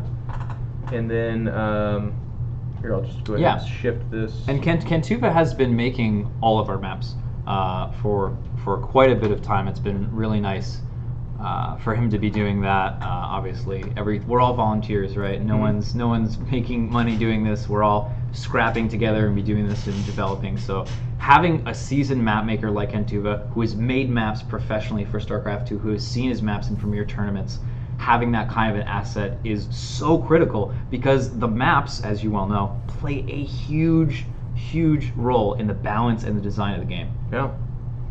Oh, I mean, it's the other 50%. I find it's actually hugely underrated in most games is how big of a deal maps have an impact on the balance of that RTS in particular. We do have another early strategy here. It's going to be the 4 Zealots. We've seen this before as well, actually, from a different team where I think it was actually Beast Acuity in that QXC team, so maybe we'll see a clash of that if they should get to the finals together. But these 4 Zealots are early, and they just need to get their value in gold here. Yeah, and a nice little like Makarak style placement where he puts it out of the way so it's not scouted, and also gives them that shorter rally distance. So you're just going to hit a little bit better, but not take too much of a risk because the production structure is in his own base. Not going to go for denying the base in the front, instead going right to the main. And supplies for Demaga and Braddock are coming out, but in the meantime, these Zealots are going to have free reign of the mineral line. Yep, that's 14, 16 Zerglings queued up, so they were thinking some aggression themselves. And a couple of Marines going to buy some time, and this is a well-handled defense so far. No real harvester loss, a little bit of mining time loss, but that's not a super big deal. A couple of Marines will go down here, and the SCVs, as you can see, they do stand up for themselves. And this is going to get shut down, and if you look down at the supplies and kind of the income that's coming in, this is what I actually really enjoy about Vanguard. Not hugely detrimental. Behind this, Kebab King is expanding.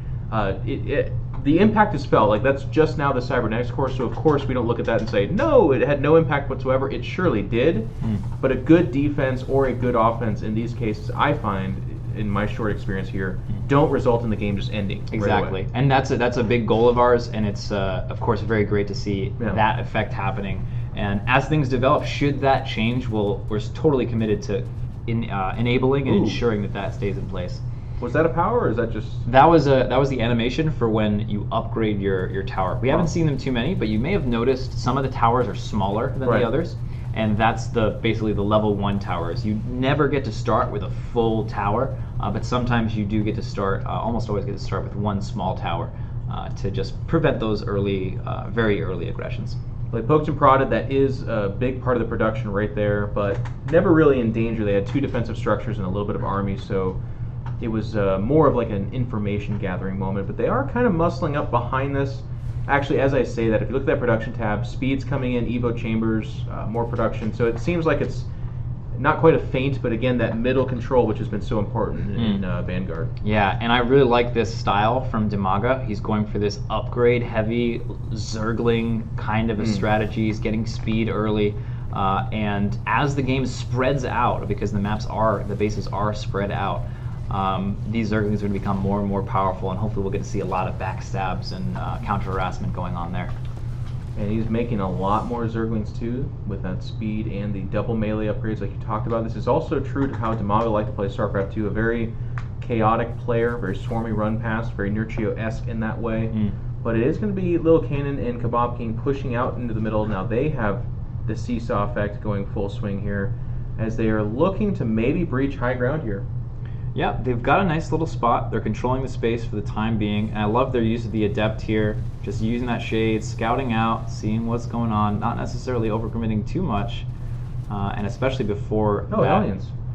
Yep, we do have Hellions. This is the first time we're seeing them in the game. They don't have their normal flamethrower attack. They've got a sort of grenade type of attack. It does a light splash damage, but it's not quite as devastating to the workers. In general, all the harassed kind of options are toned down quite a bit. Yep. There's that Liberator. Taken to the skies, there's actually no direct response to it right there just yet. Some answers are, of course, making their way over there. There's a single Marine with the key shot. He had the golden bullet. And meanwhile, some Xel'Naga energy being farmed up in the middle of the map. And this seems to be a much more tight game. The ideas of Kebab King and Lil Cannon, scoring them a 2-0 in this best of 5 so far, but as the game progresses, I'm going to be curious to see if Demaga and Braddock may be the better mid-game players. Yeah, well, they're up against the wall here. They're going to have to pull out everything they have. And a lot of those games with Classic and Innovation did go late, and they're playing against those incredibly powerful mechanical players. So I would not be surprised to find out that they are. But look at the supplies.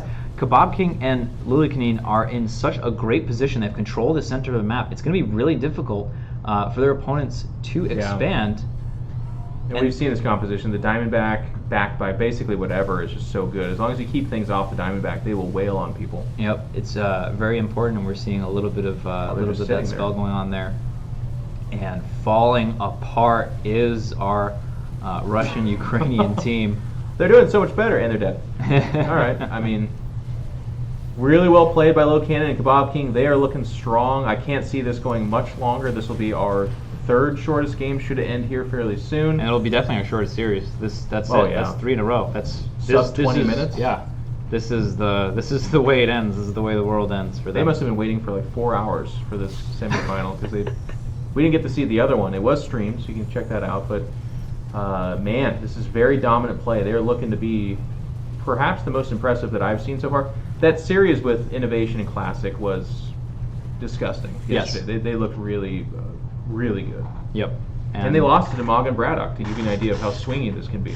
Yep, really a lot of back and forth play, and I'm super excited to see what these two probably most practiced teams have against each other. Not to count them out completely yet, but it is looking relatively bleak. I mean, Space Marine. They're on 3 bases. They're main and natural, and they're just. It was the Diamondback here. Yes. Even building the sensor tower, which you said increases their range. Yep.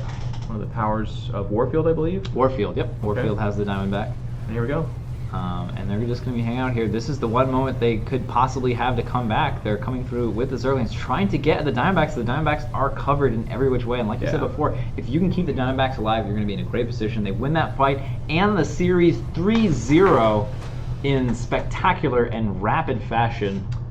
That 2 was minutes, impressive. 6 minutes, and then 7 minutes. So if it was a best of 7, Braddock and Damaga would have pushed it to 8 minutes probably in that 4th game, but not able to do it.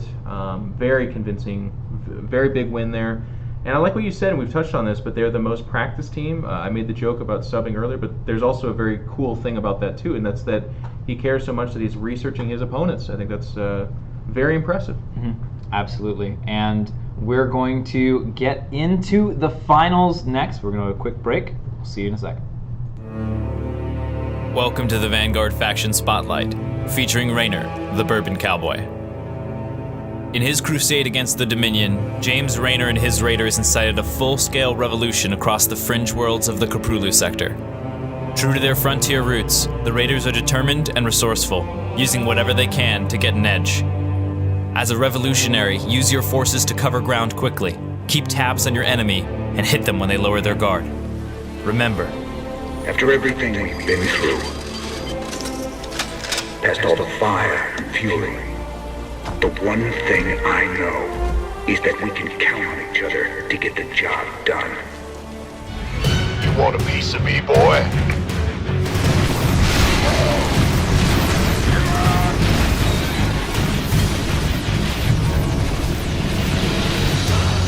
All right, let's get cracking.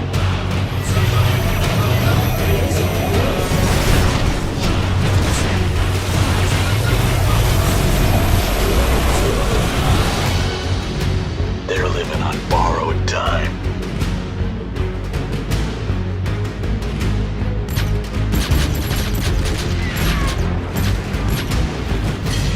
All right, bring it on.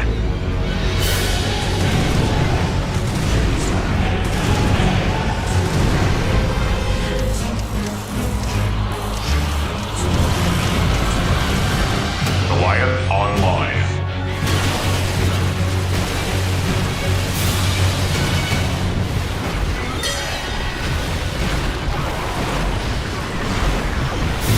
It's all me.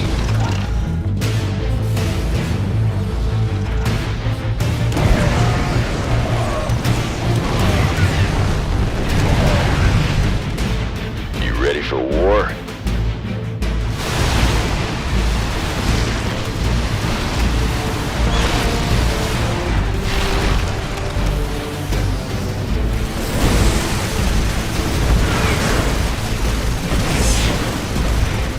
Apocalypse now.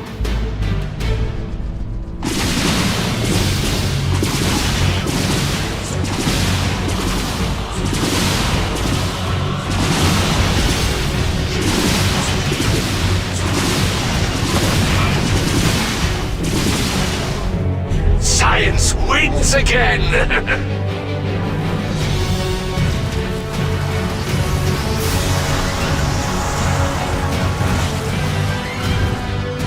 Let's make some enemies.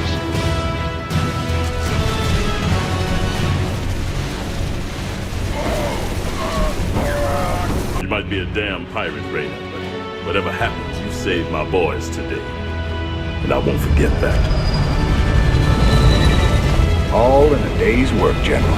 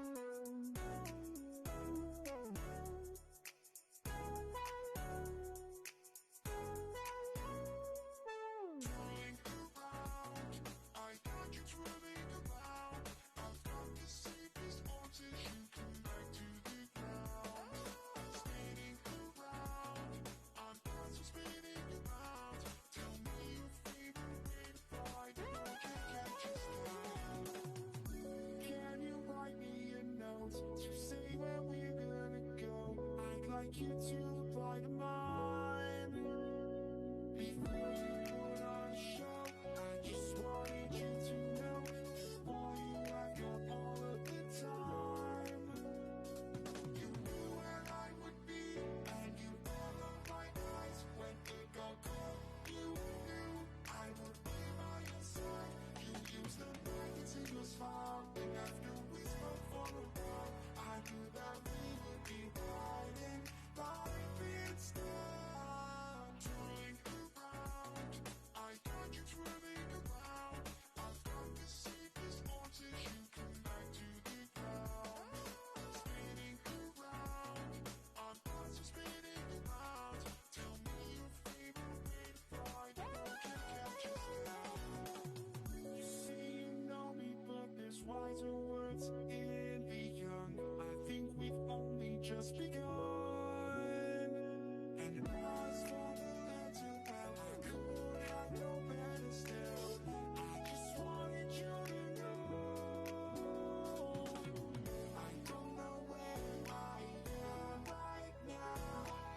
I struggle to make it, but we got there somehow. We spent the time. And here we are, ladies and gentlemen. Thank you so much for joining us for this whole tournament. Here we are at the end of it all. It's a best of 7 between our two best teams, QXC and Beastie Cutie, versus Lulukaneen and Kebab King. And we're getting things started off on Summer Palace. Start off is right. There is that barracks from QXC as well, so it seems like the sacred handshake, the agreement between all the players has been broken, and now it's anyone's bet what's going to happen here. Yeah, it's a forward barracks. It's not on their opponent's side of the map, but it's going to have that faster rally. Maybe we'll see something more like that Zealot play from earlier, where the Marines just kind of go across the map, see when they can get done in the right timing. On the other side of the map, though, we have pretty early expansions and no units at all from Lulukaneen. Maybe discounting the aggressive possibilities a little bit too much here.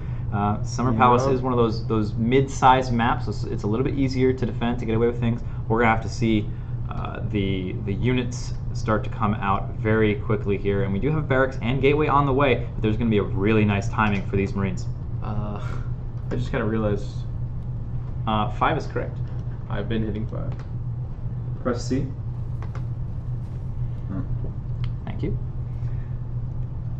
And we have the Marines streaming in, getting into position. There's no units over here to hold, and so much lost mining time over here. It is quite damaging, especially on your main base, again, because it mines faster. Each of those workers is worth much more. Oh, and he starts to take the cheeky Aegis gun as well. There are Marines coming out for Little Cannon, but they're going to be at the bottom of the ramp. There's defensive structure up there. This early defensive structure is going to be really strong as well, because you just don't have that much units to deal with it. And even the expansion here now, which has not finished yet, is not mining as well, obviously. Yeah, and it's important to note that everything builds like a Protoss, so you can't snipe the worker and pause the production. Once it's started, it's started. The Zealots are going to give chase here, and these Marines' time is probably coming to an end, but that still does mean that that defensive structure, which is about 55-60% there, is going to be a nuisance, because just now are they realizing, so they're pulling some SCVs over there to work on it. When they took another one in the top left at the other base as well, they've taken both inner structures. That is a red monolith coming in, and it is very close to completion. Zealots as well to aid, and the harass is not stopping. Is this going to be our 4th quickest game of the tournament? I certainly hope not, but it's possible. It looks like they're dealing with it a little bit better, but I say that, and finally that fortification gets taken down. Oh, and it's upgraded immediately. Yeah, when you build them in that way, they're always the full strength right from the beginning. You can only start with level 1s. Otherwise, you're always building level 2s. And with the Zealots helping out here, and you know what? We talked about the meta developing. We talked about being greedy and how you have to respect it now. The meta has changed, and they did not respect it at all. They went blind double Nexus against players who clearly were not expanding as quickly as they were. Which is pretty funny, because they were the ones that punished it one series ago. But it just kind of shows the back and forth of the mind games here, and the tower is going to get worked on, pulling back the Wooden Marines. So this will eventually get cleaned up, but the Zealots actually make their way away to go do some more harass. They're being chased by zealots as well, of course, but like we kind of talked about, one of the kind of cool concepts of this game is everything moves generally at the same pace. So if you're running away from something, you're probably going to be able to either get away or do something else somewhere else. Nice little target fire there to capture an extra SCV. Very nicely done. Oh, and cutie. 0 supply. That's interesting. So he just went all... Yeah, he's shot the 3 bases. Oh, Holy wow. cow. This is a really cool play. That asymmetrical style working together, QXC putting on all that aggression. And behind that, Beastie Cutie is starting to saturate, and he is going to be in a phenomenal position. He's got all of 3 bases fully mining now, and he can go straight into full production mode. He's getting all of his upgrades, Dragoon range +1. He's starting to build more barracks. Everything is starting to come together. And in the meantime, QXC following up with his patented harass with these wraiths. Yeah, he's going to want to ramp up on units pretty quick here. It looks like he should be able to do it in time. We had some teal units outside of his base, but I guess pushing that high ground against the defensive structure is just a little bit too much to ask at that time. But more units swelling out for teal. He is actually taking expansion behind this, though, as well, so that's going to damper. That's going to slow down, I guess. Yep, and moving forward, just continuing the harass, and we've seen this before. When you can get that early advantage, as long as you can keep it up, you're going to be able to maintain it. And that's what they're trying to do now, attempting to get some counter damage done. A little bit of blocking ramp. Ooh, and Oracle's coming in. This is a unit we haven't seen yet on the stream. It is just like the Oracle of StarCraft 2, but just a little bit less damage, a little bit more HP, so it's a little more stable unit. Generally, that's the theme. And now the Wraith's going to shove over here and just dislodge that mineral line, just getting some more damage. And this has been the MO of QXC. You never see the Wraiths show up and be like, oh, there's no answer, the game's over. It's not really how they do it. They just show up, get a little bit of harass, relocate, harass. And like you said earlier, I like your comment, the pros make it look easy, but it's actually incredible that QXC is able to use these Wraiths this effectively, not kind of lose track of them, and still control the rest of his army so well. Yep, it's a lot of fun to watch, having played a lot of Vanguard myself, seeing these players getting some ideas and builds and things like that. If you're getting excited too at home, you can play Vanguard. Just go into the StarCraft arcade and search for Vanguard, and you can play it. We also have that Discord server. It's in the link of all the videos. It's linked in the chat. It's linked everywhere. Join us, hang out, and play the game. We'd love to get your feedback. Not just pros, but new players too. There you go. Cannon was attempted to be warped in there for some defense against these Wraiths, but it will be canceled, and now it's a little bit of Wraith-on-Wraith action. Of course, QXCs are a little bit more wounded as they've been out there doing their thing for a while, but you can kind of see the supply advantage swinging in favor of BCQD and QXC. Kebab King frozen at 18, and that's not like the good kind of frozen. He is up to 3 bases, so he does have the ability to muscle back up. He's not out of it yet, but he's been held down. His head's underwater. Yep, absolutely. And like you said, we're seeing that Beastie Cutie economy finally kick in, that long-term investment finally being able to kick in, as he has the biggest army on the map at the moment. And if they can continue to deny bases for their opponent, just continue to trim those potential 6th bases, because the first 5 are the easy to defend. They're basically the in-base bases up on the high ground.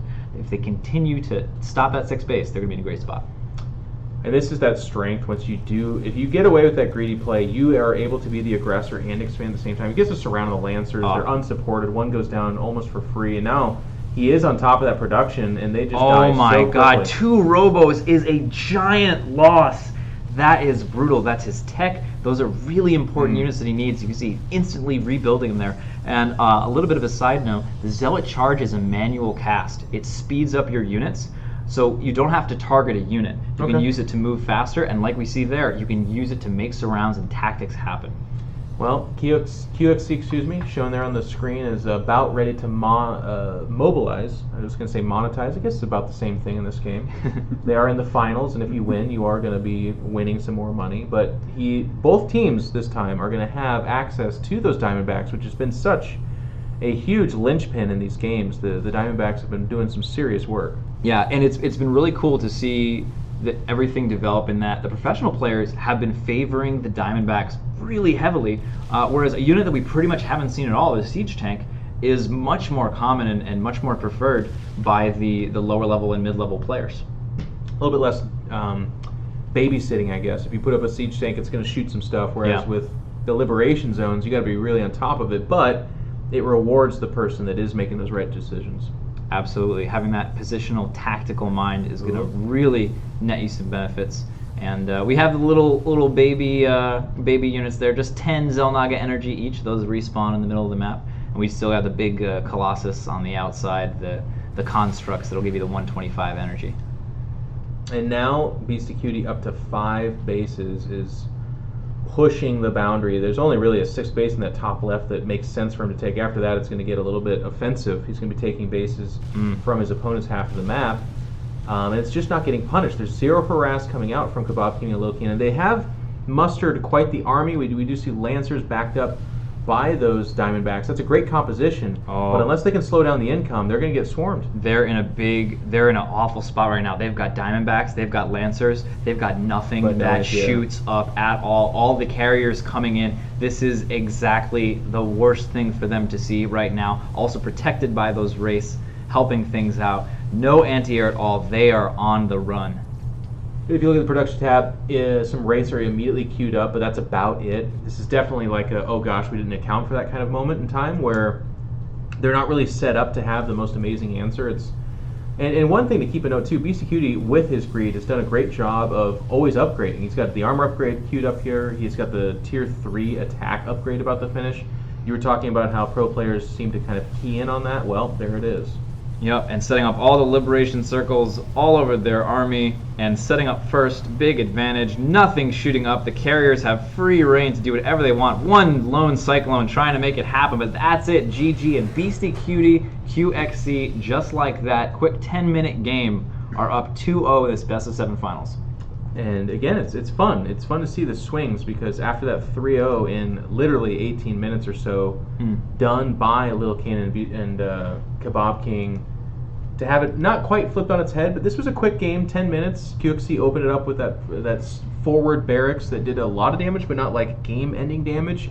But they never then relinquished the lead. They were always expanding behind that. Their tech choices were catching them off guard.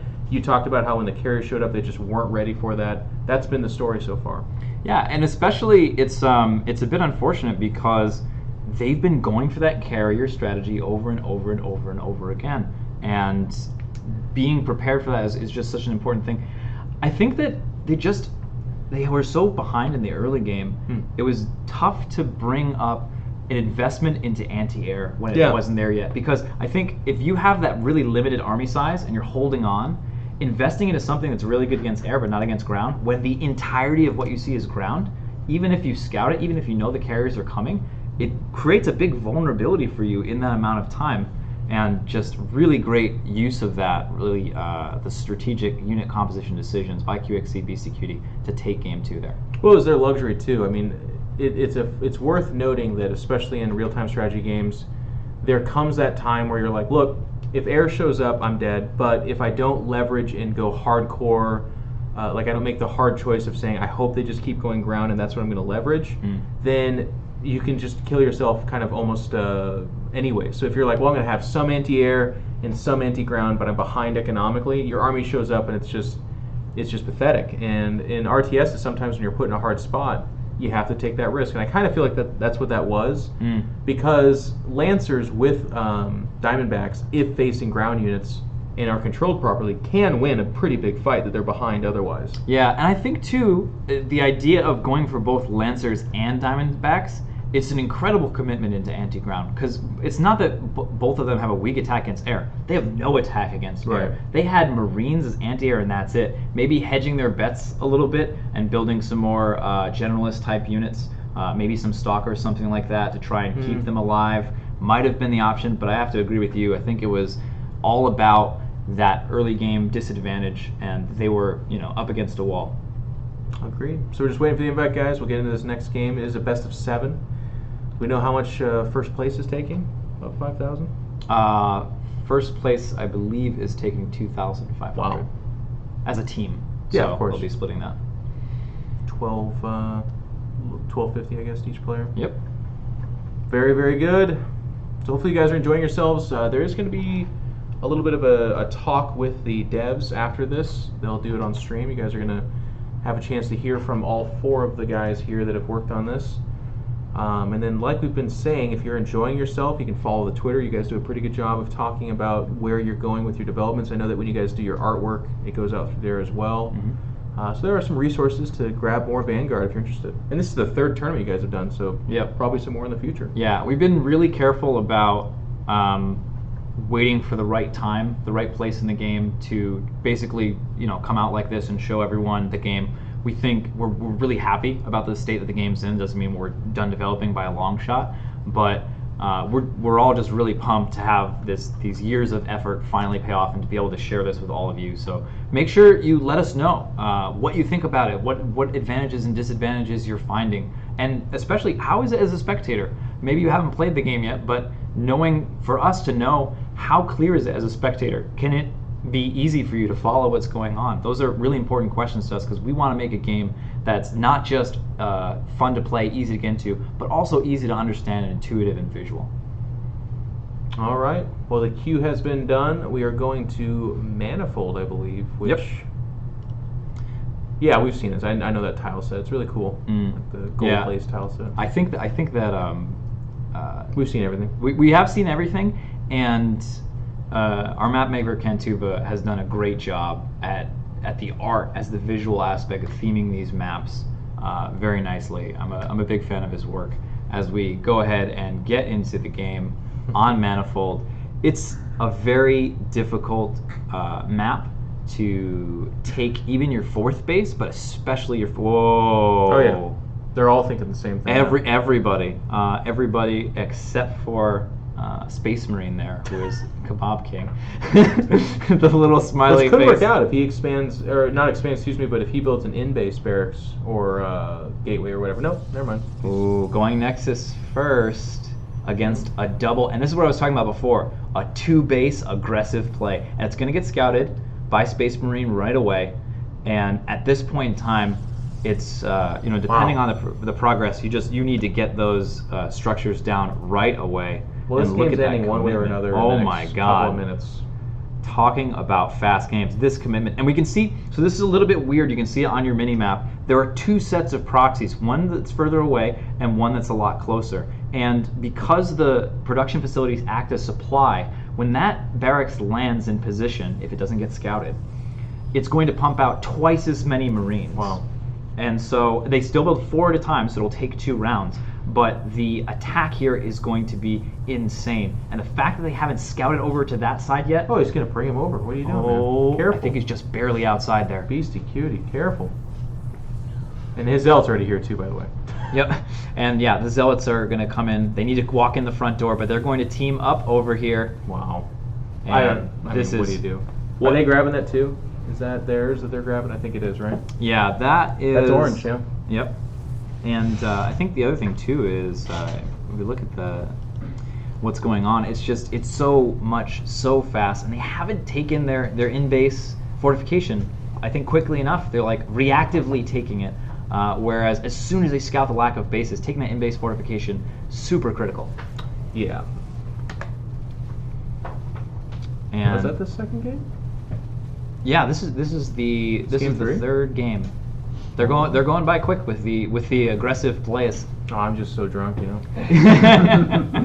No. Yeah, this is over though. This is going to be game number 3, done and dusted, as Caleris would say. 3 of the 4 players decided to cheese, and that it was a little bit of a weird choice, though. I mean, okay, so if everyone just fast expands and the proxy out from Space Marine is kind of cool because it's exactly what QXD did in the last game, but I feel like these guys are going to need to shift over more towards the we got to scout then make these choices. Yes. Because the Nexus is what killed them. If they have a gateway in base combined with their more conservative cheese attempt, maybe they defend really well there. Yeah, and it happened in between the break. Creatively, Dylan sort of walked in and he was just like, you counter that with scouting. You send the scout out and you see it, and you counter that with scouting. And we're called it a planetary fortress rush. Yeah, I think might be a little harsh. Yeah, it could be a little bit harsh, but that's what that kind of thing is. It's very scouting dependent, and we've been playing blind. Players have been playing relatively blind in a lot of cases, not looking for proxies, and that's something that tends to develop a little bit later in the cycle, of a metagame. And cheese is actually something that's very normal in the early part of a game like this or like StarCraft, because if any of you are watching or playing back in Wings of Liberty, it was 4-gate zealot rushes all over the place in PvP, PvT, and even PvZ. Some of the maps had expansions for Zergs that were like halfway across the map as the natural. That was not conducive. So that it is the Wild West of a game where you're kind of figuring out where these things go. Yep, and we're very glad to have these very talented players break our game for us so that we can fix it.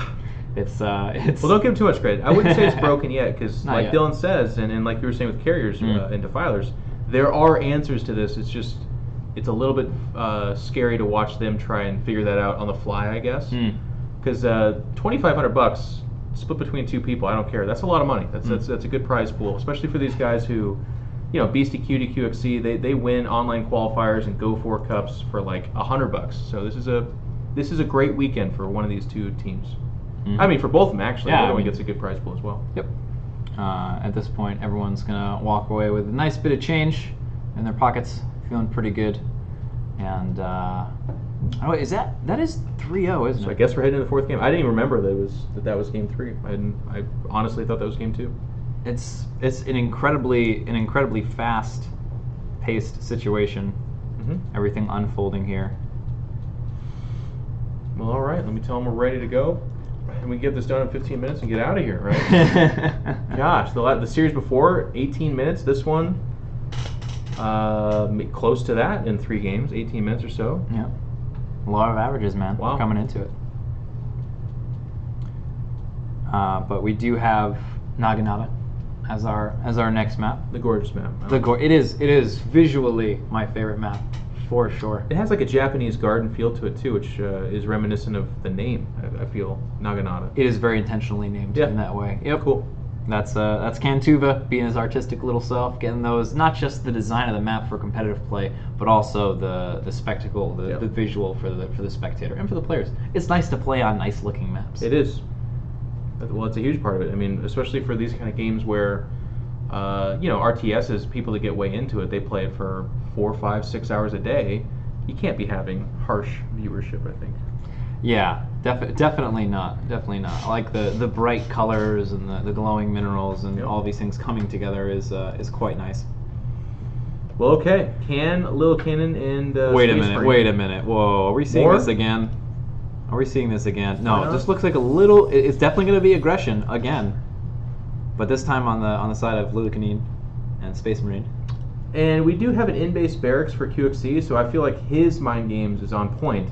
And we see the scouting coming out too. So the Nexus still goes down for Beastie Cutie, which it's not like you said. They're forward production buildings. They're actually going to get spotted here as well in that mini map, and they can see it's just the 2 of them. And never mind, it's a third. So, but it's scouted immediately. So is Dylan one of the lead guys behind this thing? Is he correct? If it's scouted, can you pretty easily defend it? We'll have to see. Well, Beastie Cutie is not canceling his Nexus, which I think is a mistake. He had his Nexus down. It was just barely building when this was scouted, and there's no cancel. I think you need 2 gates down right away to defend this. But the other thing about this particular map, we're starting to see the architecture. Maybe that's the play here. Maybe that's we hold the high ground. We use that. Is it just this ramp? It's just that ramp. Okay. And the other base is a back door. So maybe that's how they're going to deal with this. Oh, the trap bunker. But you have to come out and trigger that, I guess. Yeah, it has to. So if it looks like it was close enough to trigger immediately. Wow.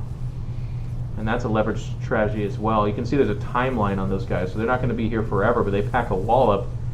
And it's just down. The wall's down. They're up on the high ground. They're coming through. But there still is good production for QXC, who has decent supply here. Yep, and the production is going to be much faster for them. Keep in mind those production facilities weren't proxied. They were just a little bit forward.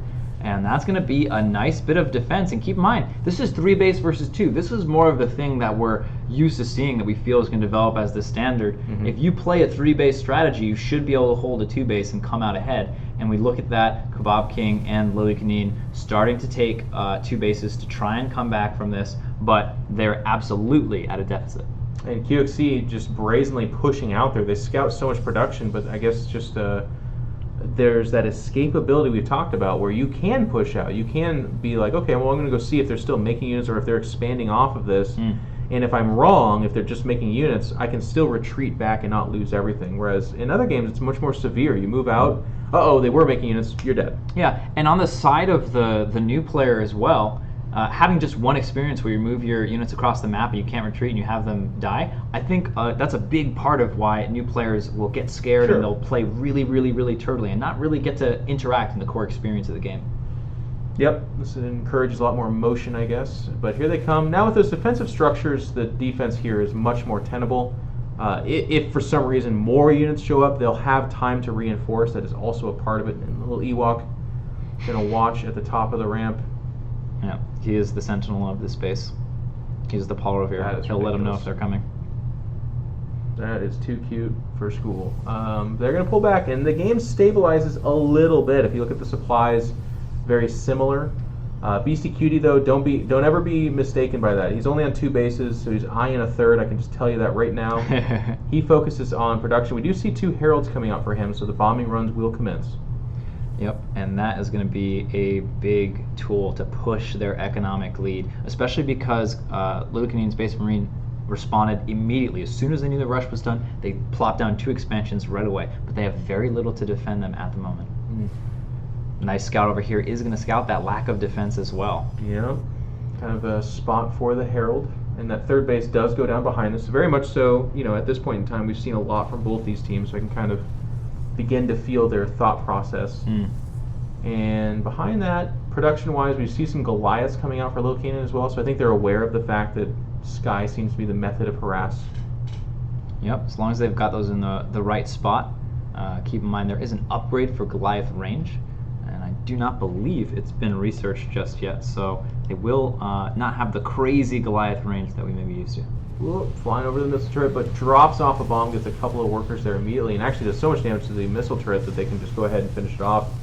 Goliath skedaddles over there. And some decent harass to start it off, but also grabbing some attention. Another bomb, perhaps? I don't think they have the energy for it this time around. Yep, and scouts pop up right on top. Gonna be able to take that out pretty quickly. Triple scout. You already double target here, actually. Yep, moving into that very quickly. 4 scouts, excuse me. And his own 2 heralds. So kind of interesting. Taking control of the sky and now utilizing that to get some damage down on the ground. We'll see if the slow attack comes into play too for the scouts. Gotta get out of there. Definitely have to. Yeah, we've learned very quickly, as have the professionals. You respect the circle. It is a necessary thing to respect.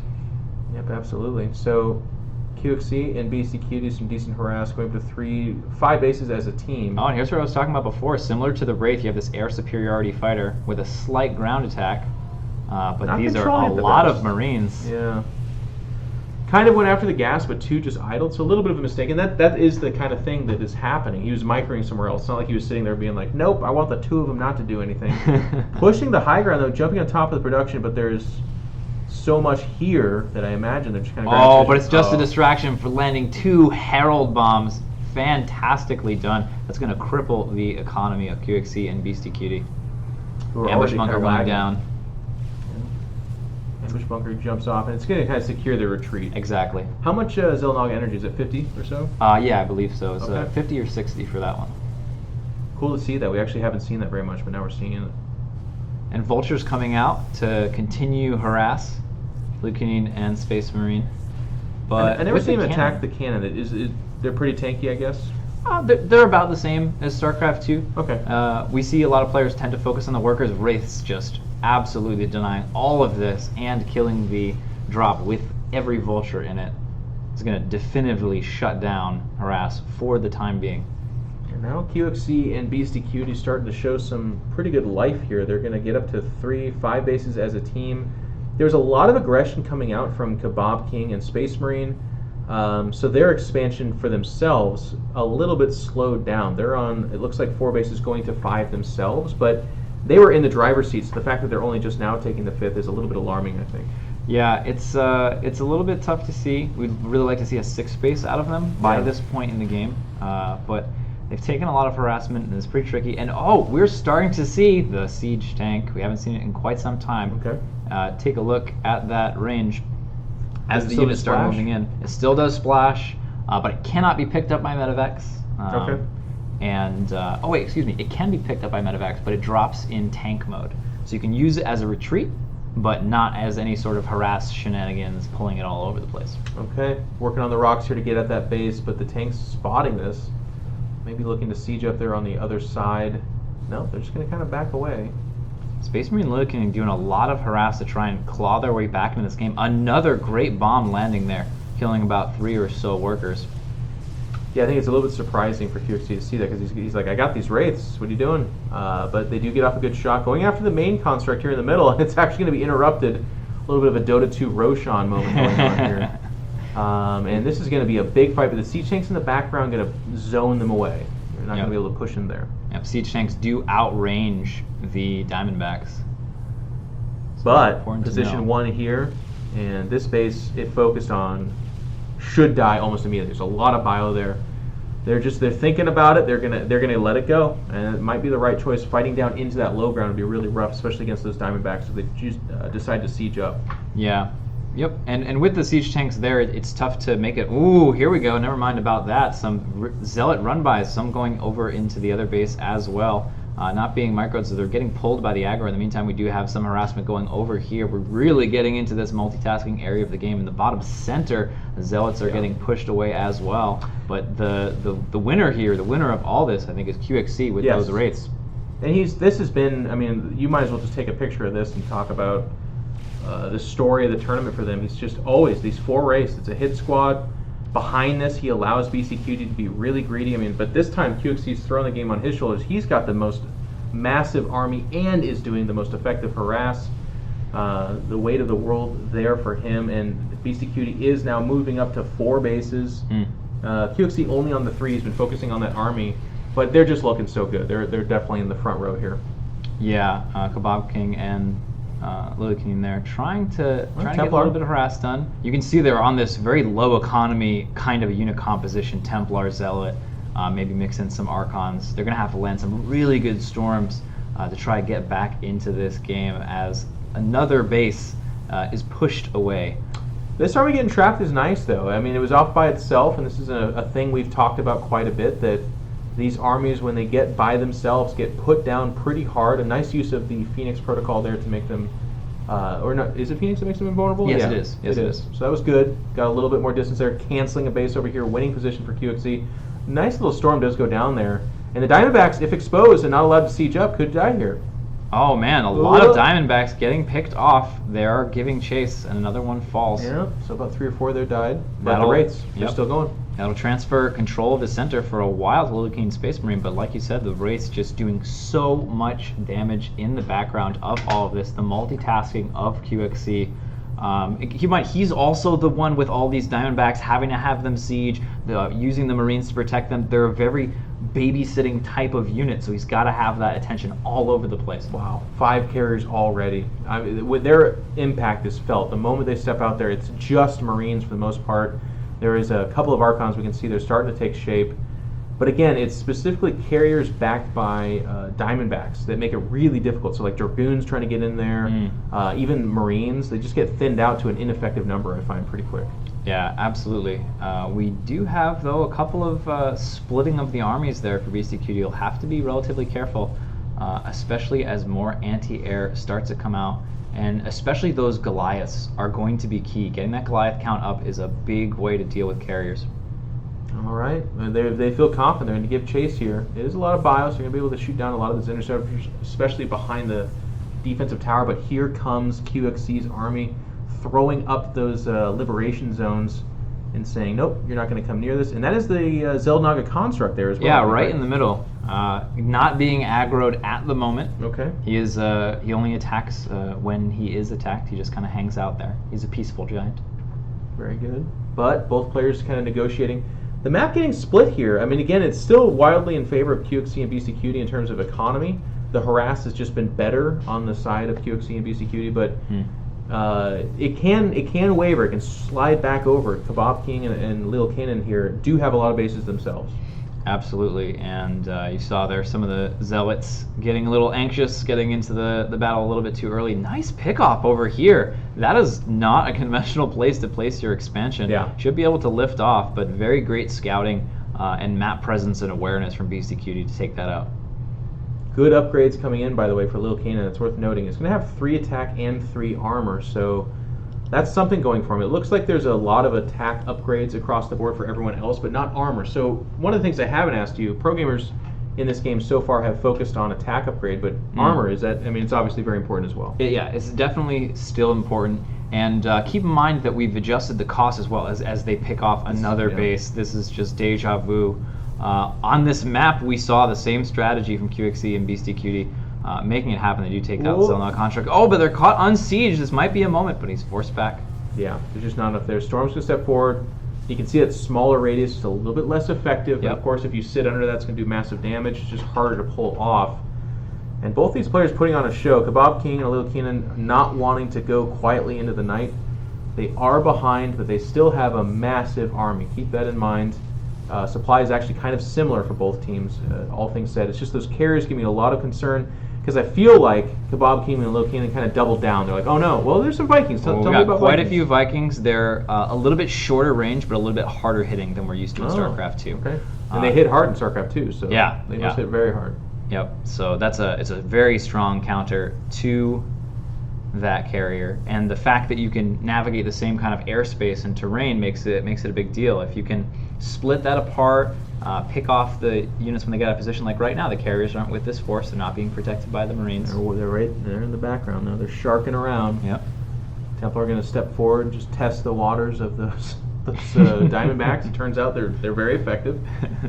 And positioning being won here by Beastie Cutie. He dislodges that base. They've denied a couple of the center bases. So this is them spoon-tearing it up a little bit as a reference to an old good guy.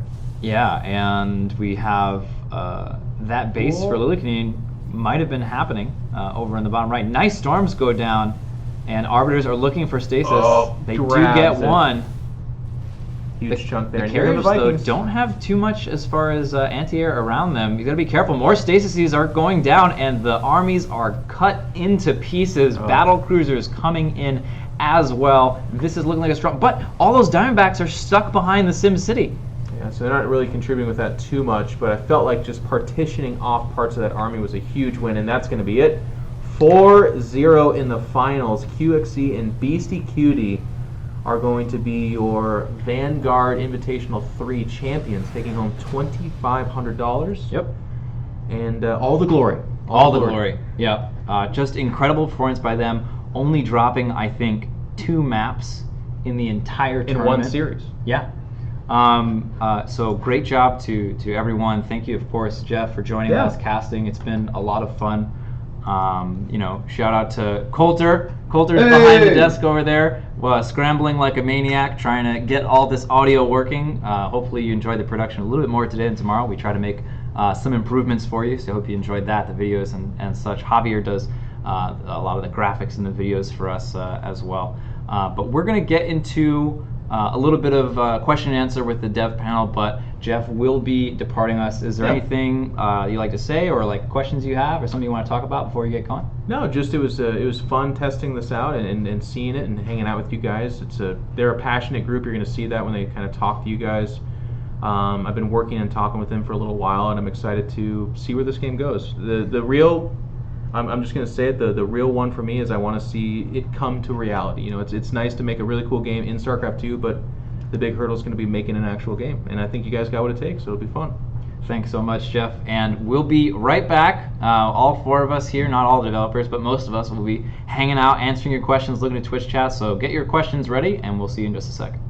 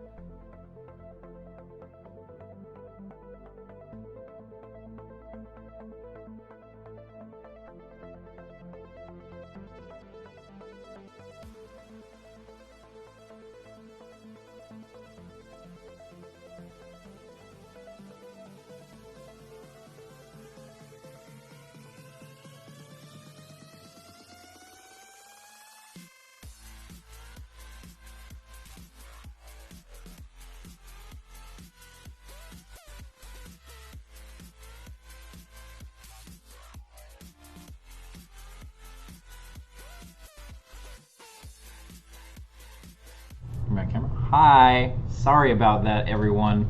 We messed up, and by we I mean I messed up, and Jeff was right, and I was wrong. I jumped the gun. I thought it was 3-0, but it wasn't a 3-0.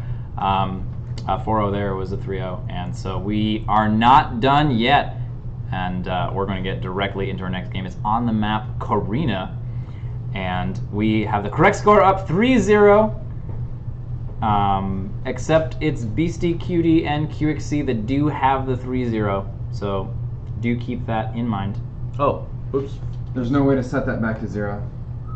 Oh, okay. Oh, man. I'm going to stop listening to all you guys. I mean, really, we should be taking directions from you. You may have done 1 or 2 more of these than we have.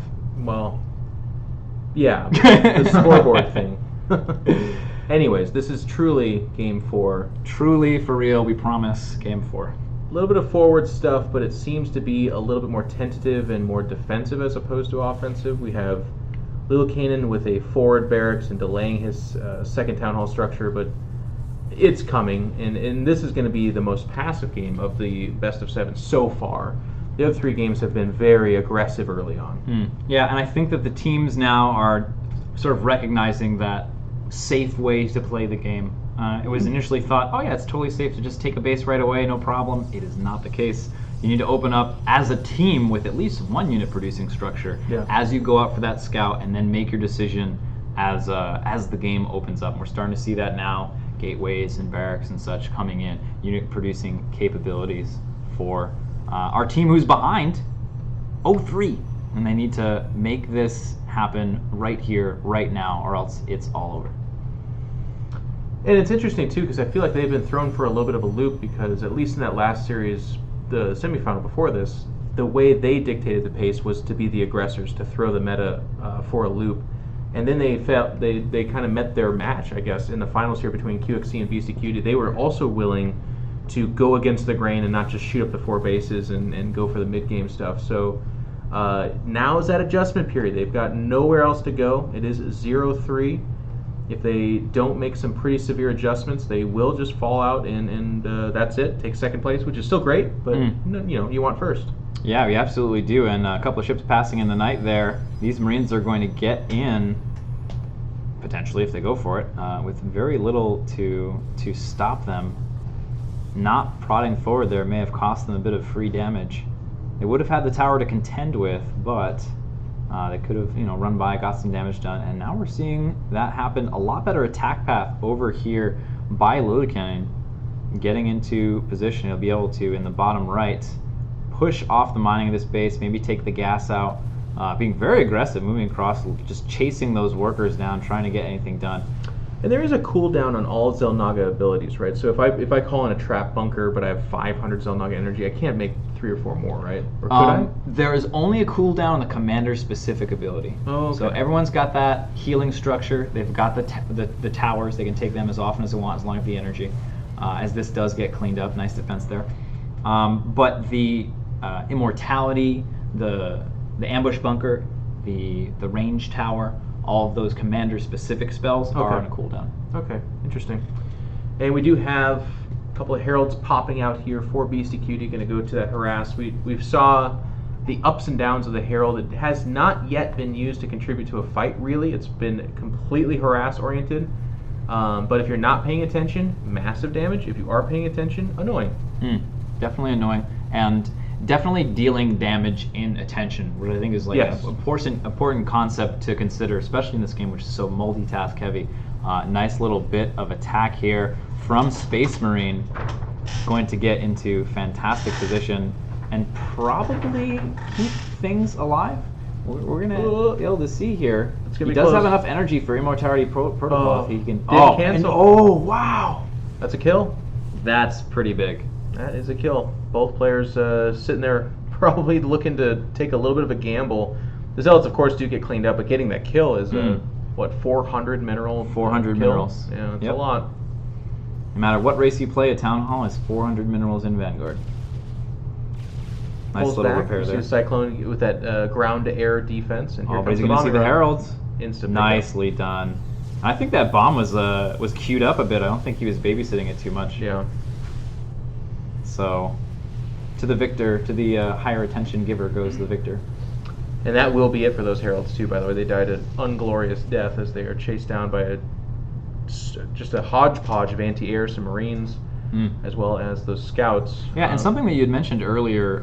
Now that anti-air is out, the intuitive reaction is, oh, okay, this part of the game is done. Because of that similarly speeded effect, a lot of times you can still be aggressive and harass with those type of units because you can retreat. Maybe not with all your units, but you'll get 75% back, 50% back, something like that. Yep. So we will see that harass enabled at least for the remainder of the game. I love what I'm seeing here. One of the best. So they're adapting already. Beastie Cutie has been that guy that doesn't have much of an army but will ramp up his economy and then swarm you with all kinds of Protoss units. They know this. They already got the cancel earlier on, so they did some damage to him, but now taking that location, perhaps they can back up here, Little Cannon and Space Marine. And well, I mean, they're being led on a merry chase right now, so that's actually an amazing job by QXC potentially. Neither of these players have an army to deal with this, but buying so much time right now. Yep, they absolutely are. And taking the 5th base on this map, like we've talked about before, is very, very difficult. And knowing that BCQD has been greedy, especially on this map in general. Oh my god, they're going right for the middle of the map, and you can see upgrading now at the last minute their tower, but maybe too little too late. It could get focused down. The Liberator circles are up, getting a lot of damage done to all of these units. Yeah, but I mean, they don't attack buildings and nothing's stepping into it just yet. So the positioning's good. They're now getting a better position there, but they actually lost the anti-air battle, and the scouts are going to work on those Diamondbacks. They end up getting defended by the Dragoons, and ultimately this is a win in terms of positioning for Lil Cannon and Kebab King, but just a bit of a risk. Yeah, a bit of a risk. They've managed to take down a producing structure so far, one barracks. They could manage to take down this gateway as well. And it is their forward gateway. They haven't built all of their production out there, so it'll also reduce very slightly the reinforcement times, which can play a critical role. Yeah. Great micro there, by the way, pulling back the wounded Dragoons and giving surface area to the more healthy ones and being reinforced here. So all of a sudden, when I was talking about not doing that much damage, well, it's becoming less true over time. There's going to be an attack here, realizing the desperation of this. If they get the expansion, that could just be lights out. And there are reinforcing Dragoons behind this. It looks like they're going to be dislodged. The Diamondbacks of QXC there are doing a good job winning the position. Yep, and the Heralds there almost saw combat. They almost need to pull them back and use them for combat for a moment there. They're very, very good against things like Diamondback and siege tanks. They're very powerful in that way, so you do have to be careful and cognizant of them, but the Dragoons should have a relatively easy time dealing with the Heralds should they focus fire. Whoa, they're going to just go right after it. And here comes that bombing run like you talked about, going after the Diamondbacks, nailing them and blowing up the whole line. You talked about it, and there it was. That is a fantastic roll for that. We've seen so much potency out of our Diamondbacks, but they're fairly static. It's really hard to unsiege them and get them out of the way of a bombing run like that. Yeah, almost impossible. And a lot of times, I think in that situation, maybe you just say, I need the damage from the Diamondback to just last, and you just let the Herald come in and do its thing. But in that way, the Herald is a great tool for getting rid of the Diamondback. All right, so the dust has settled here a little bit, and I think one of the points of slight concern is just now, Little Cannon and Kebab King or Space Marine have taken their respective third bases. Actually, it's a fourth base for Space Marine. So in that regard, he's doing a lot better job, but they were actually really leveraging that aggression for a bit there. Yeah, they were a little bit aggression focused, unit focused, but if they can hold over here, I think they're going to be in a pretty good spot. Getting those circles up pushes them back. Yeah, they're not way behind it. It just felt like with that base kill and with their kind of bigger army that got led on that chase, it feels like they had a lead, and I'm starting to see it slip a little bit. But even then, if they did have a lead and it's slipping, we're like in even ground territory right now. They're by no means in great peril, I don't think. Definitely, especially with Kebab King or Space Marine taking the base in the center left side is getting harassed, I think, by a scout. Or there we go. One lone Wraith. 10 years from now, the Nexus will fall. But classic, classic Wraith. And we're going to have that fight. There's the Charge Lots getting on top of the Dragoons. Dragoons always good. I think they are one of the units that you can spam, but they definitely want to be behind that Bioforce or supported. Yeah, well, they're a great tank soaking, damage soaking kind of a unit. They're a great all-around unit. Each of the factions do have one of those type of units as a sort of base to sort of build the rest of your flavors onto. All right. Push back a little bit on that back foot. So those expansions that were kind of late and a little bit of a risk have been allowed to be established. There's not a whole lot of harass happening there. And then Lil Kane and Kebab King are being the aggressors. Charge Lots jumping on top of that army. Liberation Zone's going up for both sides. There's this bombing run coming in, knowing it wants to go after those Diamondbacks. Nails one in the middle, does a little bit of damage to the left side one, but not quite getting the kill. There is the kill. And all of a sudden QXC is able to jump on top of those, but the left side is being won, at least for now, by Space Marine. Big flank on all of these set up units. They need to unsiege, but they're taking a long time to do it, perhaps afraid of initial units coming in from the north as we do see them set up. They have to sort of sacrifice that ground whenever they unsiege. Yep, and they're pulled back to the expansion too, so there's no more ground to give up. And QXC and BCQD are able to push back there for a little bit, but supply is now sliding pretty handily in favor of our blue and teal Protoss and Terran players respectively. Not so much so that we're looking at this and saying it's completely over, but for right now they seem to be in a very comfortable position. Absolutely, and if we take a look at the supplies, they are in commanding lead. They have a strong economy advantage, they have a strong army advantage, but we do have the tech switch coming out of BCQD over into those carriers. And their presence is felt pretty immediately. The anti-air available right now, it's just basically the Dragoons. So as long as they can hold on for right now, they can start winning some of these fights with just a couple carriers.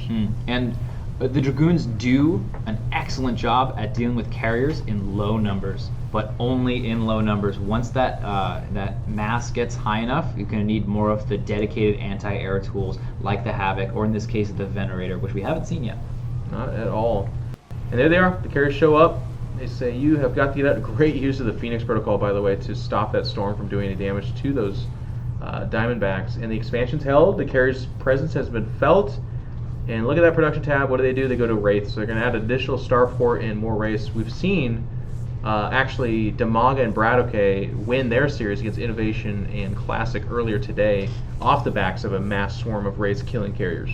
Yep. They have that reactive cloak, so they have 3 seconds to get in, hit some carriers, and get out. Sometimes you can use that to pick off a carrier, but sometimes their damage is so great you can just swarm them immediately and take out the whole force. Okay, and there's a couple of those grenade launching Hellions doing what they can. Still trying to be used by these pro gamers in that kind of mineral line harass role. I personally haven't seen it be that super effective, so we'll have to see if they can do better. 3 Stargates being added for BCQD. He is up to 3 going on 4 bases. Actually, not even going on, excuse me. He has snuck in 4 bases, so he can support this. And if, like we've been talking about, if the carriers can start to get up to the numbers of 8, 9, 10, they can become a big problem. Yep, and as far as the units are concerned, we're not seeing a whole lot of dedicated anti-air. We are seeing some Wraiths, Look but at Space other Marine's than that, bank. not really. What is he waiting on here? He has a gigantic bank. 2,500 minerals, 1,200 gas. Not any really impressive production line being built by him, so there's no gateways being added or Stargates or something. Yeah, he built some Archons just now, but I mean, he's really being maybe too careful, waiting for the right. He doesn't want to commit too hard into one direction and get in trouble for it. And that is also one of the stressors of this game is like, you know, you don't have to manage the macro aspect, but you do have to produce things. So if you're out there harassing a whole bunch, there it is. There's a bunch of gateways, 23 zealots being made at once there. So, but even then, he still has some bank and a lot of gas. So maybe it's just going to be this charge lot Archon answer to these carriers. Well, a lot of splash damage in the air. If you have enough massive Archon, you can definitely take out those interceptors very quickly. But this is not the way. You shall not pass. Please go away. Yeah, zealots still can't jump up and hit air. But maybe they're buying some time. The Wraith count's probably getting pretty high. It's been in production for a while. I think that's it, actually, right there. Yeah, we're up to 8 Wraiths right now. That's okay. Yeah, definitely would like to see some more. He would as well. And somehow, QXC and BCQD have stabilized. Their supplies are closing in and getting better.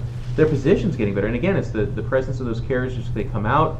They give pause to Lil Kane and Kebab King, I feel like. They see that come out, and they're like, well, we got to come up with a response. But here it is. The Wraiths are going to jump on top of that. They do get the Immortal Protocol, so they're able to do damage without taking damage in that one. A huge chunk of fight for them. Phenomenally done there from Space Marine Lilycanine, cementing their advantage and furthering it, using these storms to slow the push of their enemies, and they'll get a safe retreat. Ooh. Yeah, some retreating storms actually pick off a Wraith there and deeply wound the other one. The carrier count down to 2. A couple more trickling out, so it's going to try to swell back up. But the concern I feel is that Wraiths are an okay response to it, but they're like an ambush okay. They're like, surprise, and I kill them. But in the next fight, I find they're going to have a response for that. They're going to have either Storm or some kind of AoE that those Wraiths do not take a lot of damage. Yeah, and one of the core principles that we want to establish and reinforce in this game is that one bad decision or one bad fight is not going to lose you the game, so you do have that time to react, to have the correct answer, the response to the problem. Okay. Well, Kebab King's bank is starting to get decided. There's a fleet beacon and 2 Stargates being added there, so he's going to take to the skies as well. The carrier just too good to avoid, I suppose. It's definitely the easier response, I think. If you see something that's working, you can copy it, you can match them pound for pound and see if it'll work out, especially with an economic advantage. Well, there's going to be a reset. All the carriers die as the Wraiths do jump on top of the Dragoons. Effective but too slow of an attack rate.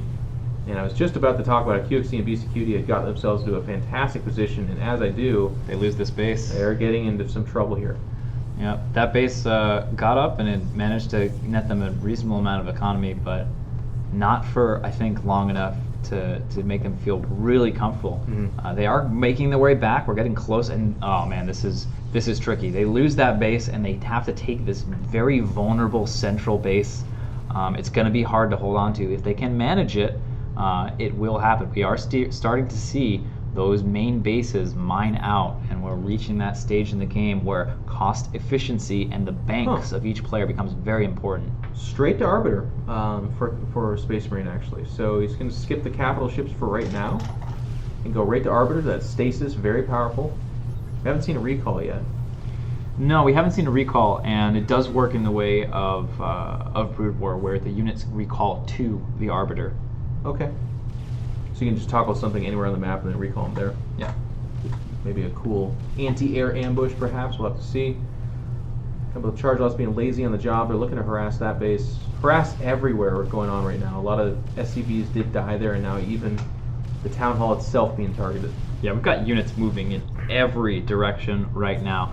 We have some over to the right side, those zealots we just saw harassing on the other side of the map. The Wraiths can help clean this up for just a bit, and we're just getting into a proper split map versus split map scenario.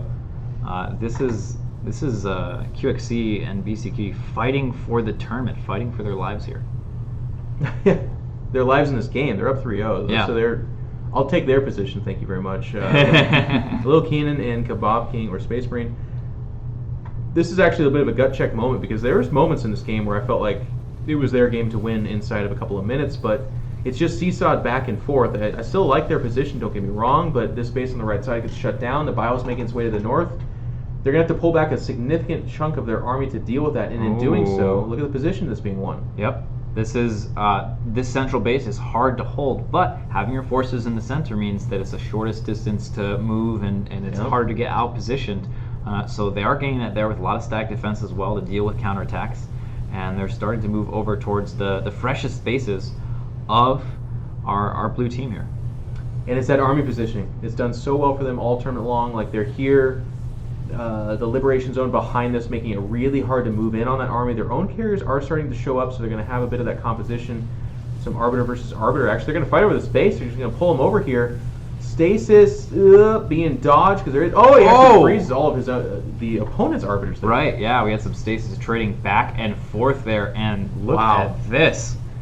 Lilycanine and Kebab King taking out all the carriers there. Shredding it. The Wraiths being a good choice there. I was talking about how maybe if you prepare for it, it won't be that great, but no, that was phenomenal. Now, on the other side of the map, QXC doing some power bombs of his own. He's going to dislodge 2 bases at once and expand behind it.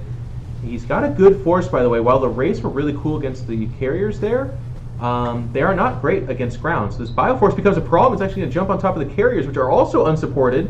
And he's doing massive damage. Yep, he's going to be able to take out a couple of them there, but the Zealots move in, force the retreat. And there's a lot. So they're going to get ran down here. For a second, it was looking a little bit scary. That being said, though, they did lose that exposed base like you were talking about. Oh, wow, we're going to have our first mothership. Is that? No, that's not a mothership. That is a recovery shrine. All right, okay. I got a little bit excited. Is there a mothership? There is no mothership. No motherships. Sorry to disappoint. We do have the Arbiter, though. It's pretty cool. That's pretty cool. Yeah. I like my capital ships, though. just one capital ship Just to the rule them one. all. Top right, and they're just going to trade out some bases, so bloody noses across the board here. Supplies, again, pretty similar. It's just that I feel like the momentum has swung back in favor of Space Marine and Little Canaan. The carrier count is favorable over there. They did get a massive stasis ward on all 4 of the Arbiters of Beastie Cutie, so can they get that again? That's going to be incredible to see if that happens that way. Yeah. Wraith Bio Force from QXC. Good against carriers. Yeah, definitely good against carriers. Just really heavily committing into that situation. But also, it's kind of a pretty good all-around composition that they both shoot up, they both shoot down. It's pretty versatile, so he can flex one way or the other from this. He's not committing too hard into air or ground. I love that he's got this army over here just kind of signaling to Space Marine to get over there and pay attention to him. Meanwhile, we have Beastie Cutie coming up. Those carriers out of position. He's going to get, looks like at least one. And we'll pull back. Really nice pickoff. Well, Arbiters, a lot of race as well for Little Canaan. So, not a good day to be a carrier if you're out here, especially right now with them. Okay, well. Oh my God. Huge stasis come down, and that is going to be absolutely crushing here. But the armies are going to come back. Immortality on the carriers to try to make that work. But it looks like they didn't pounce on their moment. They got those really great stasis, but they weren't able to capitalize, and now they're losing absolutely everything. Well, they froze them, but the duration's not that long. So you kind of moved on top of it and was like, hey, I'll make you invulnerable to my own attacks, and then you can jump directly on top of my carriers. So it ended up actually working against him in a hilarious way. It's one of the things that I really love about stasis, in that it's not just something that you throw down and it works for you every time. You have to be very careful with it, and it's kind of a double-edged sword in that way. Absolutely. And you can actually see this base is almost mined out as well. That is the stage we're going in. So they're going to go to the more important base and immediately destroy it over there on the right side. Beastie Cutie has swollen up to 6 bases technically, but a couple of those are mining out. And it's really QXC that doesn't, he's just like, what? He is completely mined out. His third base is the one that has the 1 or 2 mineral piles there. So we are entering the end of this game one way or another. Yeah, it's going to all come down to these fights. We look at the banks, they're almost none. QXC banking a lot of gas. Would love to see some spellcasters in here. The Raven for Warfield is pretty strong. It's too bad it doesn't have the Science Vessel built, and that Irradiate is really powerful. It does damage to everything, not just biological in our game. So really looking for some potential splash damage. And speaking of splash damage, these Archons are just going to be a force to be reckoned with. So helpful in the carrier battle. Some storms going down on top of those Archons, but it's just not, it doesn't look like it's enough. There's the Phoenix Protocol being called in, and it's a close fight actually going back and forth. The Protocol might have tipped it over in his favor. Oh my God, that's a lockdown. That's a lockdown. He's built ghosts. We haven't seen these yet, but there's actually a lockdown ability, but it kind of works like the corrosive bile strike. It shoots up and it lands. It's dodgeable, but if it does land, it has the same effect. You can't move, you can't attack, and things can hurt you, unlike the stasis. Okay. Big game changer here. Game slowing down as both teams are starving for money. Beastie Cutie actually has a supply that is threatening to overcome the entirety of Lil Canaan and Space Marine. In fact, I'm not going to get into the... it's very close, but anyways, he's got a big army. His carry count, I don't even know where this is coming from. I guess this is all this income that he's been allowed to have on the left side of the map. And you can see how fast the income has an impact as well. Yeah, it gets going right away, and especially right now, not for every player, but having those gas geysers mined right away makes a big difference. Being able to hold those positions, get those more complex army compositions out on the field. All right. Ghost Academy actually going down for QXC as well. So why the multiple? What does that allow him to do? Is he going for 2? That would be a mistake, I think. Okay. I was going to say. Is there nukes in this game? There are no nukes. No nukes. That's all right. The game has slowed down here a little bit, and I think that's to the favor of Lil Cannon in Space Marine. QXC is firmly starved out. That right side base right there, that's all he has going for him. And you can see the sharks circling in the water there, teal and blue coming in on the top right-hand side. They're not going to let that sit, because if QXC gets back into the game and is making more ghosts, that could be a huge problem. Yep, and if the QXC and BCQD work together, those ghosts really act like a support in a MOBA, throwing down that CC and allowing your damage dealer to really get some things down. Oh, and they do get knocked out. They are not permanently cloaked, they are hidden, so as soon as an enemy is close enough to them, they will reappear, excuse me. He's kind of figuring that out. He's trying to use the ghost because that's just the unit that he has on that right side to defend over there. Yep. And he needs that base more than anything. That's all he has. You can see the mineral count is at 0, and it's just barely starting to go up, and then it goes down with some SCV production as well. Yeah. Only one mining base apiece, though, for the most part, for Lil Cannon and Kebab King. That one's still got a couple piles, but it's mostly going to head out of here. Now, Beastie Cutie has left QXC to fend for himself this entire time. He has not moved over there. I think they've just basically said, look, the game's up to you. If QXC can contribute, great, but you are the one with a couple mining bases, and if they're going to let you sit on those couple mining bases, you are going to have the big army. Yeah, and we're getting to that, that big mine out phase where all the bases on the map are starting to get mined out, and we're going to see this very intense fight for these last few mineral nodes left on the map. Good harass here, though. Lil Cannon's going to show up and try to trim down this base. Some zealots making their way to have a word about that. Look at the production tab. Only 2 battlecruisers are being made at all right now. So to your point, we definitely have entered that stage of this game because every decision you make right now is actually pretty finite. Yep.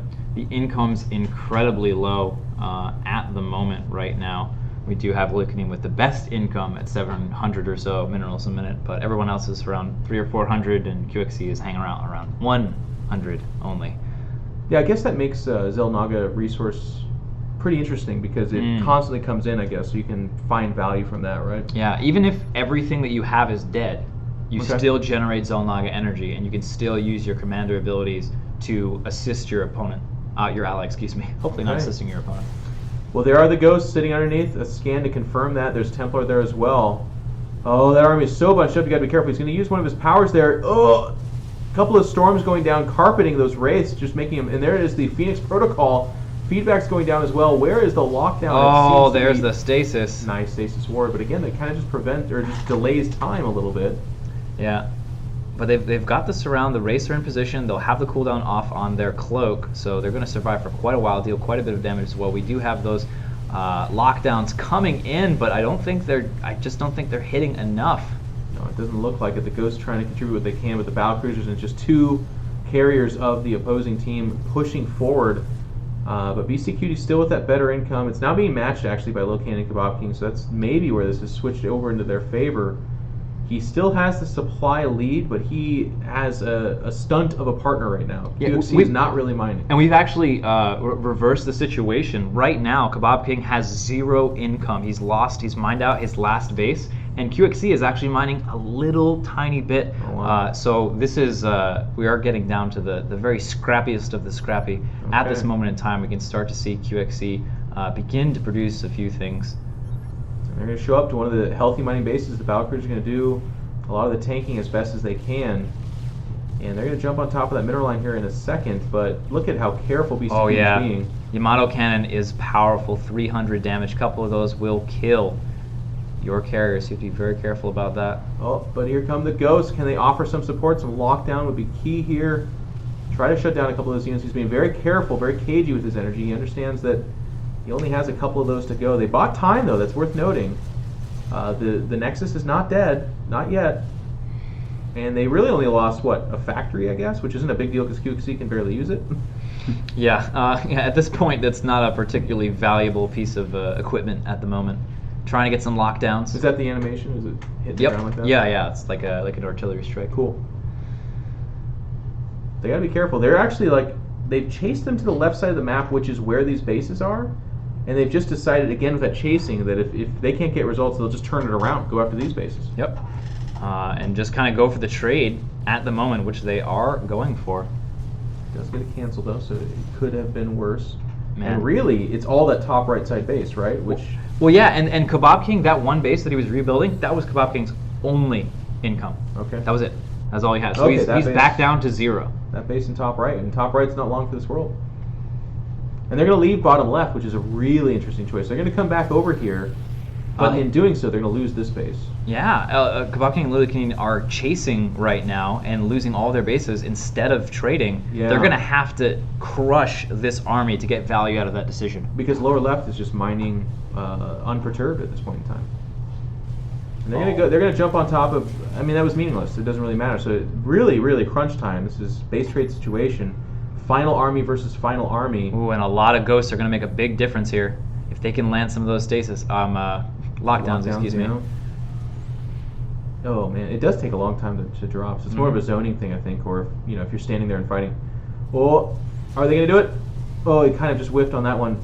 He walked into it a little bit. Oh, the radius on it's not that high. Very small, yeah. We had it with a bigger radius, and it was the most oppressive thing in the world. Yeah, It was. Everything just gets locked down all the time, I guess.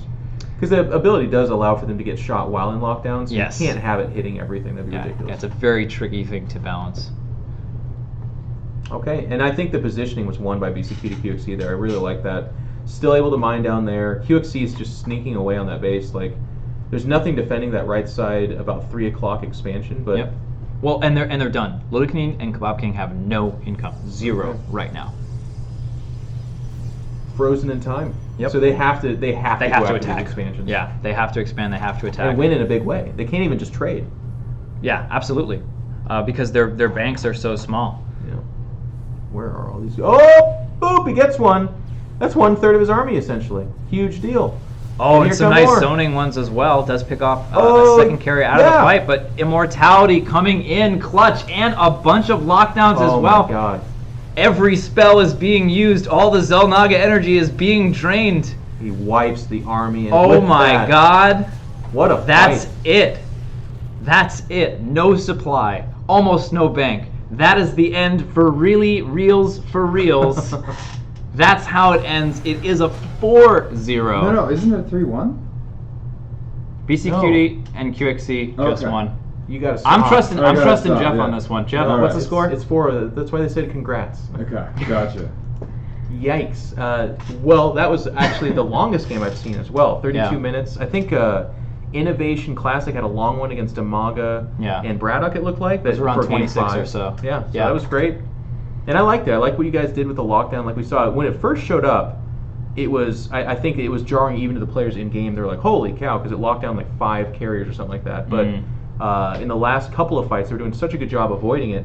But this fight started kind of similar to how like a Dota fight starts, where he grabbed one carrier and they were like, well, we don't have any income, so we got to go with that. We can't. They can't fall back to better pastures or something like that. It's not going to happen. Yeah, and there was a long periods in that game where they had the income advantage, and they were like, all right, the longer the game goes, it's better for us. QXC moved up, snuck that base, held on to it, and he only had at 1.4 ghosts, but they were contributing to the fights because it's this really late game power unit and making these. Are they these not huge that changes. expensive, or? They're relatively expensive. They're pretty tough to get. But Yeah, I mean that was all he was making, I guess. But Yeah. it was a large number of them in that last fight. But I'm not like gonna be 20. I'm gonna be totally transparent with you. I feel like it's a little bit too strong right now. Like I was slightly worried and haven't been talking about lockdown just because it seems to me like it's something that's going to need to change. Maybe. It's incredibly strong, but we're gonna find out. You know, I think the with devil's more advocate playtesting. answer in response to that though would be, if you're doing that with ghosts, you cannot control anything else. I don't think, not effectively. If you're trying to land, if you're just like lobbing them up, what else are you? You're not harassing. You're not controlling another aspect of your army. I think. Yeah, and they are relatively fragile. You have to Yeah. be careful about their movement and where they're going to be. Maybe the impact. I don't know. The impact seems pretty strong. So, but really good. It was a great final game. That was the best game of the day, in my opinion. I agree, absolutely. And seeing get down to that like scrappy, everything's getting mined out type of situation is so great. It's a lot of fun. It's awesome to see. We've had the full breadth of strategy here. We had the super short game. We've had the 30-minute game. They've all been here. It is for real the end of the tournament. Overly polite chat because we were all like, all right, that's the final game, and they just didn't say anything. I Yep. guess they're like, okay, guys, if you want to end there, that's fine. That's okay, you know. Like, give us a heads up. It's all right. Well, I'm not blaming you. It's just funny. They were just like, sure, 3 games of a best of 7, that's fine. All right, so next up, we are going to have just kind of a discussion with you all, the 4 developers that are here. So get your questions ready. This is the end of Goodbye to Jeff. Real. We did it for real. We did it for real. Great job. Yep. All right, we'll see you all soon. In a second, we're going to take a quick break, and we'll be right back.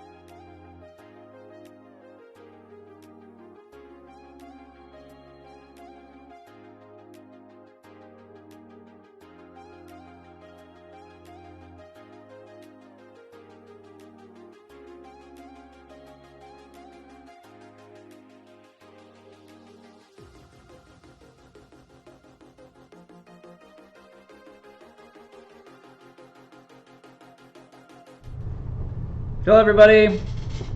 Real quick, we're just going to do some quick introductions. You know me, I'm Jack Attack, and I do the video stuff, I do the community stuff, and I work on a lot of the user experience UI stuff for Immortal.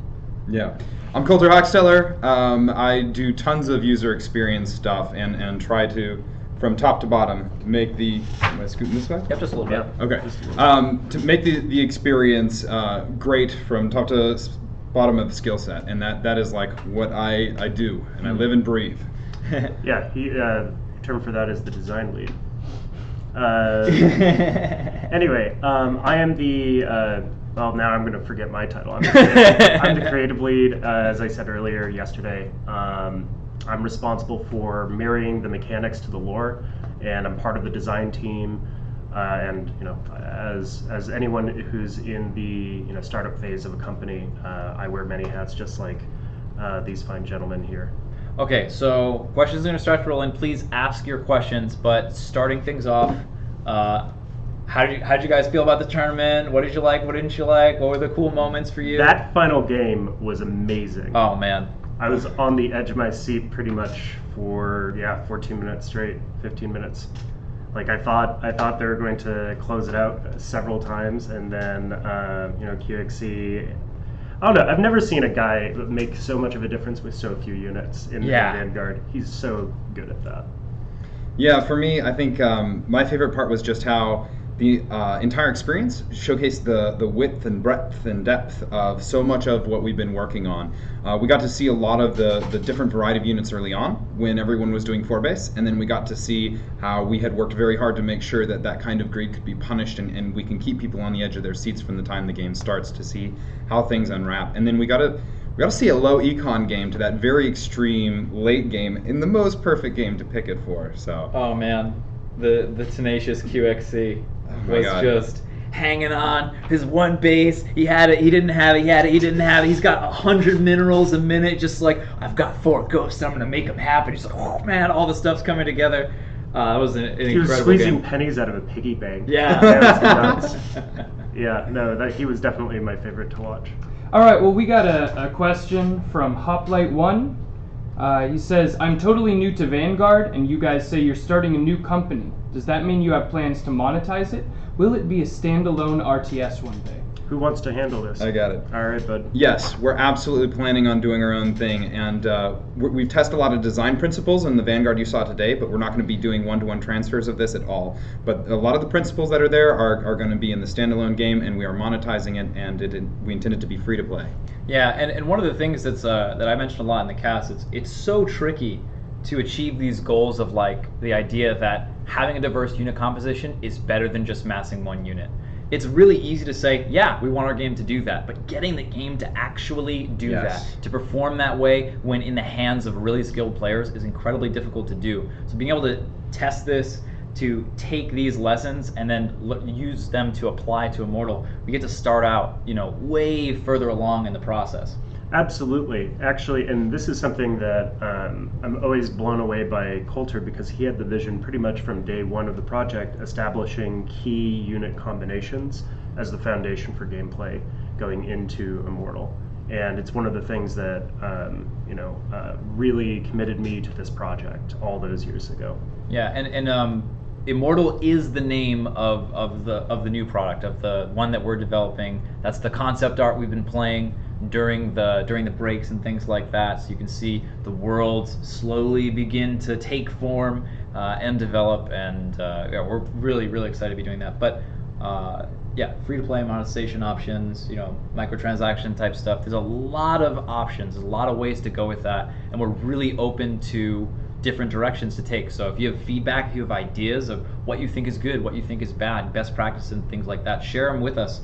What you think. We're always wanting to be this sort of more interactive kind of a company where we can just be us, just sit here in front of the camera and not be too worried about, saying the perfectly right PR answer to every single question. It's just we didn't run the perfect tournament. we certainly did it. We did it because we cared, and we did it because we were confident that the gameplay would resonate with you folks. We wanted to share what we've been working on for the last 4 years, and we're so grateful that you guys are giving us your tough questions, your hard feedback, your encouragement, everything. We'll take it in stride.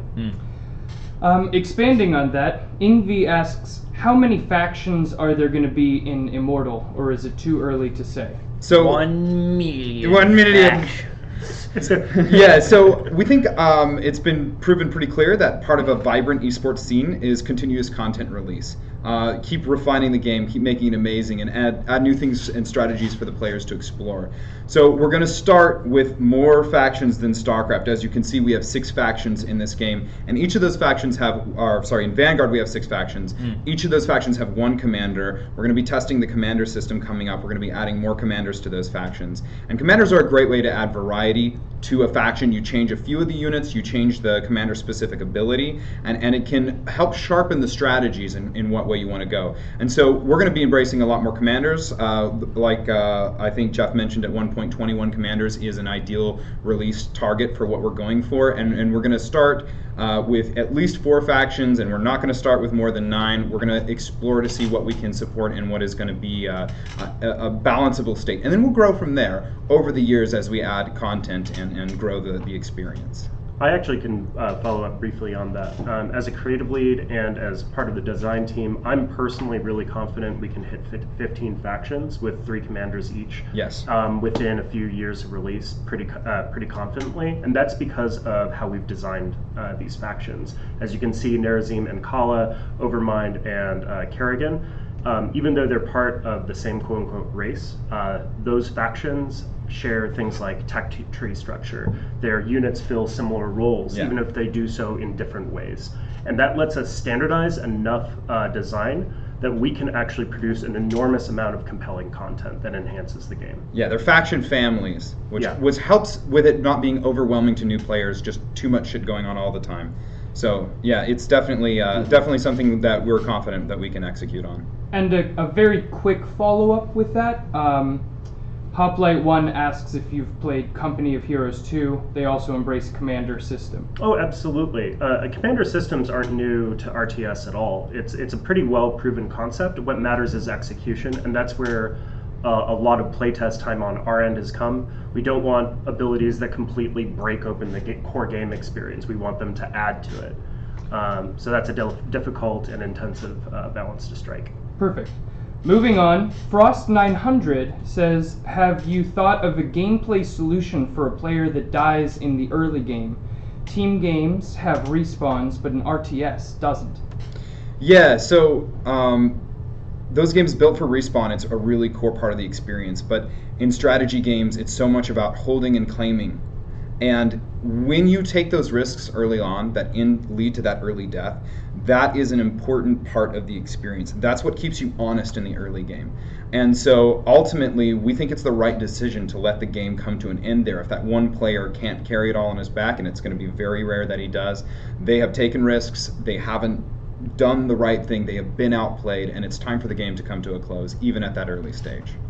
And then the other thing too, I think that's interesting, at least for the Vanguard, the way it's set up is, you can still have some influence about what's going on. Yeah. One of the most difficult parts about Vanguard and probably Immortal is keeping track of everything. And just having a person that can tell you what's going on and spot call for you and all that kind of stuff is very powerful. And on top of that, in Vanguard at least, you still have your Xel'Naga energy that's accumulating. You can still contribute in that way. And in the last game, we had QXC, who was pretty much eliminated, but a couple of units here and there could make a big difference. So I think that you really have to absolutely lose everything to be fully eliminated and have no chance to come back. And that's a pretty rare occurrence. And like you said, it needs to be there so that players are kept honest. Curtis S. Wright asks, what is the hopeful time frame for the initial release of the game? I can take that. So we can't commit to a hard timeline for obvious reasons. Game development has a lot of pitfalls and a lot of factors that can wildly change the end time of release. I can say we are hoping, best case scenario, to be releasing beta within 3 years. And I'm hopeful that we can release something that communicates our vision very clearly in an engine by the end of this year or early next year. Granus asks, after watching the tournament, did the pros handle the game the way you expected them to? Well, it depends on which invitational. There are 2 private invitationals before here, and the second one, we were really trying to find a good balance fulcrum for strong, impactful air units, something that StarCraft 2 struggles with, but at the same time, there are a lot of iconic units like the Banshee that really sort of define interesting play, or a lot of esports moments like the Oracle and whatnot. But balancing that with, say, the Brood War formula, which relies on very weak air units in terms of their efficiency versus ground, was a big struggle, and we did not hit that balance right at all. Tails and Billowy ran away with the tournament on the back of Corsairs that could take down Nexi in it was bad. Less than 10 seconds. Yeah, that wasn't great. We were so excited to see that this game did not boil down to such a single unit composition like that. That was one of our biggest hopes and things we'd been working on hardest going in, and that it didn't do that is really exciting. We got to see some really good Zerg play. I am so happy about the unit diversity thing. That's probably my biggest takeaway as far as oh man, I don't know if it's gonna work. This is a really important thing to me. It really makes the game good, and it's they massed 1 unit and lost. Yes. They had a complex unit composition with complements and they won. Yes. It's just it was all kind of lining up for me. It's yep, that's good and that's good. And I was really surprised to see the Xel'Naga energy use. Yeah. I think our playtesters have taken a little bit longer, but especially Classic, he played 2 games and he was already yep, you put fortifications here, I'm securing this area, and I put a healing thing over here, and I'm gonna cast this spell. And it's he was keeping his Xel'Naga energy really low, which is something that was really surprising to see, and made me really happy. I can manage that on a good day. Granda says, one other question. What do you like to watch more, casuals or pros play the game? Pros, because it never stops. To those wondering, at my level of play, it's not that intense, but when they have all that free APM and they're used to doing so much stuff, they just make such an incredible fireworks display. Yeah, especially Classic Innovation, and it was too bad we couldn't see them in the finals, but if they had a little bit more preparation, I think they could have made it there. But just the sheer multitasking, so many things going on at the same time, I feel like we were almost not equipped enough to deal with it. We needed a technical director and 3 different observers and picture and all those kind of production things to truly capture what was going on. But it was really cool to see. I think for me it's both. I love the spectacle of pro play, but I love seeing new players discover the game for the first time. I love people digging into the theory of compositions or cool timings. One of my favorite parts of playtesting is hanging out with Jack and going into a match not knowing what we're going to do and figuring it out. That sort of, I guess it's feel good, it's chewy.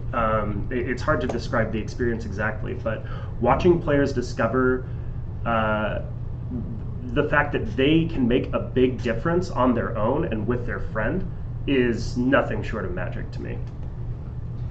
Torino asks, how did you find each other and decide to create a new RTS? Where did it start?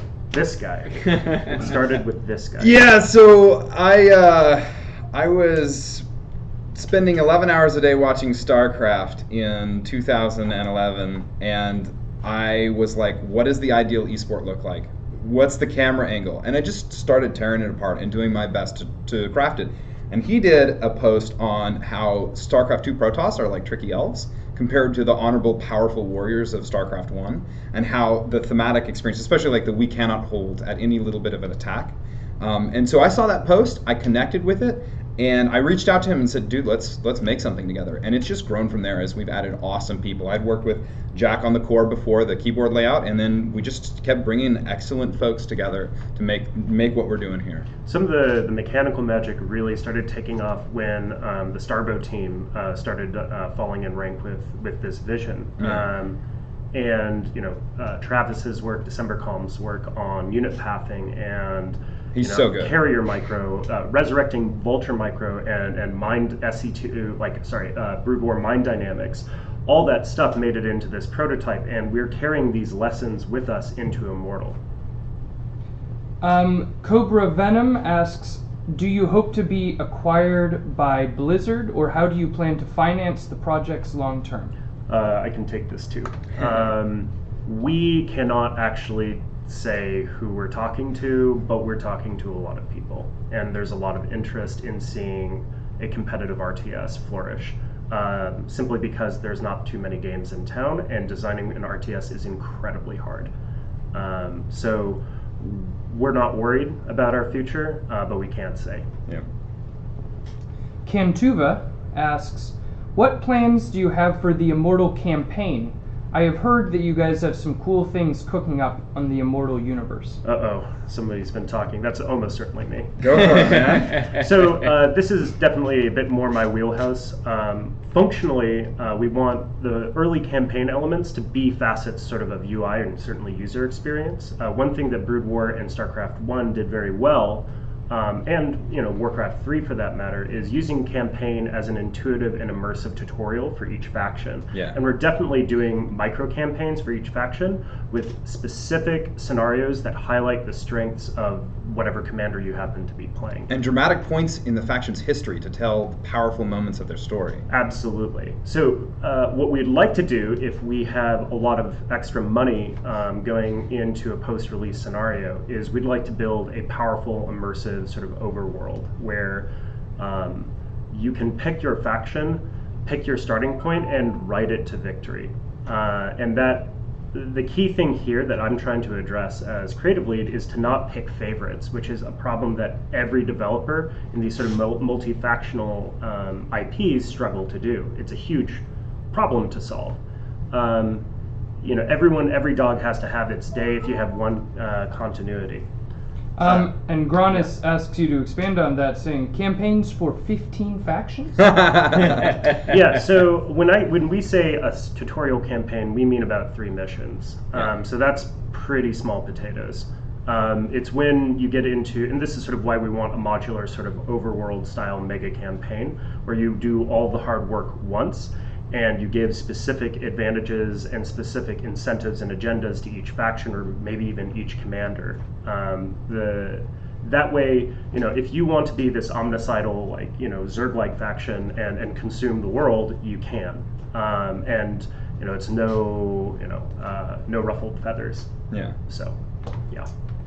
Hoplay1 asks, will the core be a default hotkey setup on your game? I think that's for you, Jack. Yeah. So if you don't know this already, Coulter and I spent a month, 11 hours a day, building the first version of the core. That's how I met Coulter. Yeah. That's how this started. And that's how I got sucked into this thing.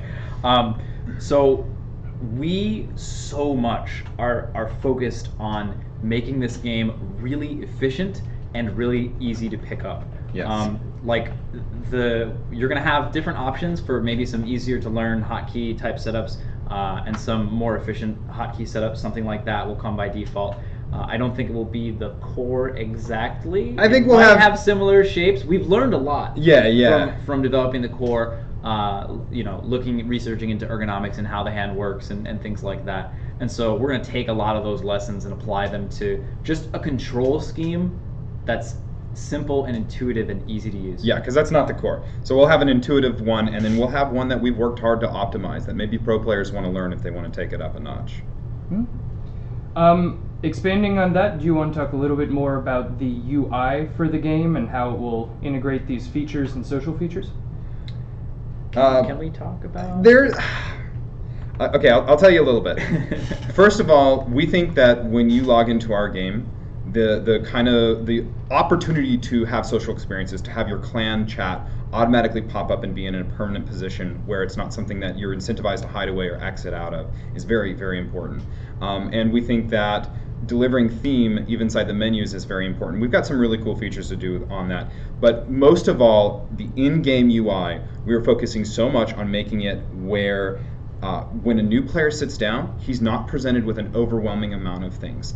He sees exactly what he needs to start making good choices at the current amount of diversity that he can support. And as he adds text structures and things unlock, things become more apparent. So we walk them into the complexity of an RTS in a way that I don't think I've seen done before in a full-scale RTS. And that's something that we're excited to do. But there's also going to be a lot of optional changes to how you control. Pro players will still be able to handle it just like you've seen today. but there are going to be things that allow newer players to have an easier time but be a little less effective. It's a trade-off, a little less challenge and control, but basically we take the skill floor and we lower it and make the depth and challenge that you can get in an RTS an optional part of the experience to some extent. Yeah, easy to learn, hard to master. Yes. is the mantra. It's the core. It's really important to us, and I can't tell you all the cool things that we're working on, but it just gets me super excited. We can talk about the unified command card. That might be in a future build of Vanguard coming up. Oh, yeah. Absolutely. So when you're playing a MOBA, you don't have to select between all of your different units. Typically, all of the spells are immediately displayed and immediately available. And that can be done in RTS if you design your factions intentionally so that you don't have a million spells on a particular faction. So the unified command card is something that we almost have running in the StarCraft engine, and it will be so that you will not have to tab through sub-selections hardly at all. All of your combat spells will be available no matter what amount of units you have selected, and that means it's one button to one spell. It's just gonna happen. So like even in StarCraft, it can be a challenge to use both High Templar and Sentries and command both of their spells effectively and efficiently. That is going to be so much easier with a unified command card. No selection management in that regard. Granus asks, what is your dream for Immortal in 5 to 10 years? Oh, we want to go big. Yeah, we want to go big. Yeah. The dream for Immortal is that we're having several worldwide leagues, and that we are releasing content that people are very excited about and characters that resonate with people, and that we are being effective communicators with the community and really engaged. I think one of the big things for me that I'm looking out for all the time is I want to avoid this idea that RTS is just hard. Yes. And RTS is just for some people who are really into it, and that's it. It's only for like the elite. Or if you want to play an RTS, yeah, okay, sit down, hang out in the unit editor, do these drills for like 5 hours, and then you can maybe win one game on ladder out of 20 or something like that. I want it to be a game where you can jump in, it's really intuitive, and you can have a good time with your friends. You can, like, one of the things that frustrates me a lot of the times is I want to play RTS with my friends, but they're all just like, I'm so much better than they are. Not that I'm good, but just the skill floor is so high, and just the fact that I've reached the skill floor creates this giant chasm of just sort of like, it's not fun to even play with you, even if we're playing team games, because you're so much better at having invested the time. And we won't go into the details now. You can experience it yourself by playing the Vanguard mod, but we have had allies who are very different in skill play together versus a similarly skilled enemy team, and both players, both the person who is terrible and the person who is great, have a really good time. They get to engage in the core experience partly because of how we've changed macro, and partly because of how we're simplifying some of the control. But we've made it so that your friend doesn't have to be super close to you in skill to have a good time and feel like he's playing a role in the victory and what's going on. Actually, I have a great example for that. Months ago, about 6 months ago, with Theo, our GM level balance lead, took a game off of our champions today because I was allowed to participate in the core experience, and we came up with a really cool plan, and it was designed to take advantage of a certain play pattern they're using at the time, and I was able to actually make a difference. I helped in several key engagements that secured us a win. Now, we got flattened, in the overall series, but that ability to participate in the core experience is something new for competitive RTS. You can make dudes and shoot stuff without having to be really good. You don't just show up with so much less stuff, you get wrecked. Yeah. So. All right, we're going to wrap it up. Where can they learn more information if they want to? Sunspeargames.com is going to give you information on the company. We've got a blog, we've got a pretty cool entry right there, and we're going to be adding another one soon. And then if you want to know a little more about Vanguard specifically, there's a link there, or you can go to vanguardprototype.com, and the community is in the Discord. And make sure you go ahead and follow us on Twitter, and talk to us on Twitter, Yes. and on Facebook. Hang out with us. Tell us what you think. Thank you so much for watching and hanging out with us. This has been such an amazing experience for us, and we're humbled and so happy that you've joined us in this journey. We hope that you come in onto the Discord and play some games and tell us what you think. See you later.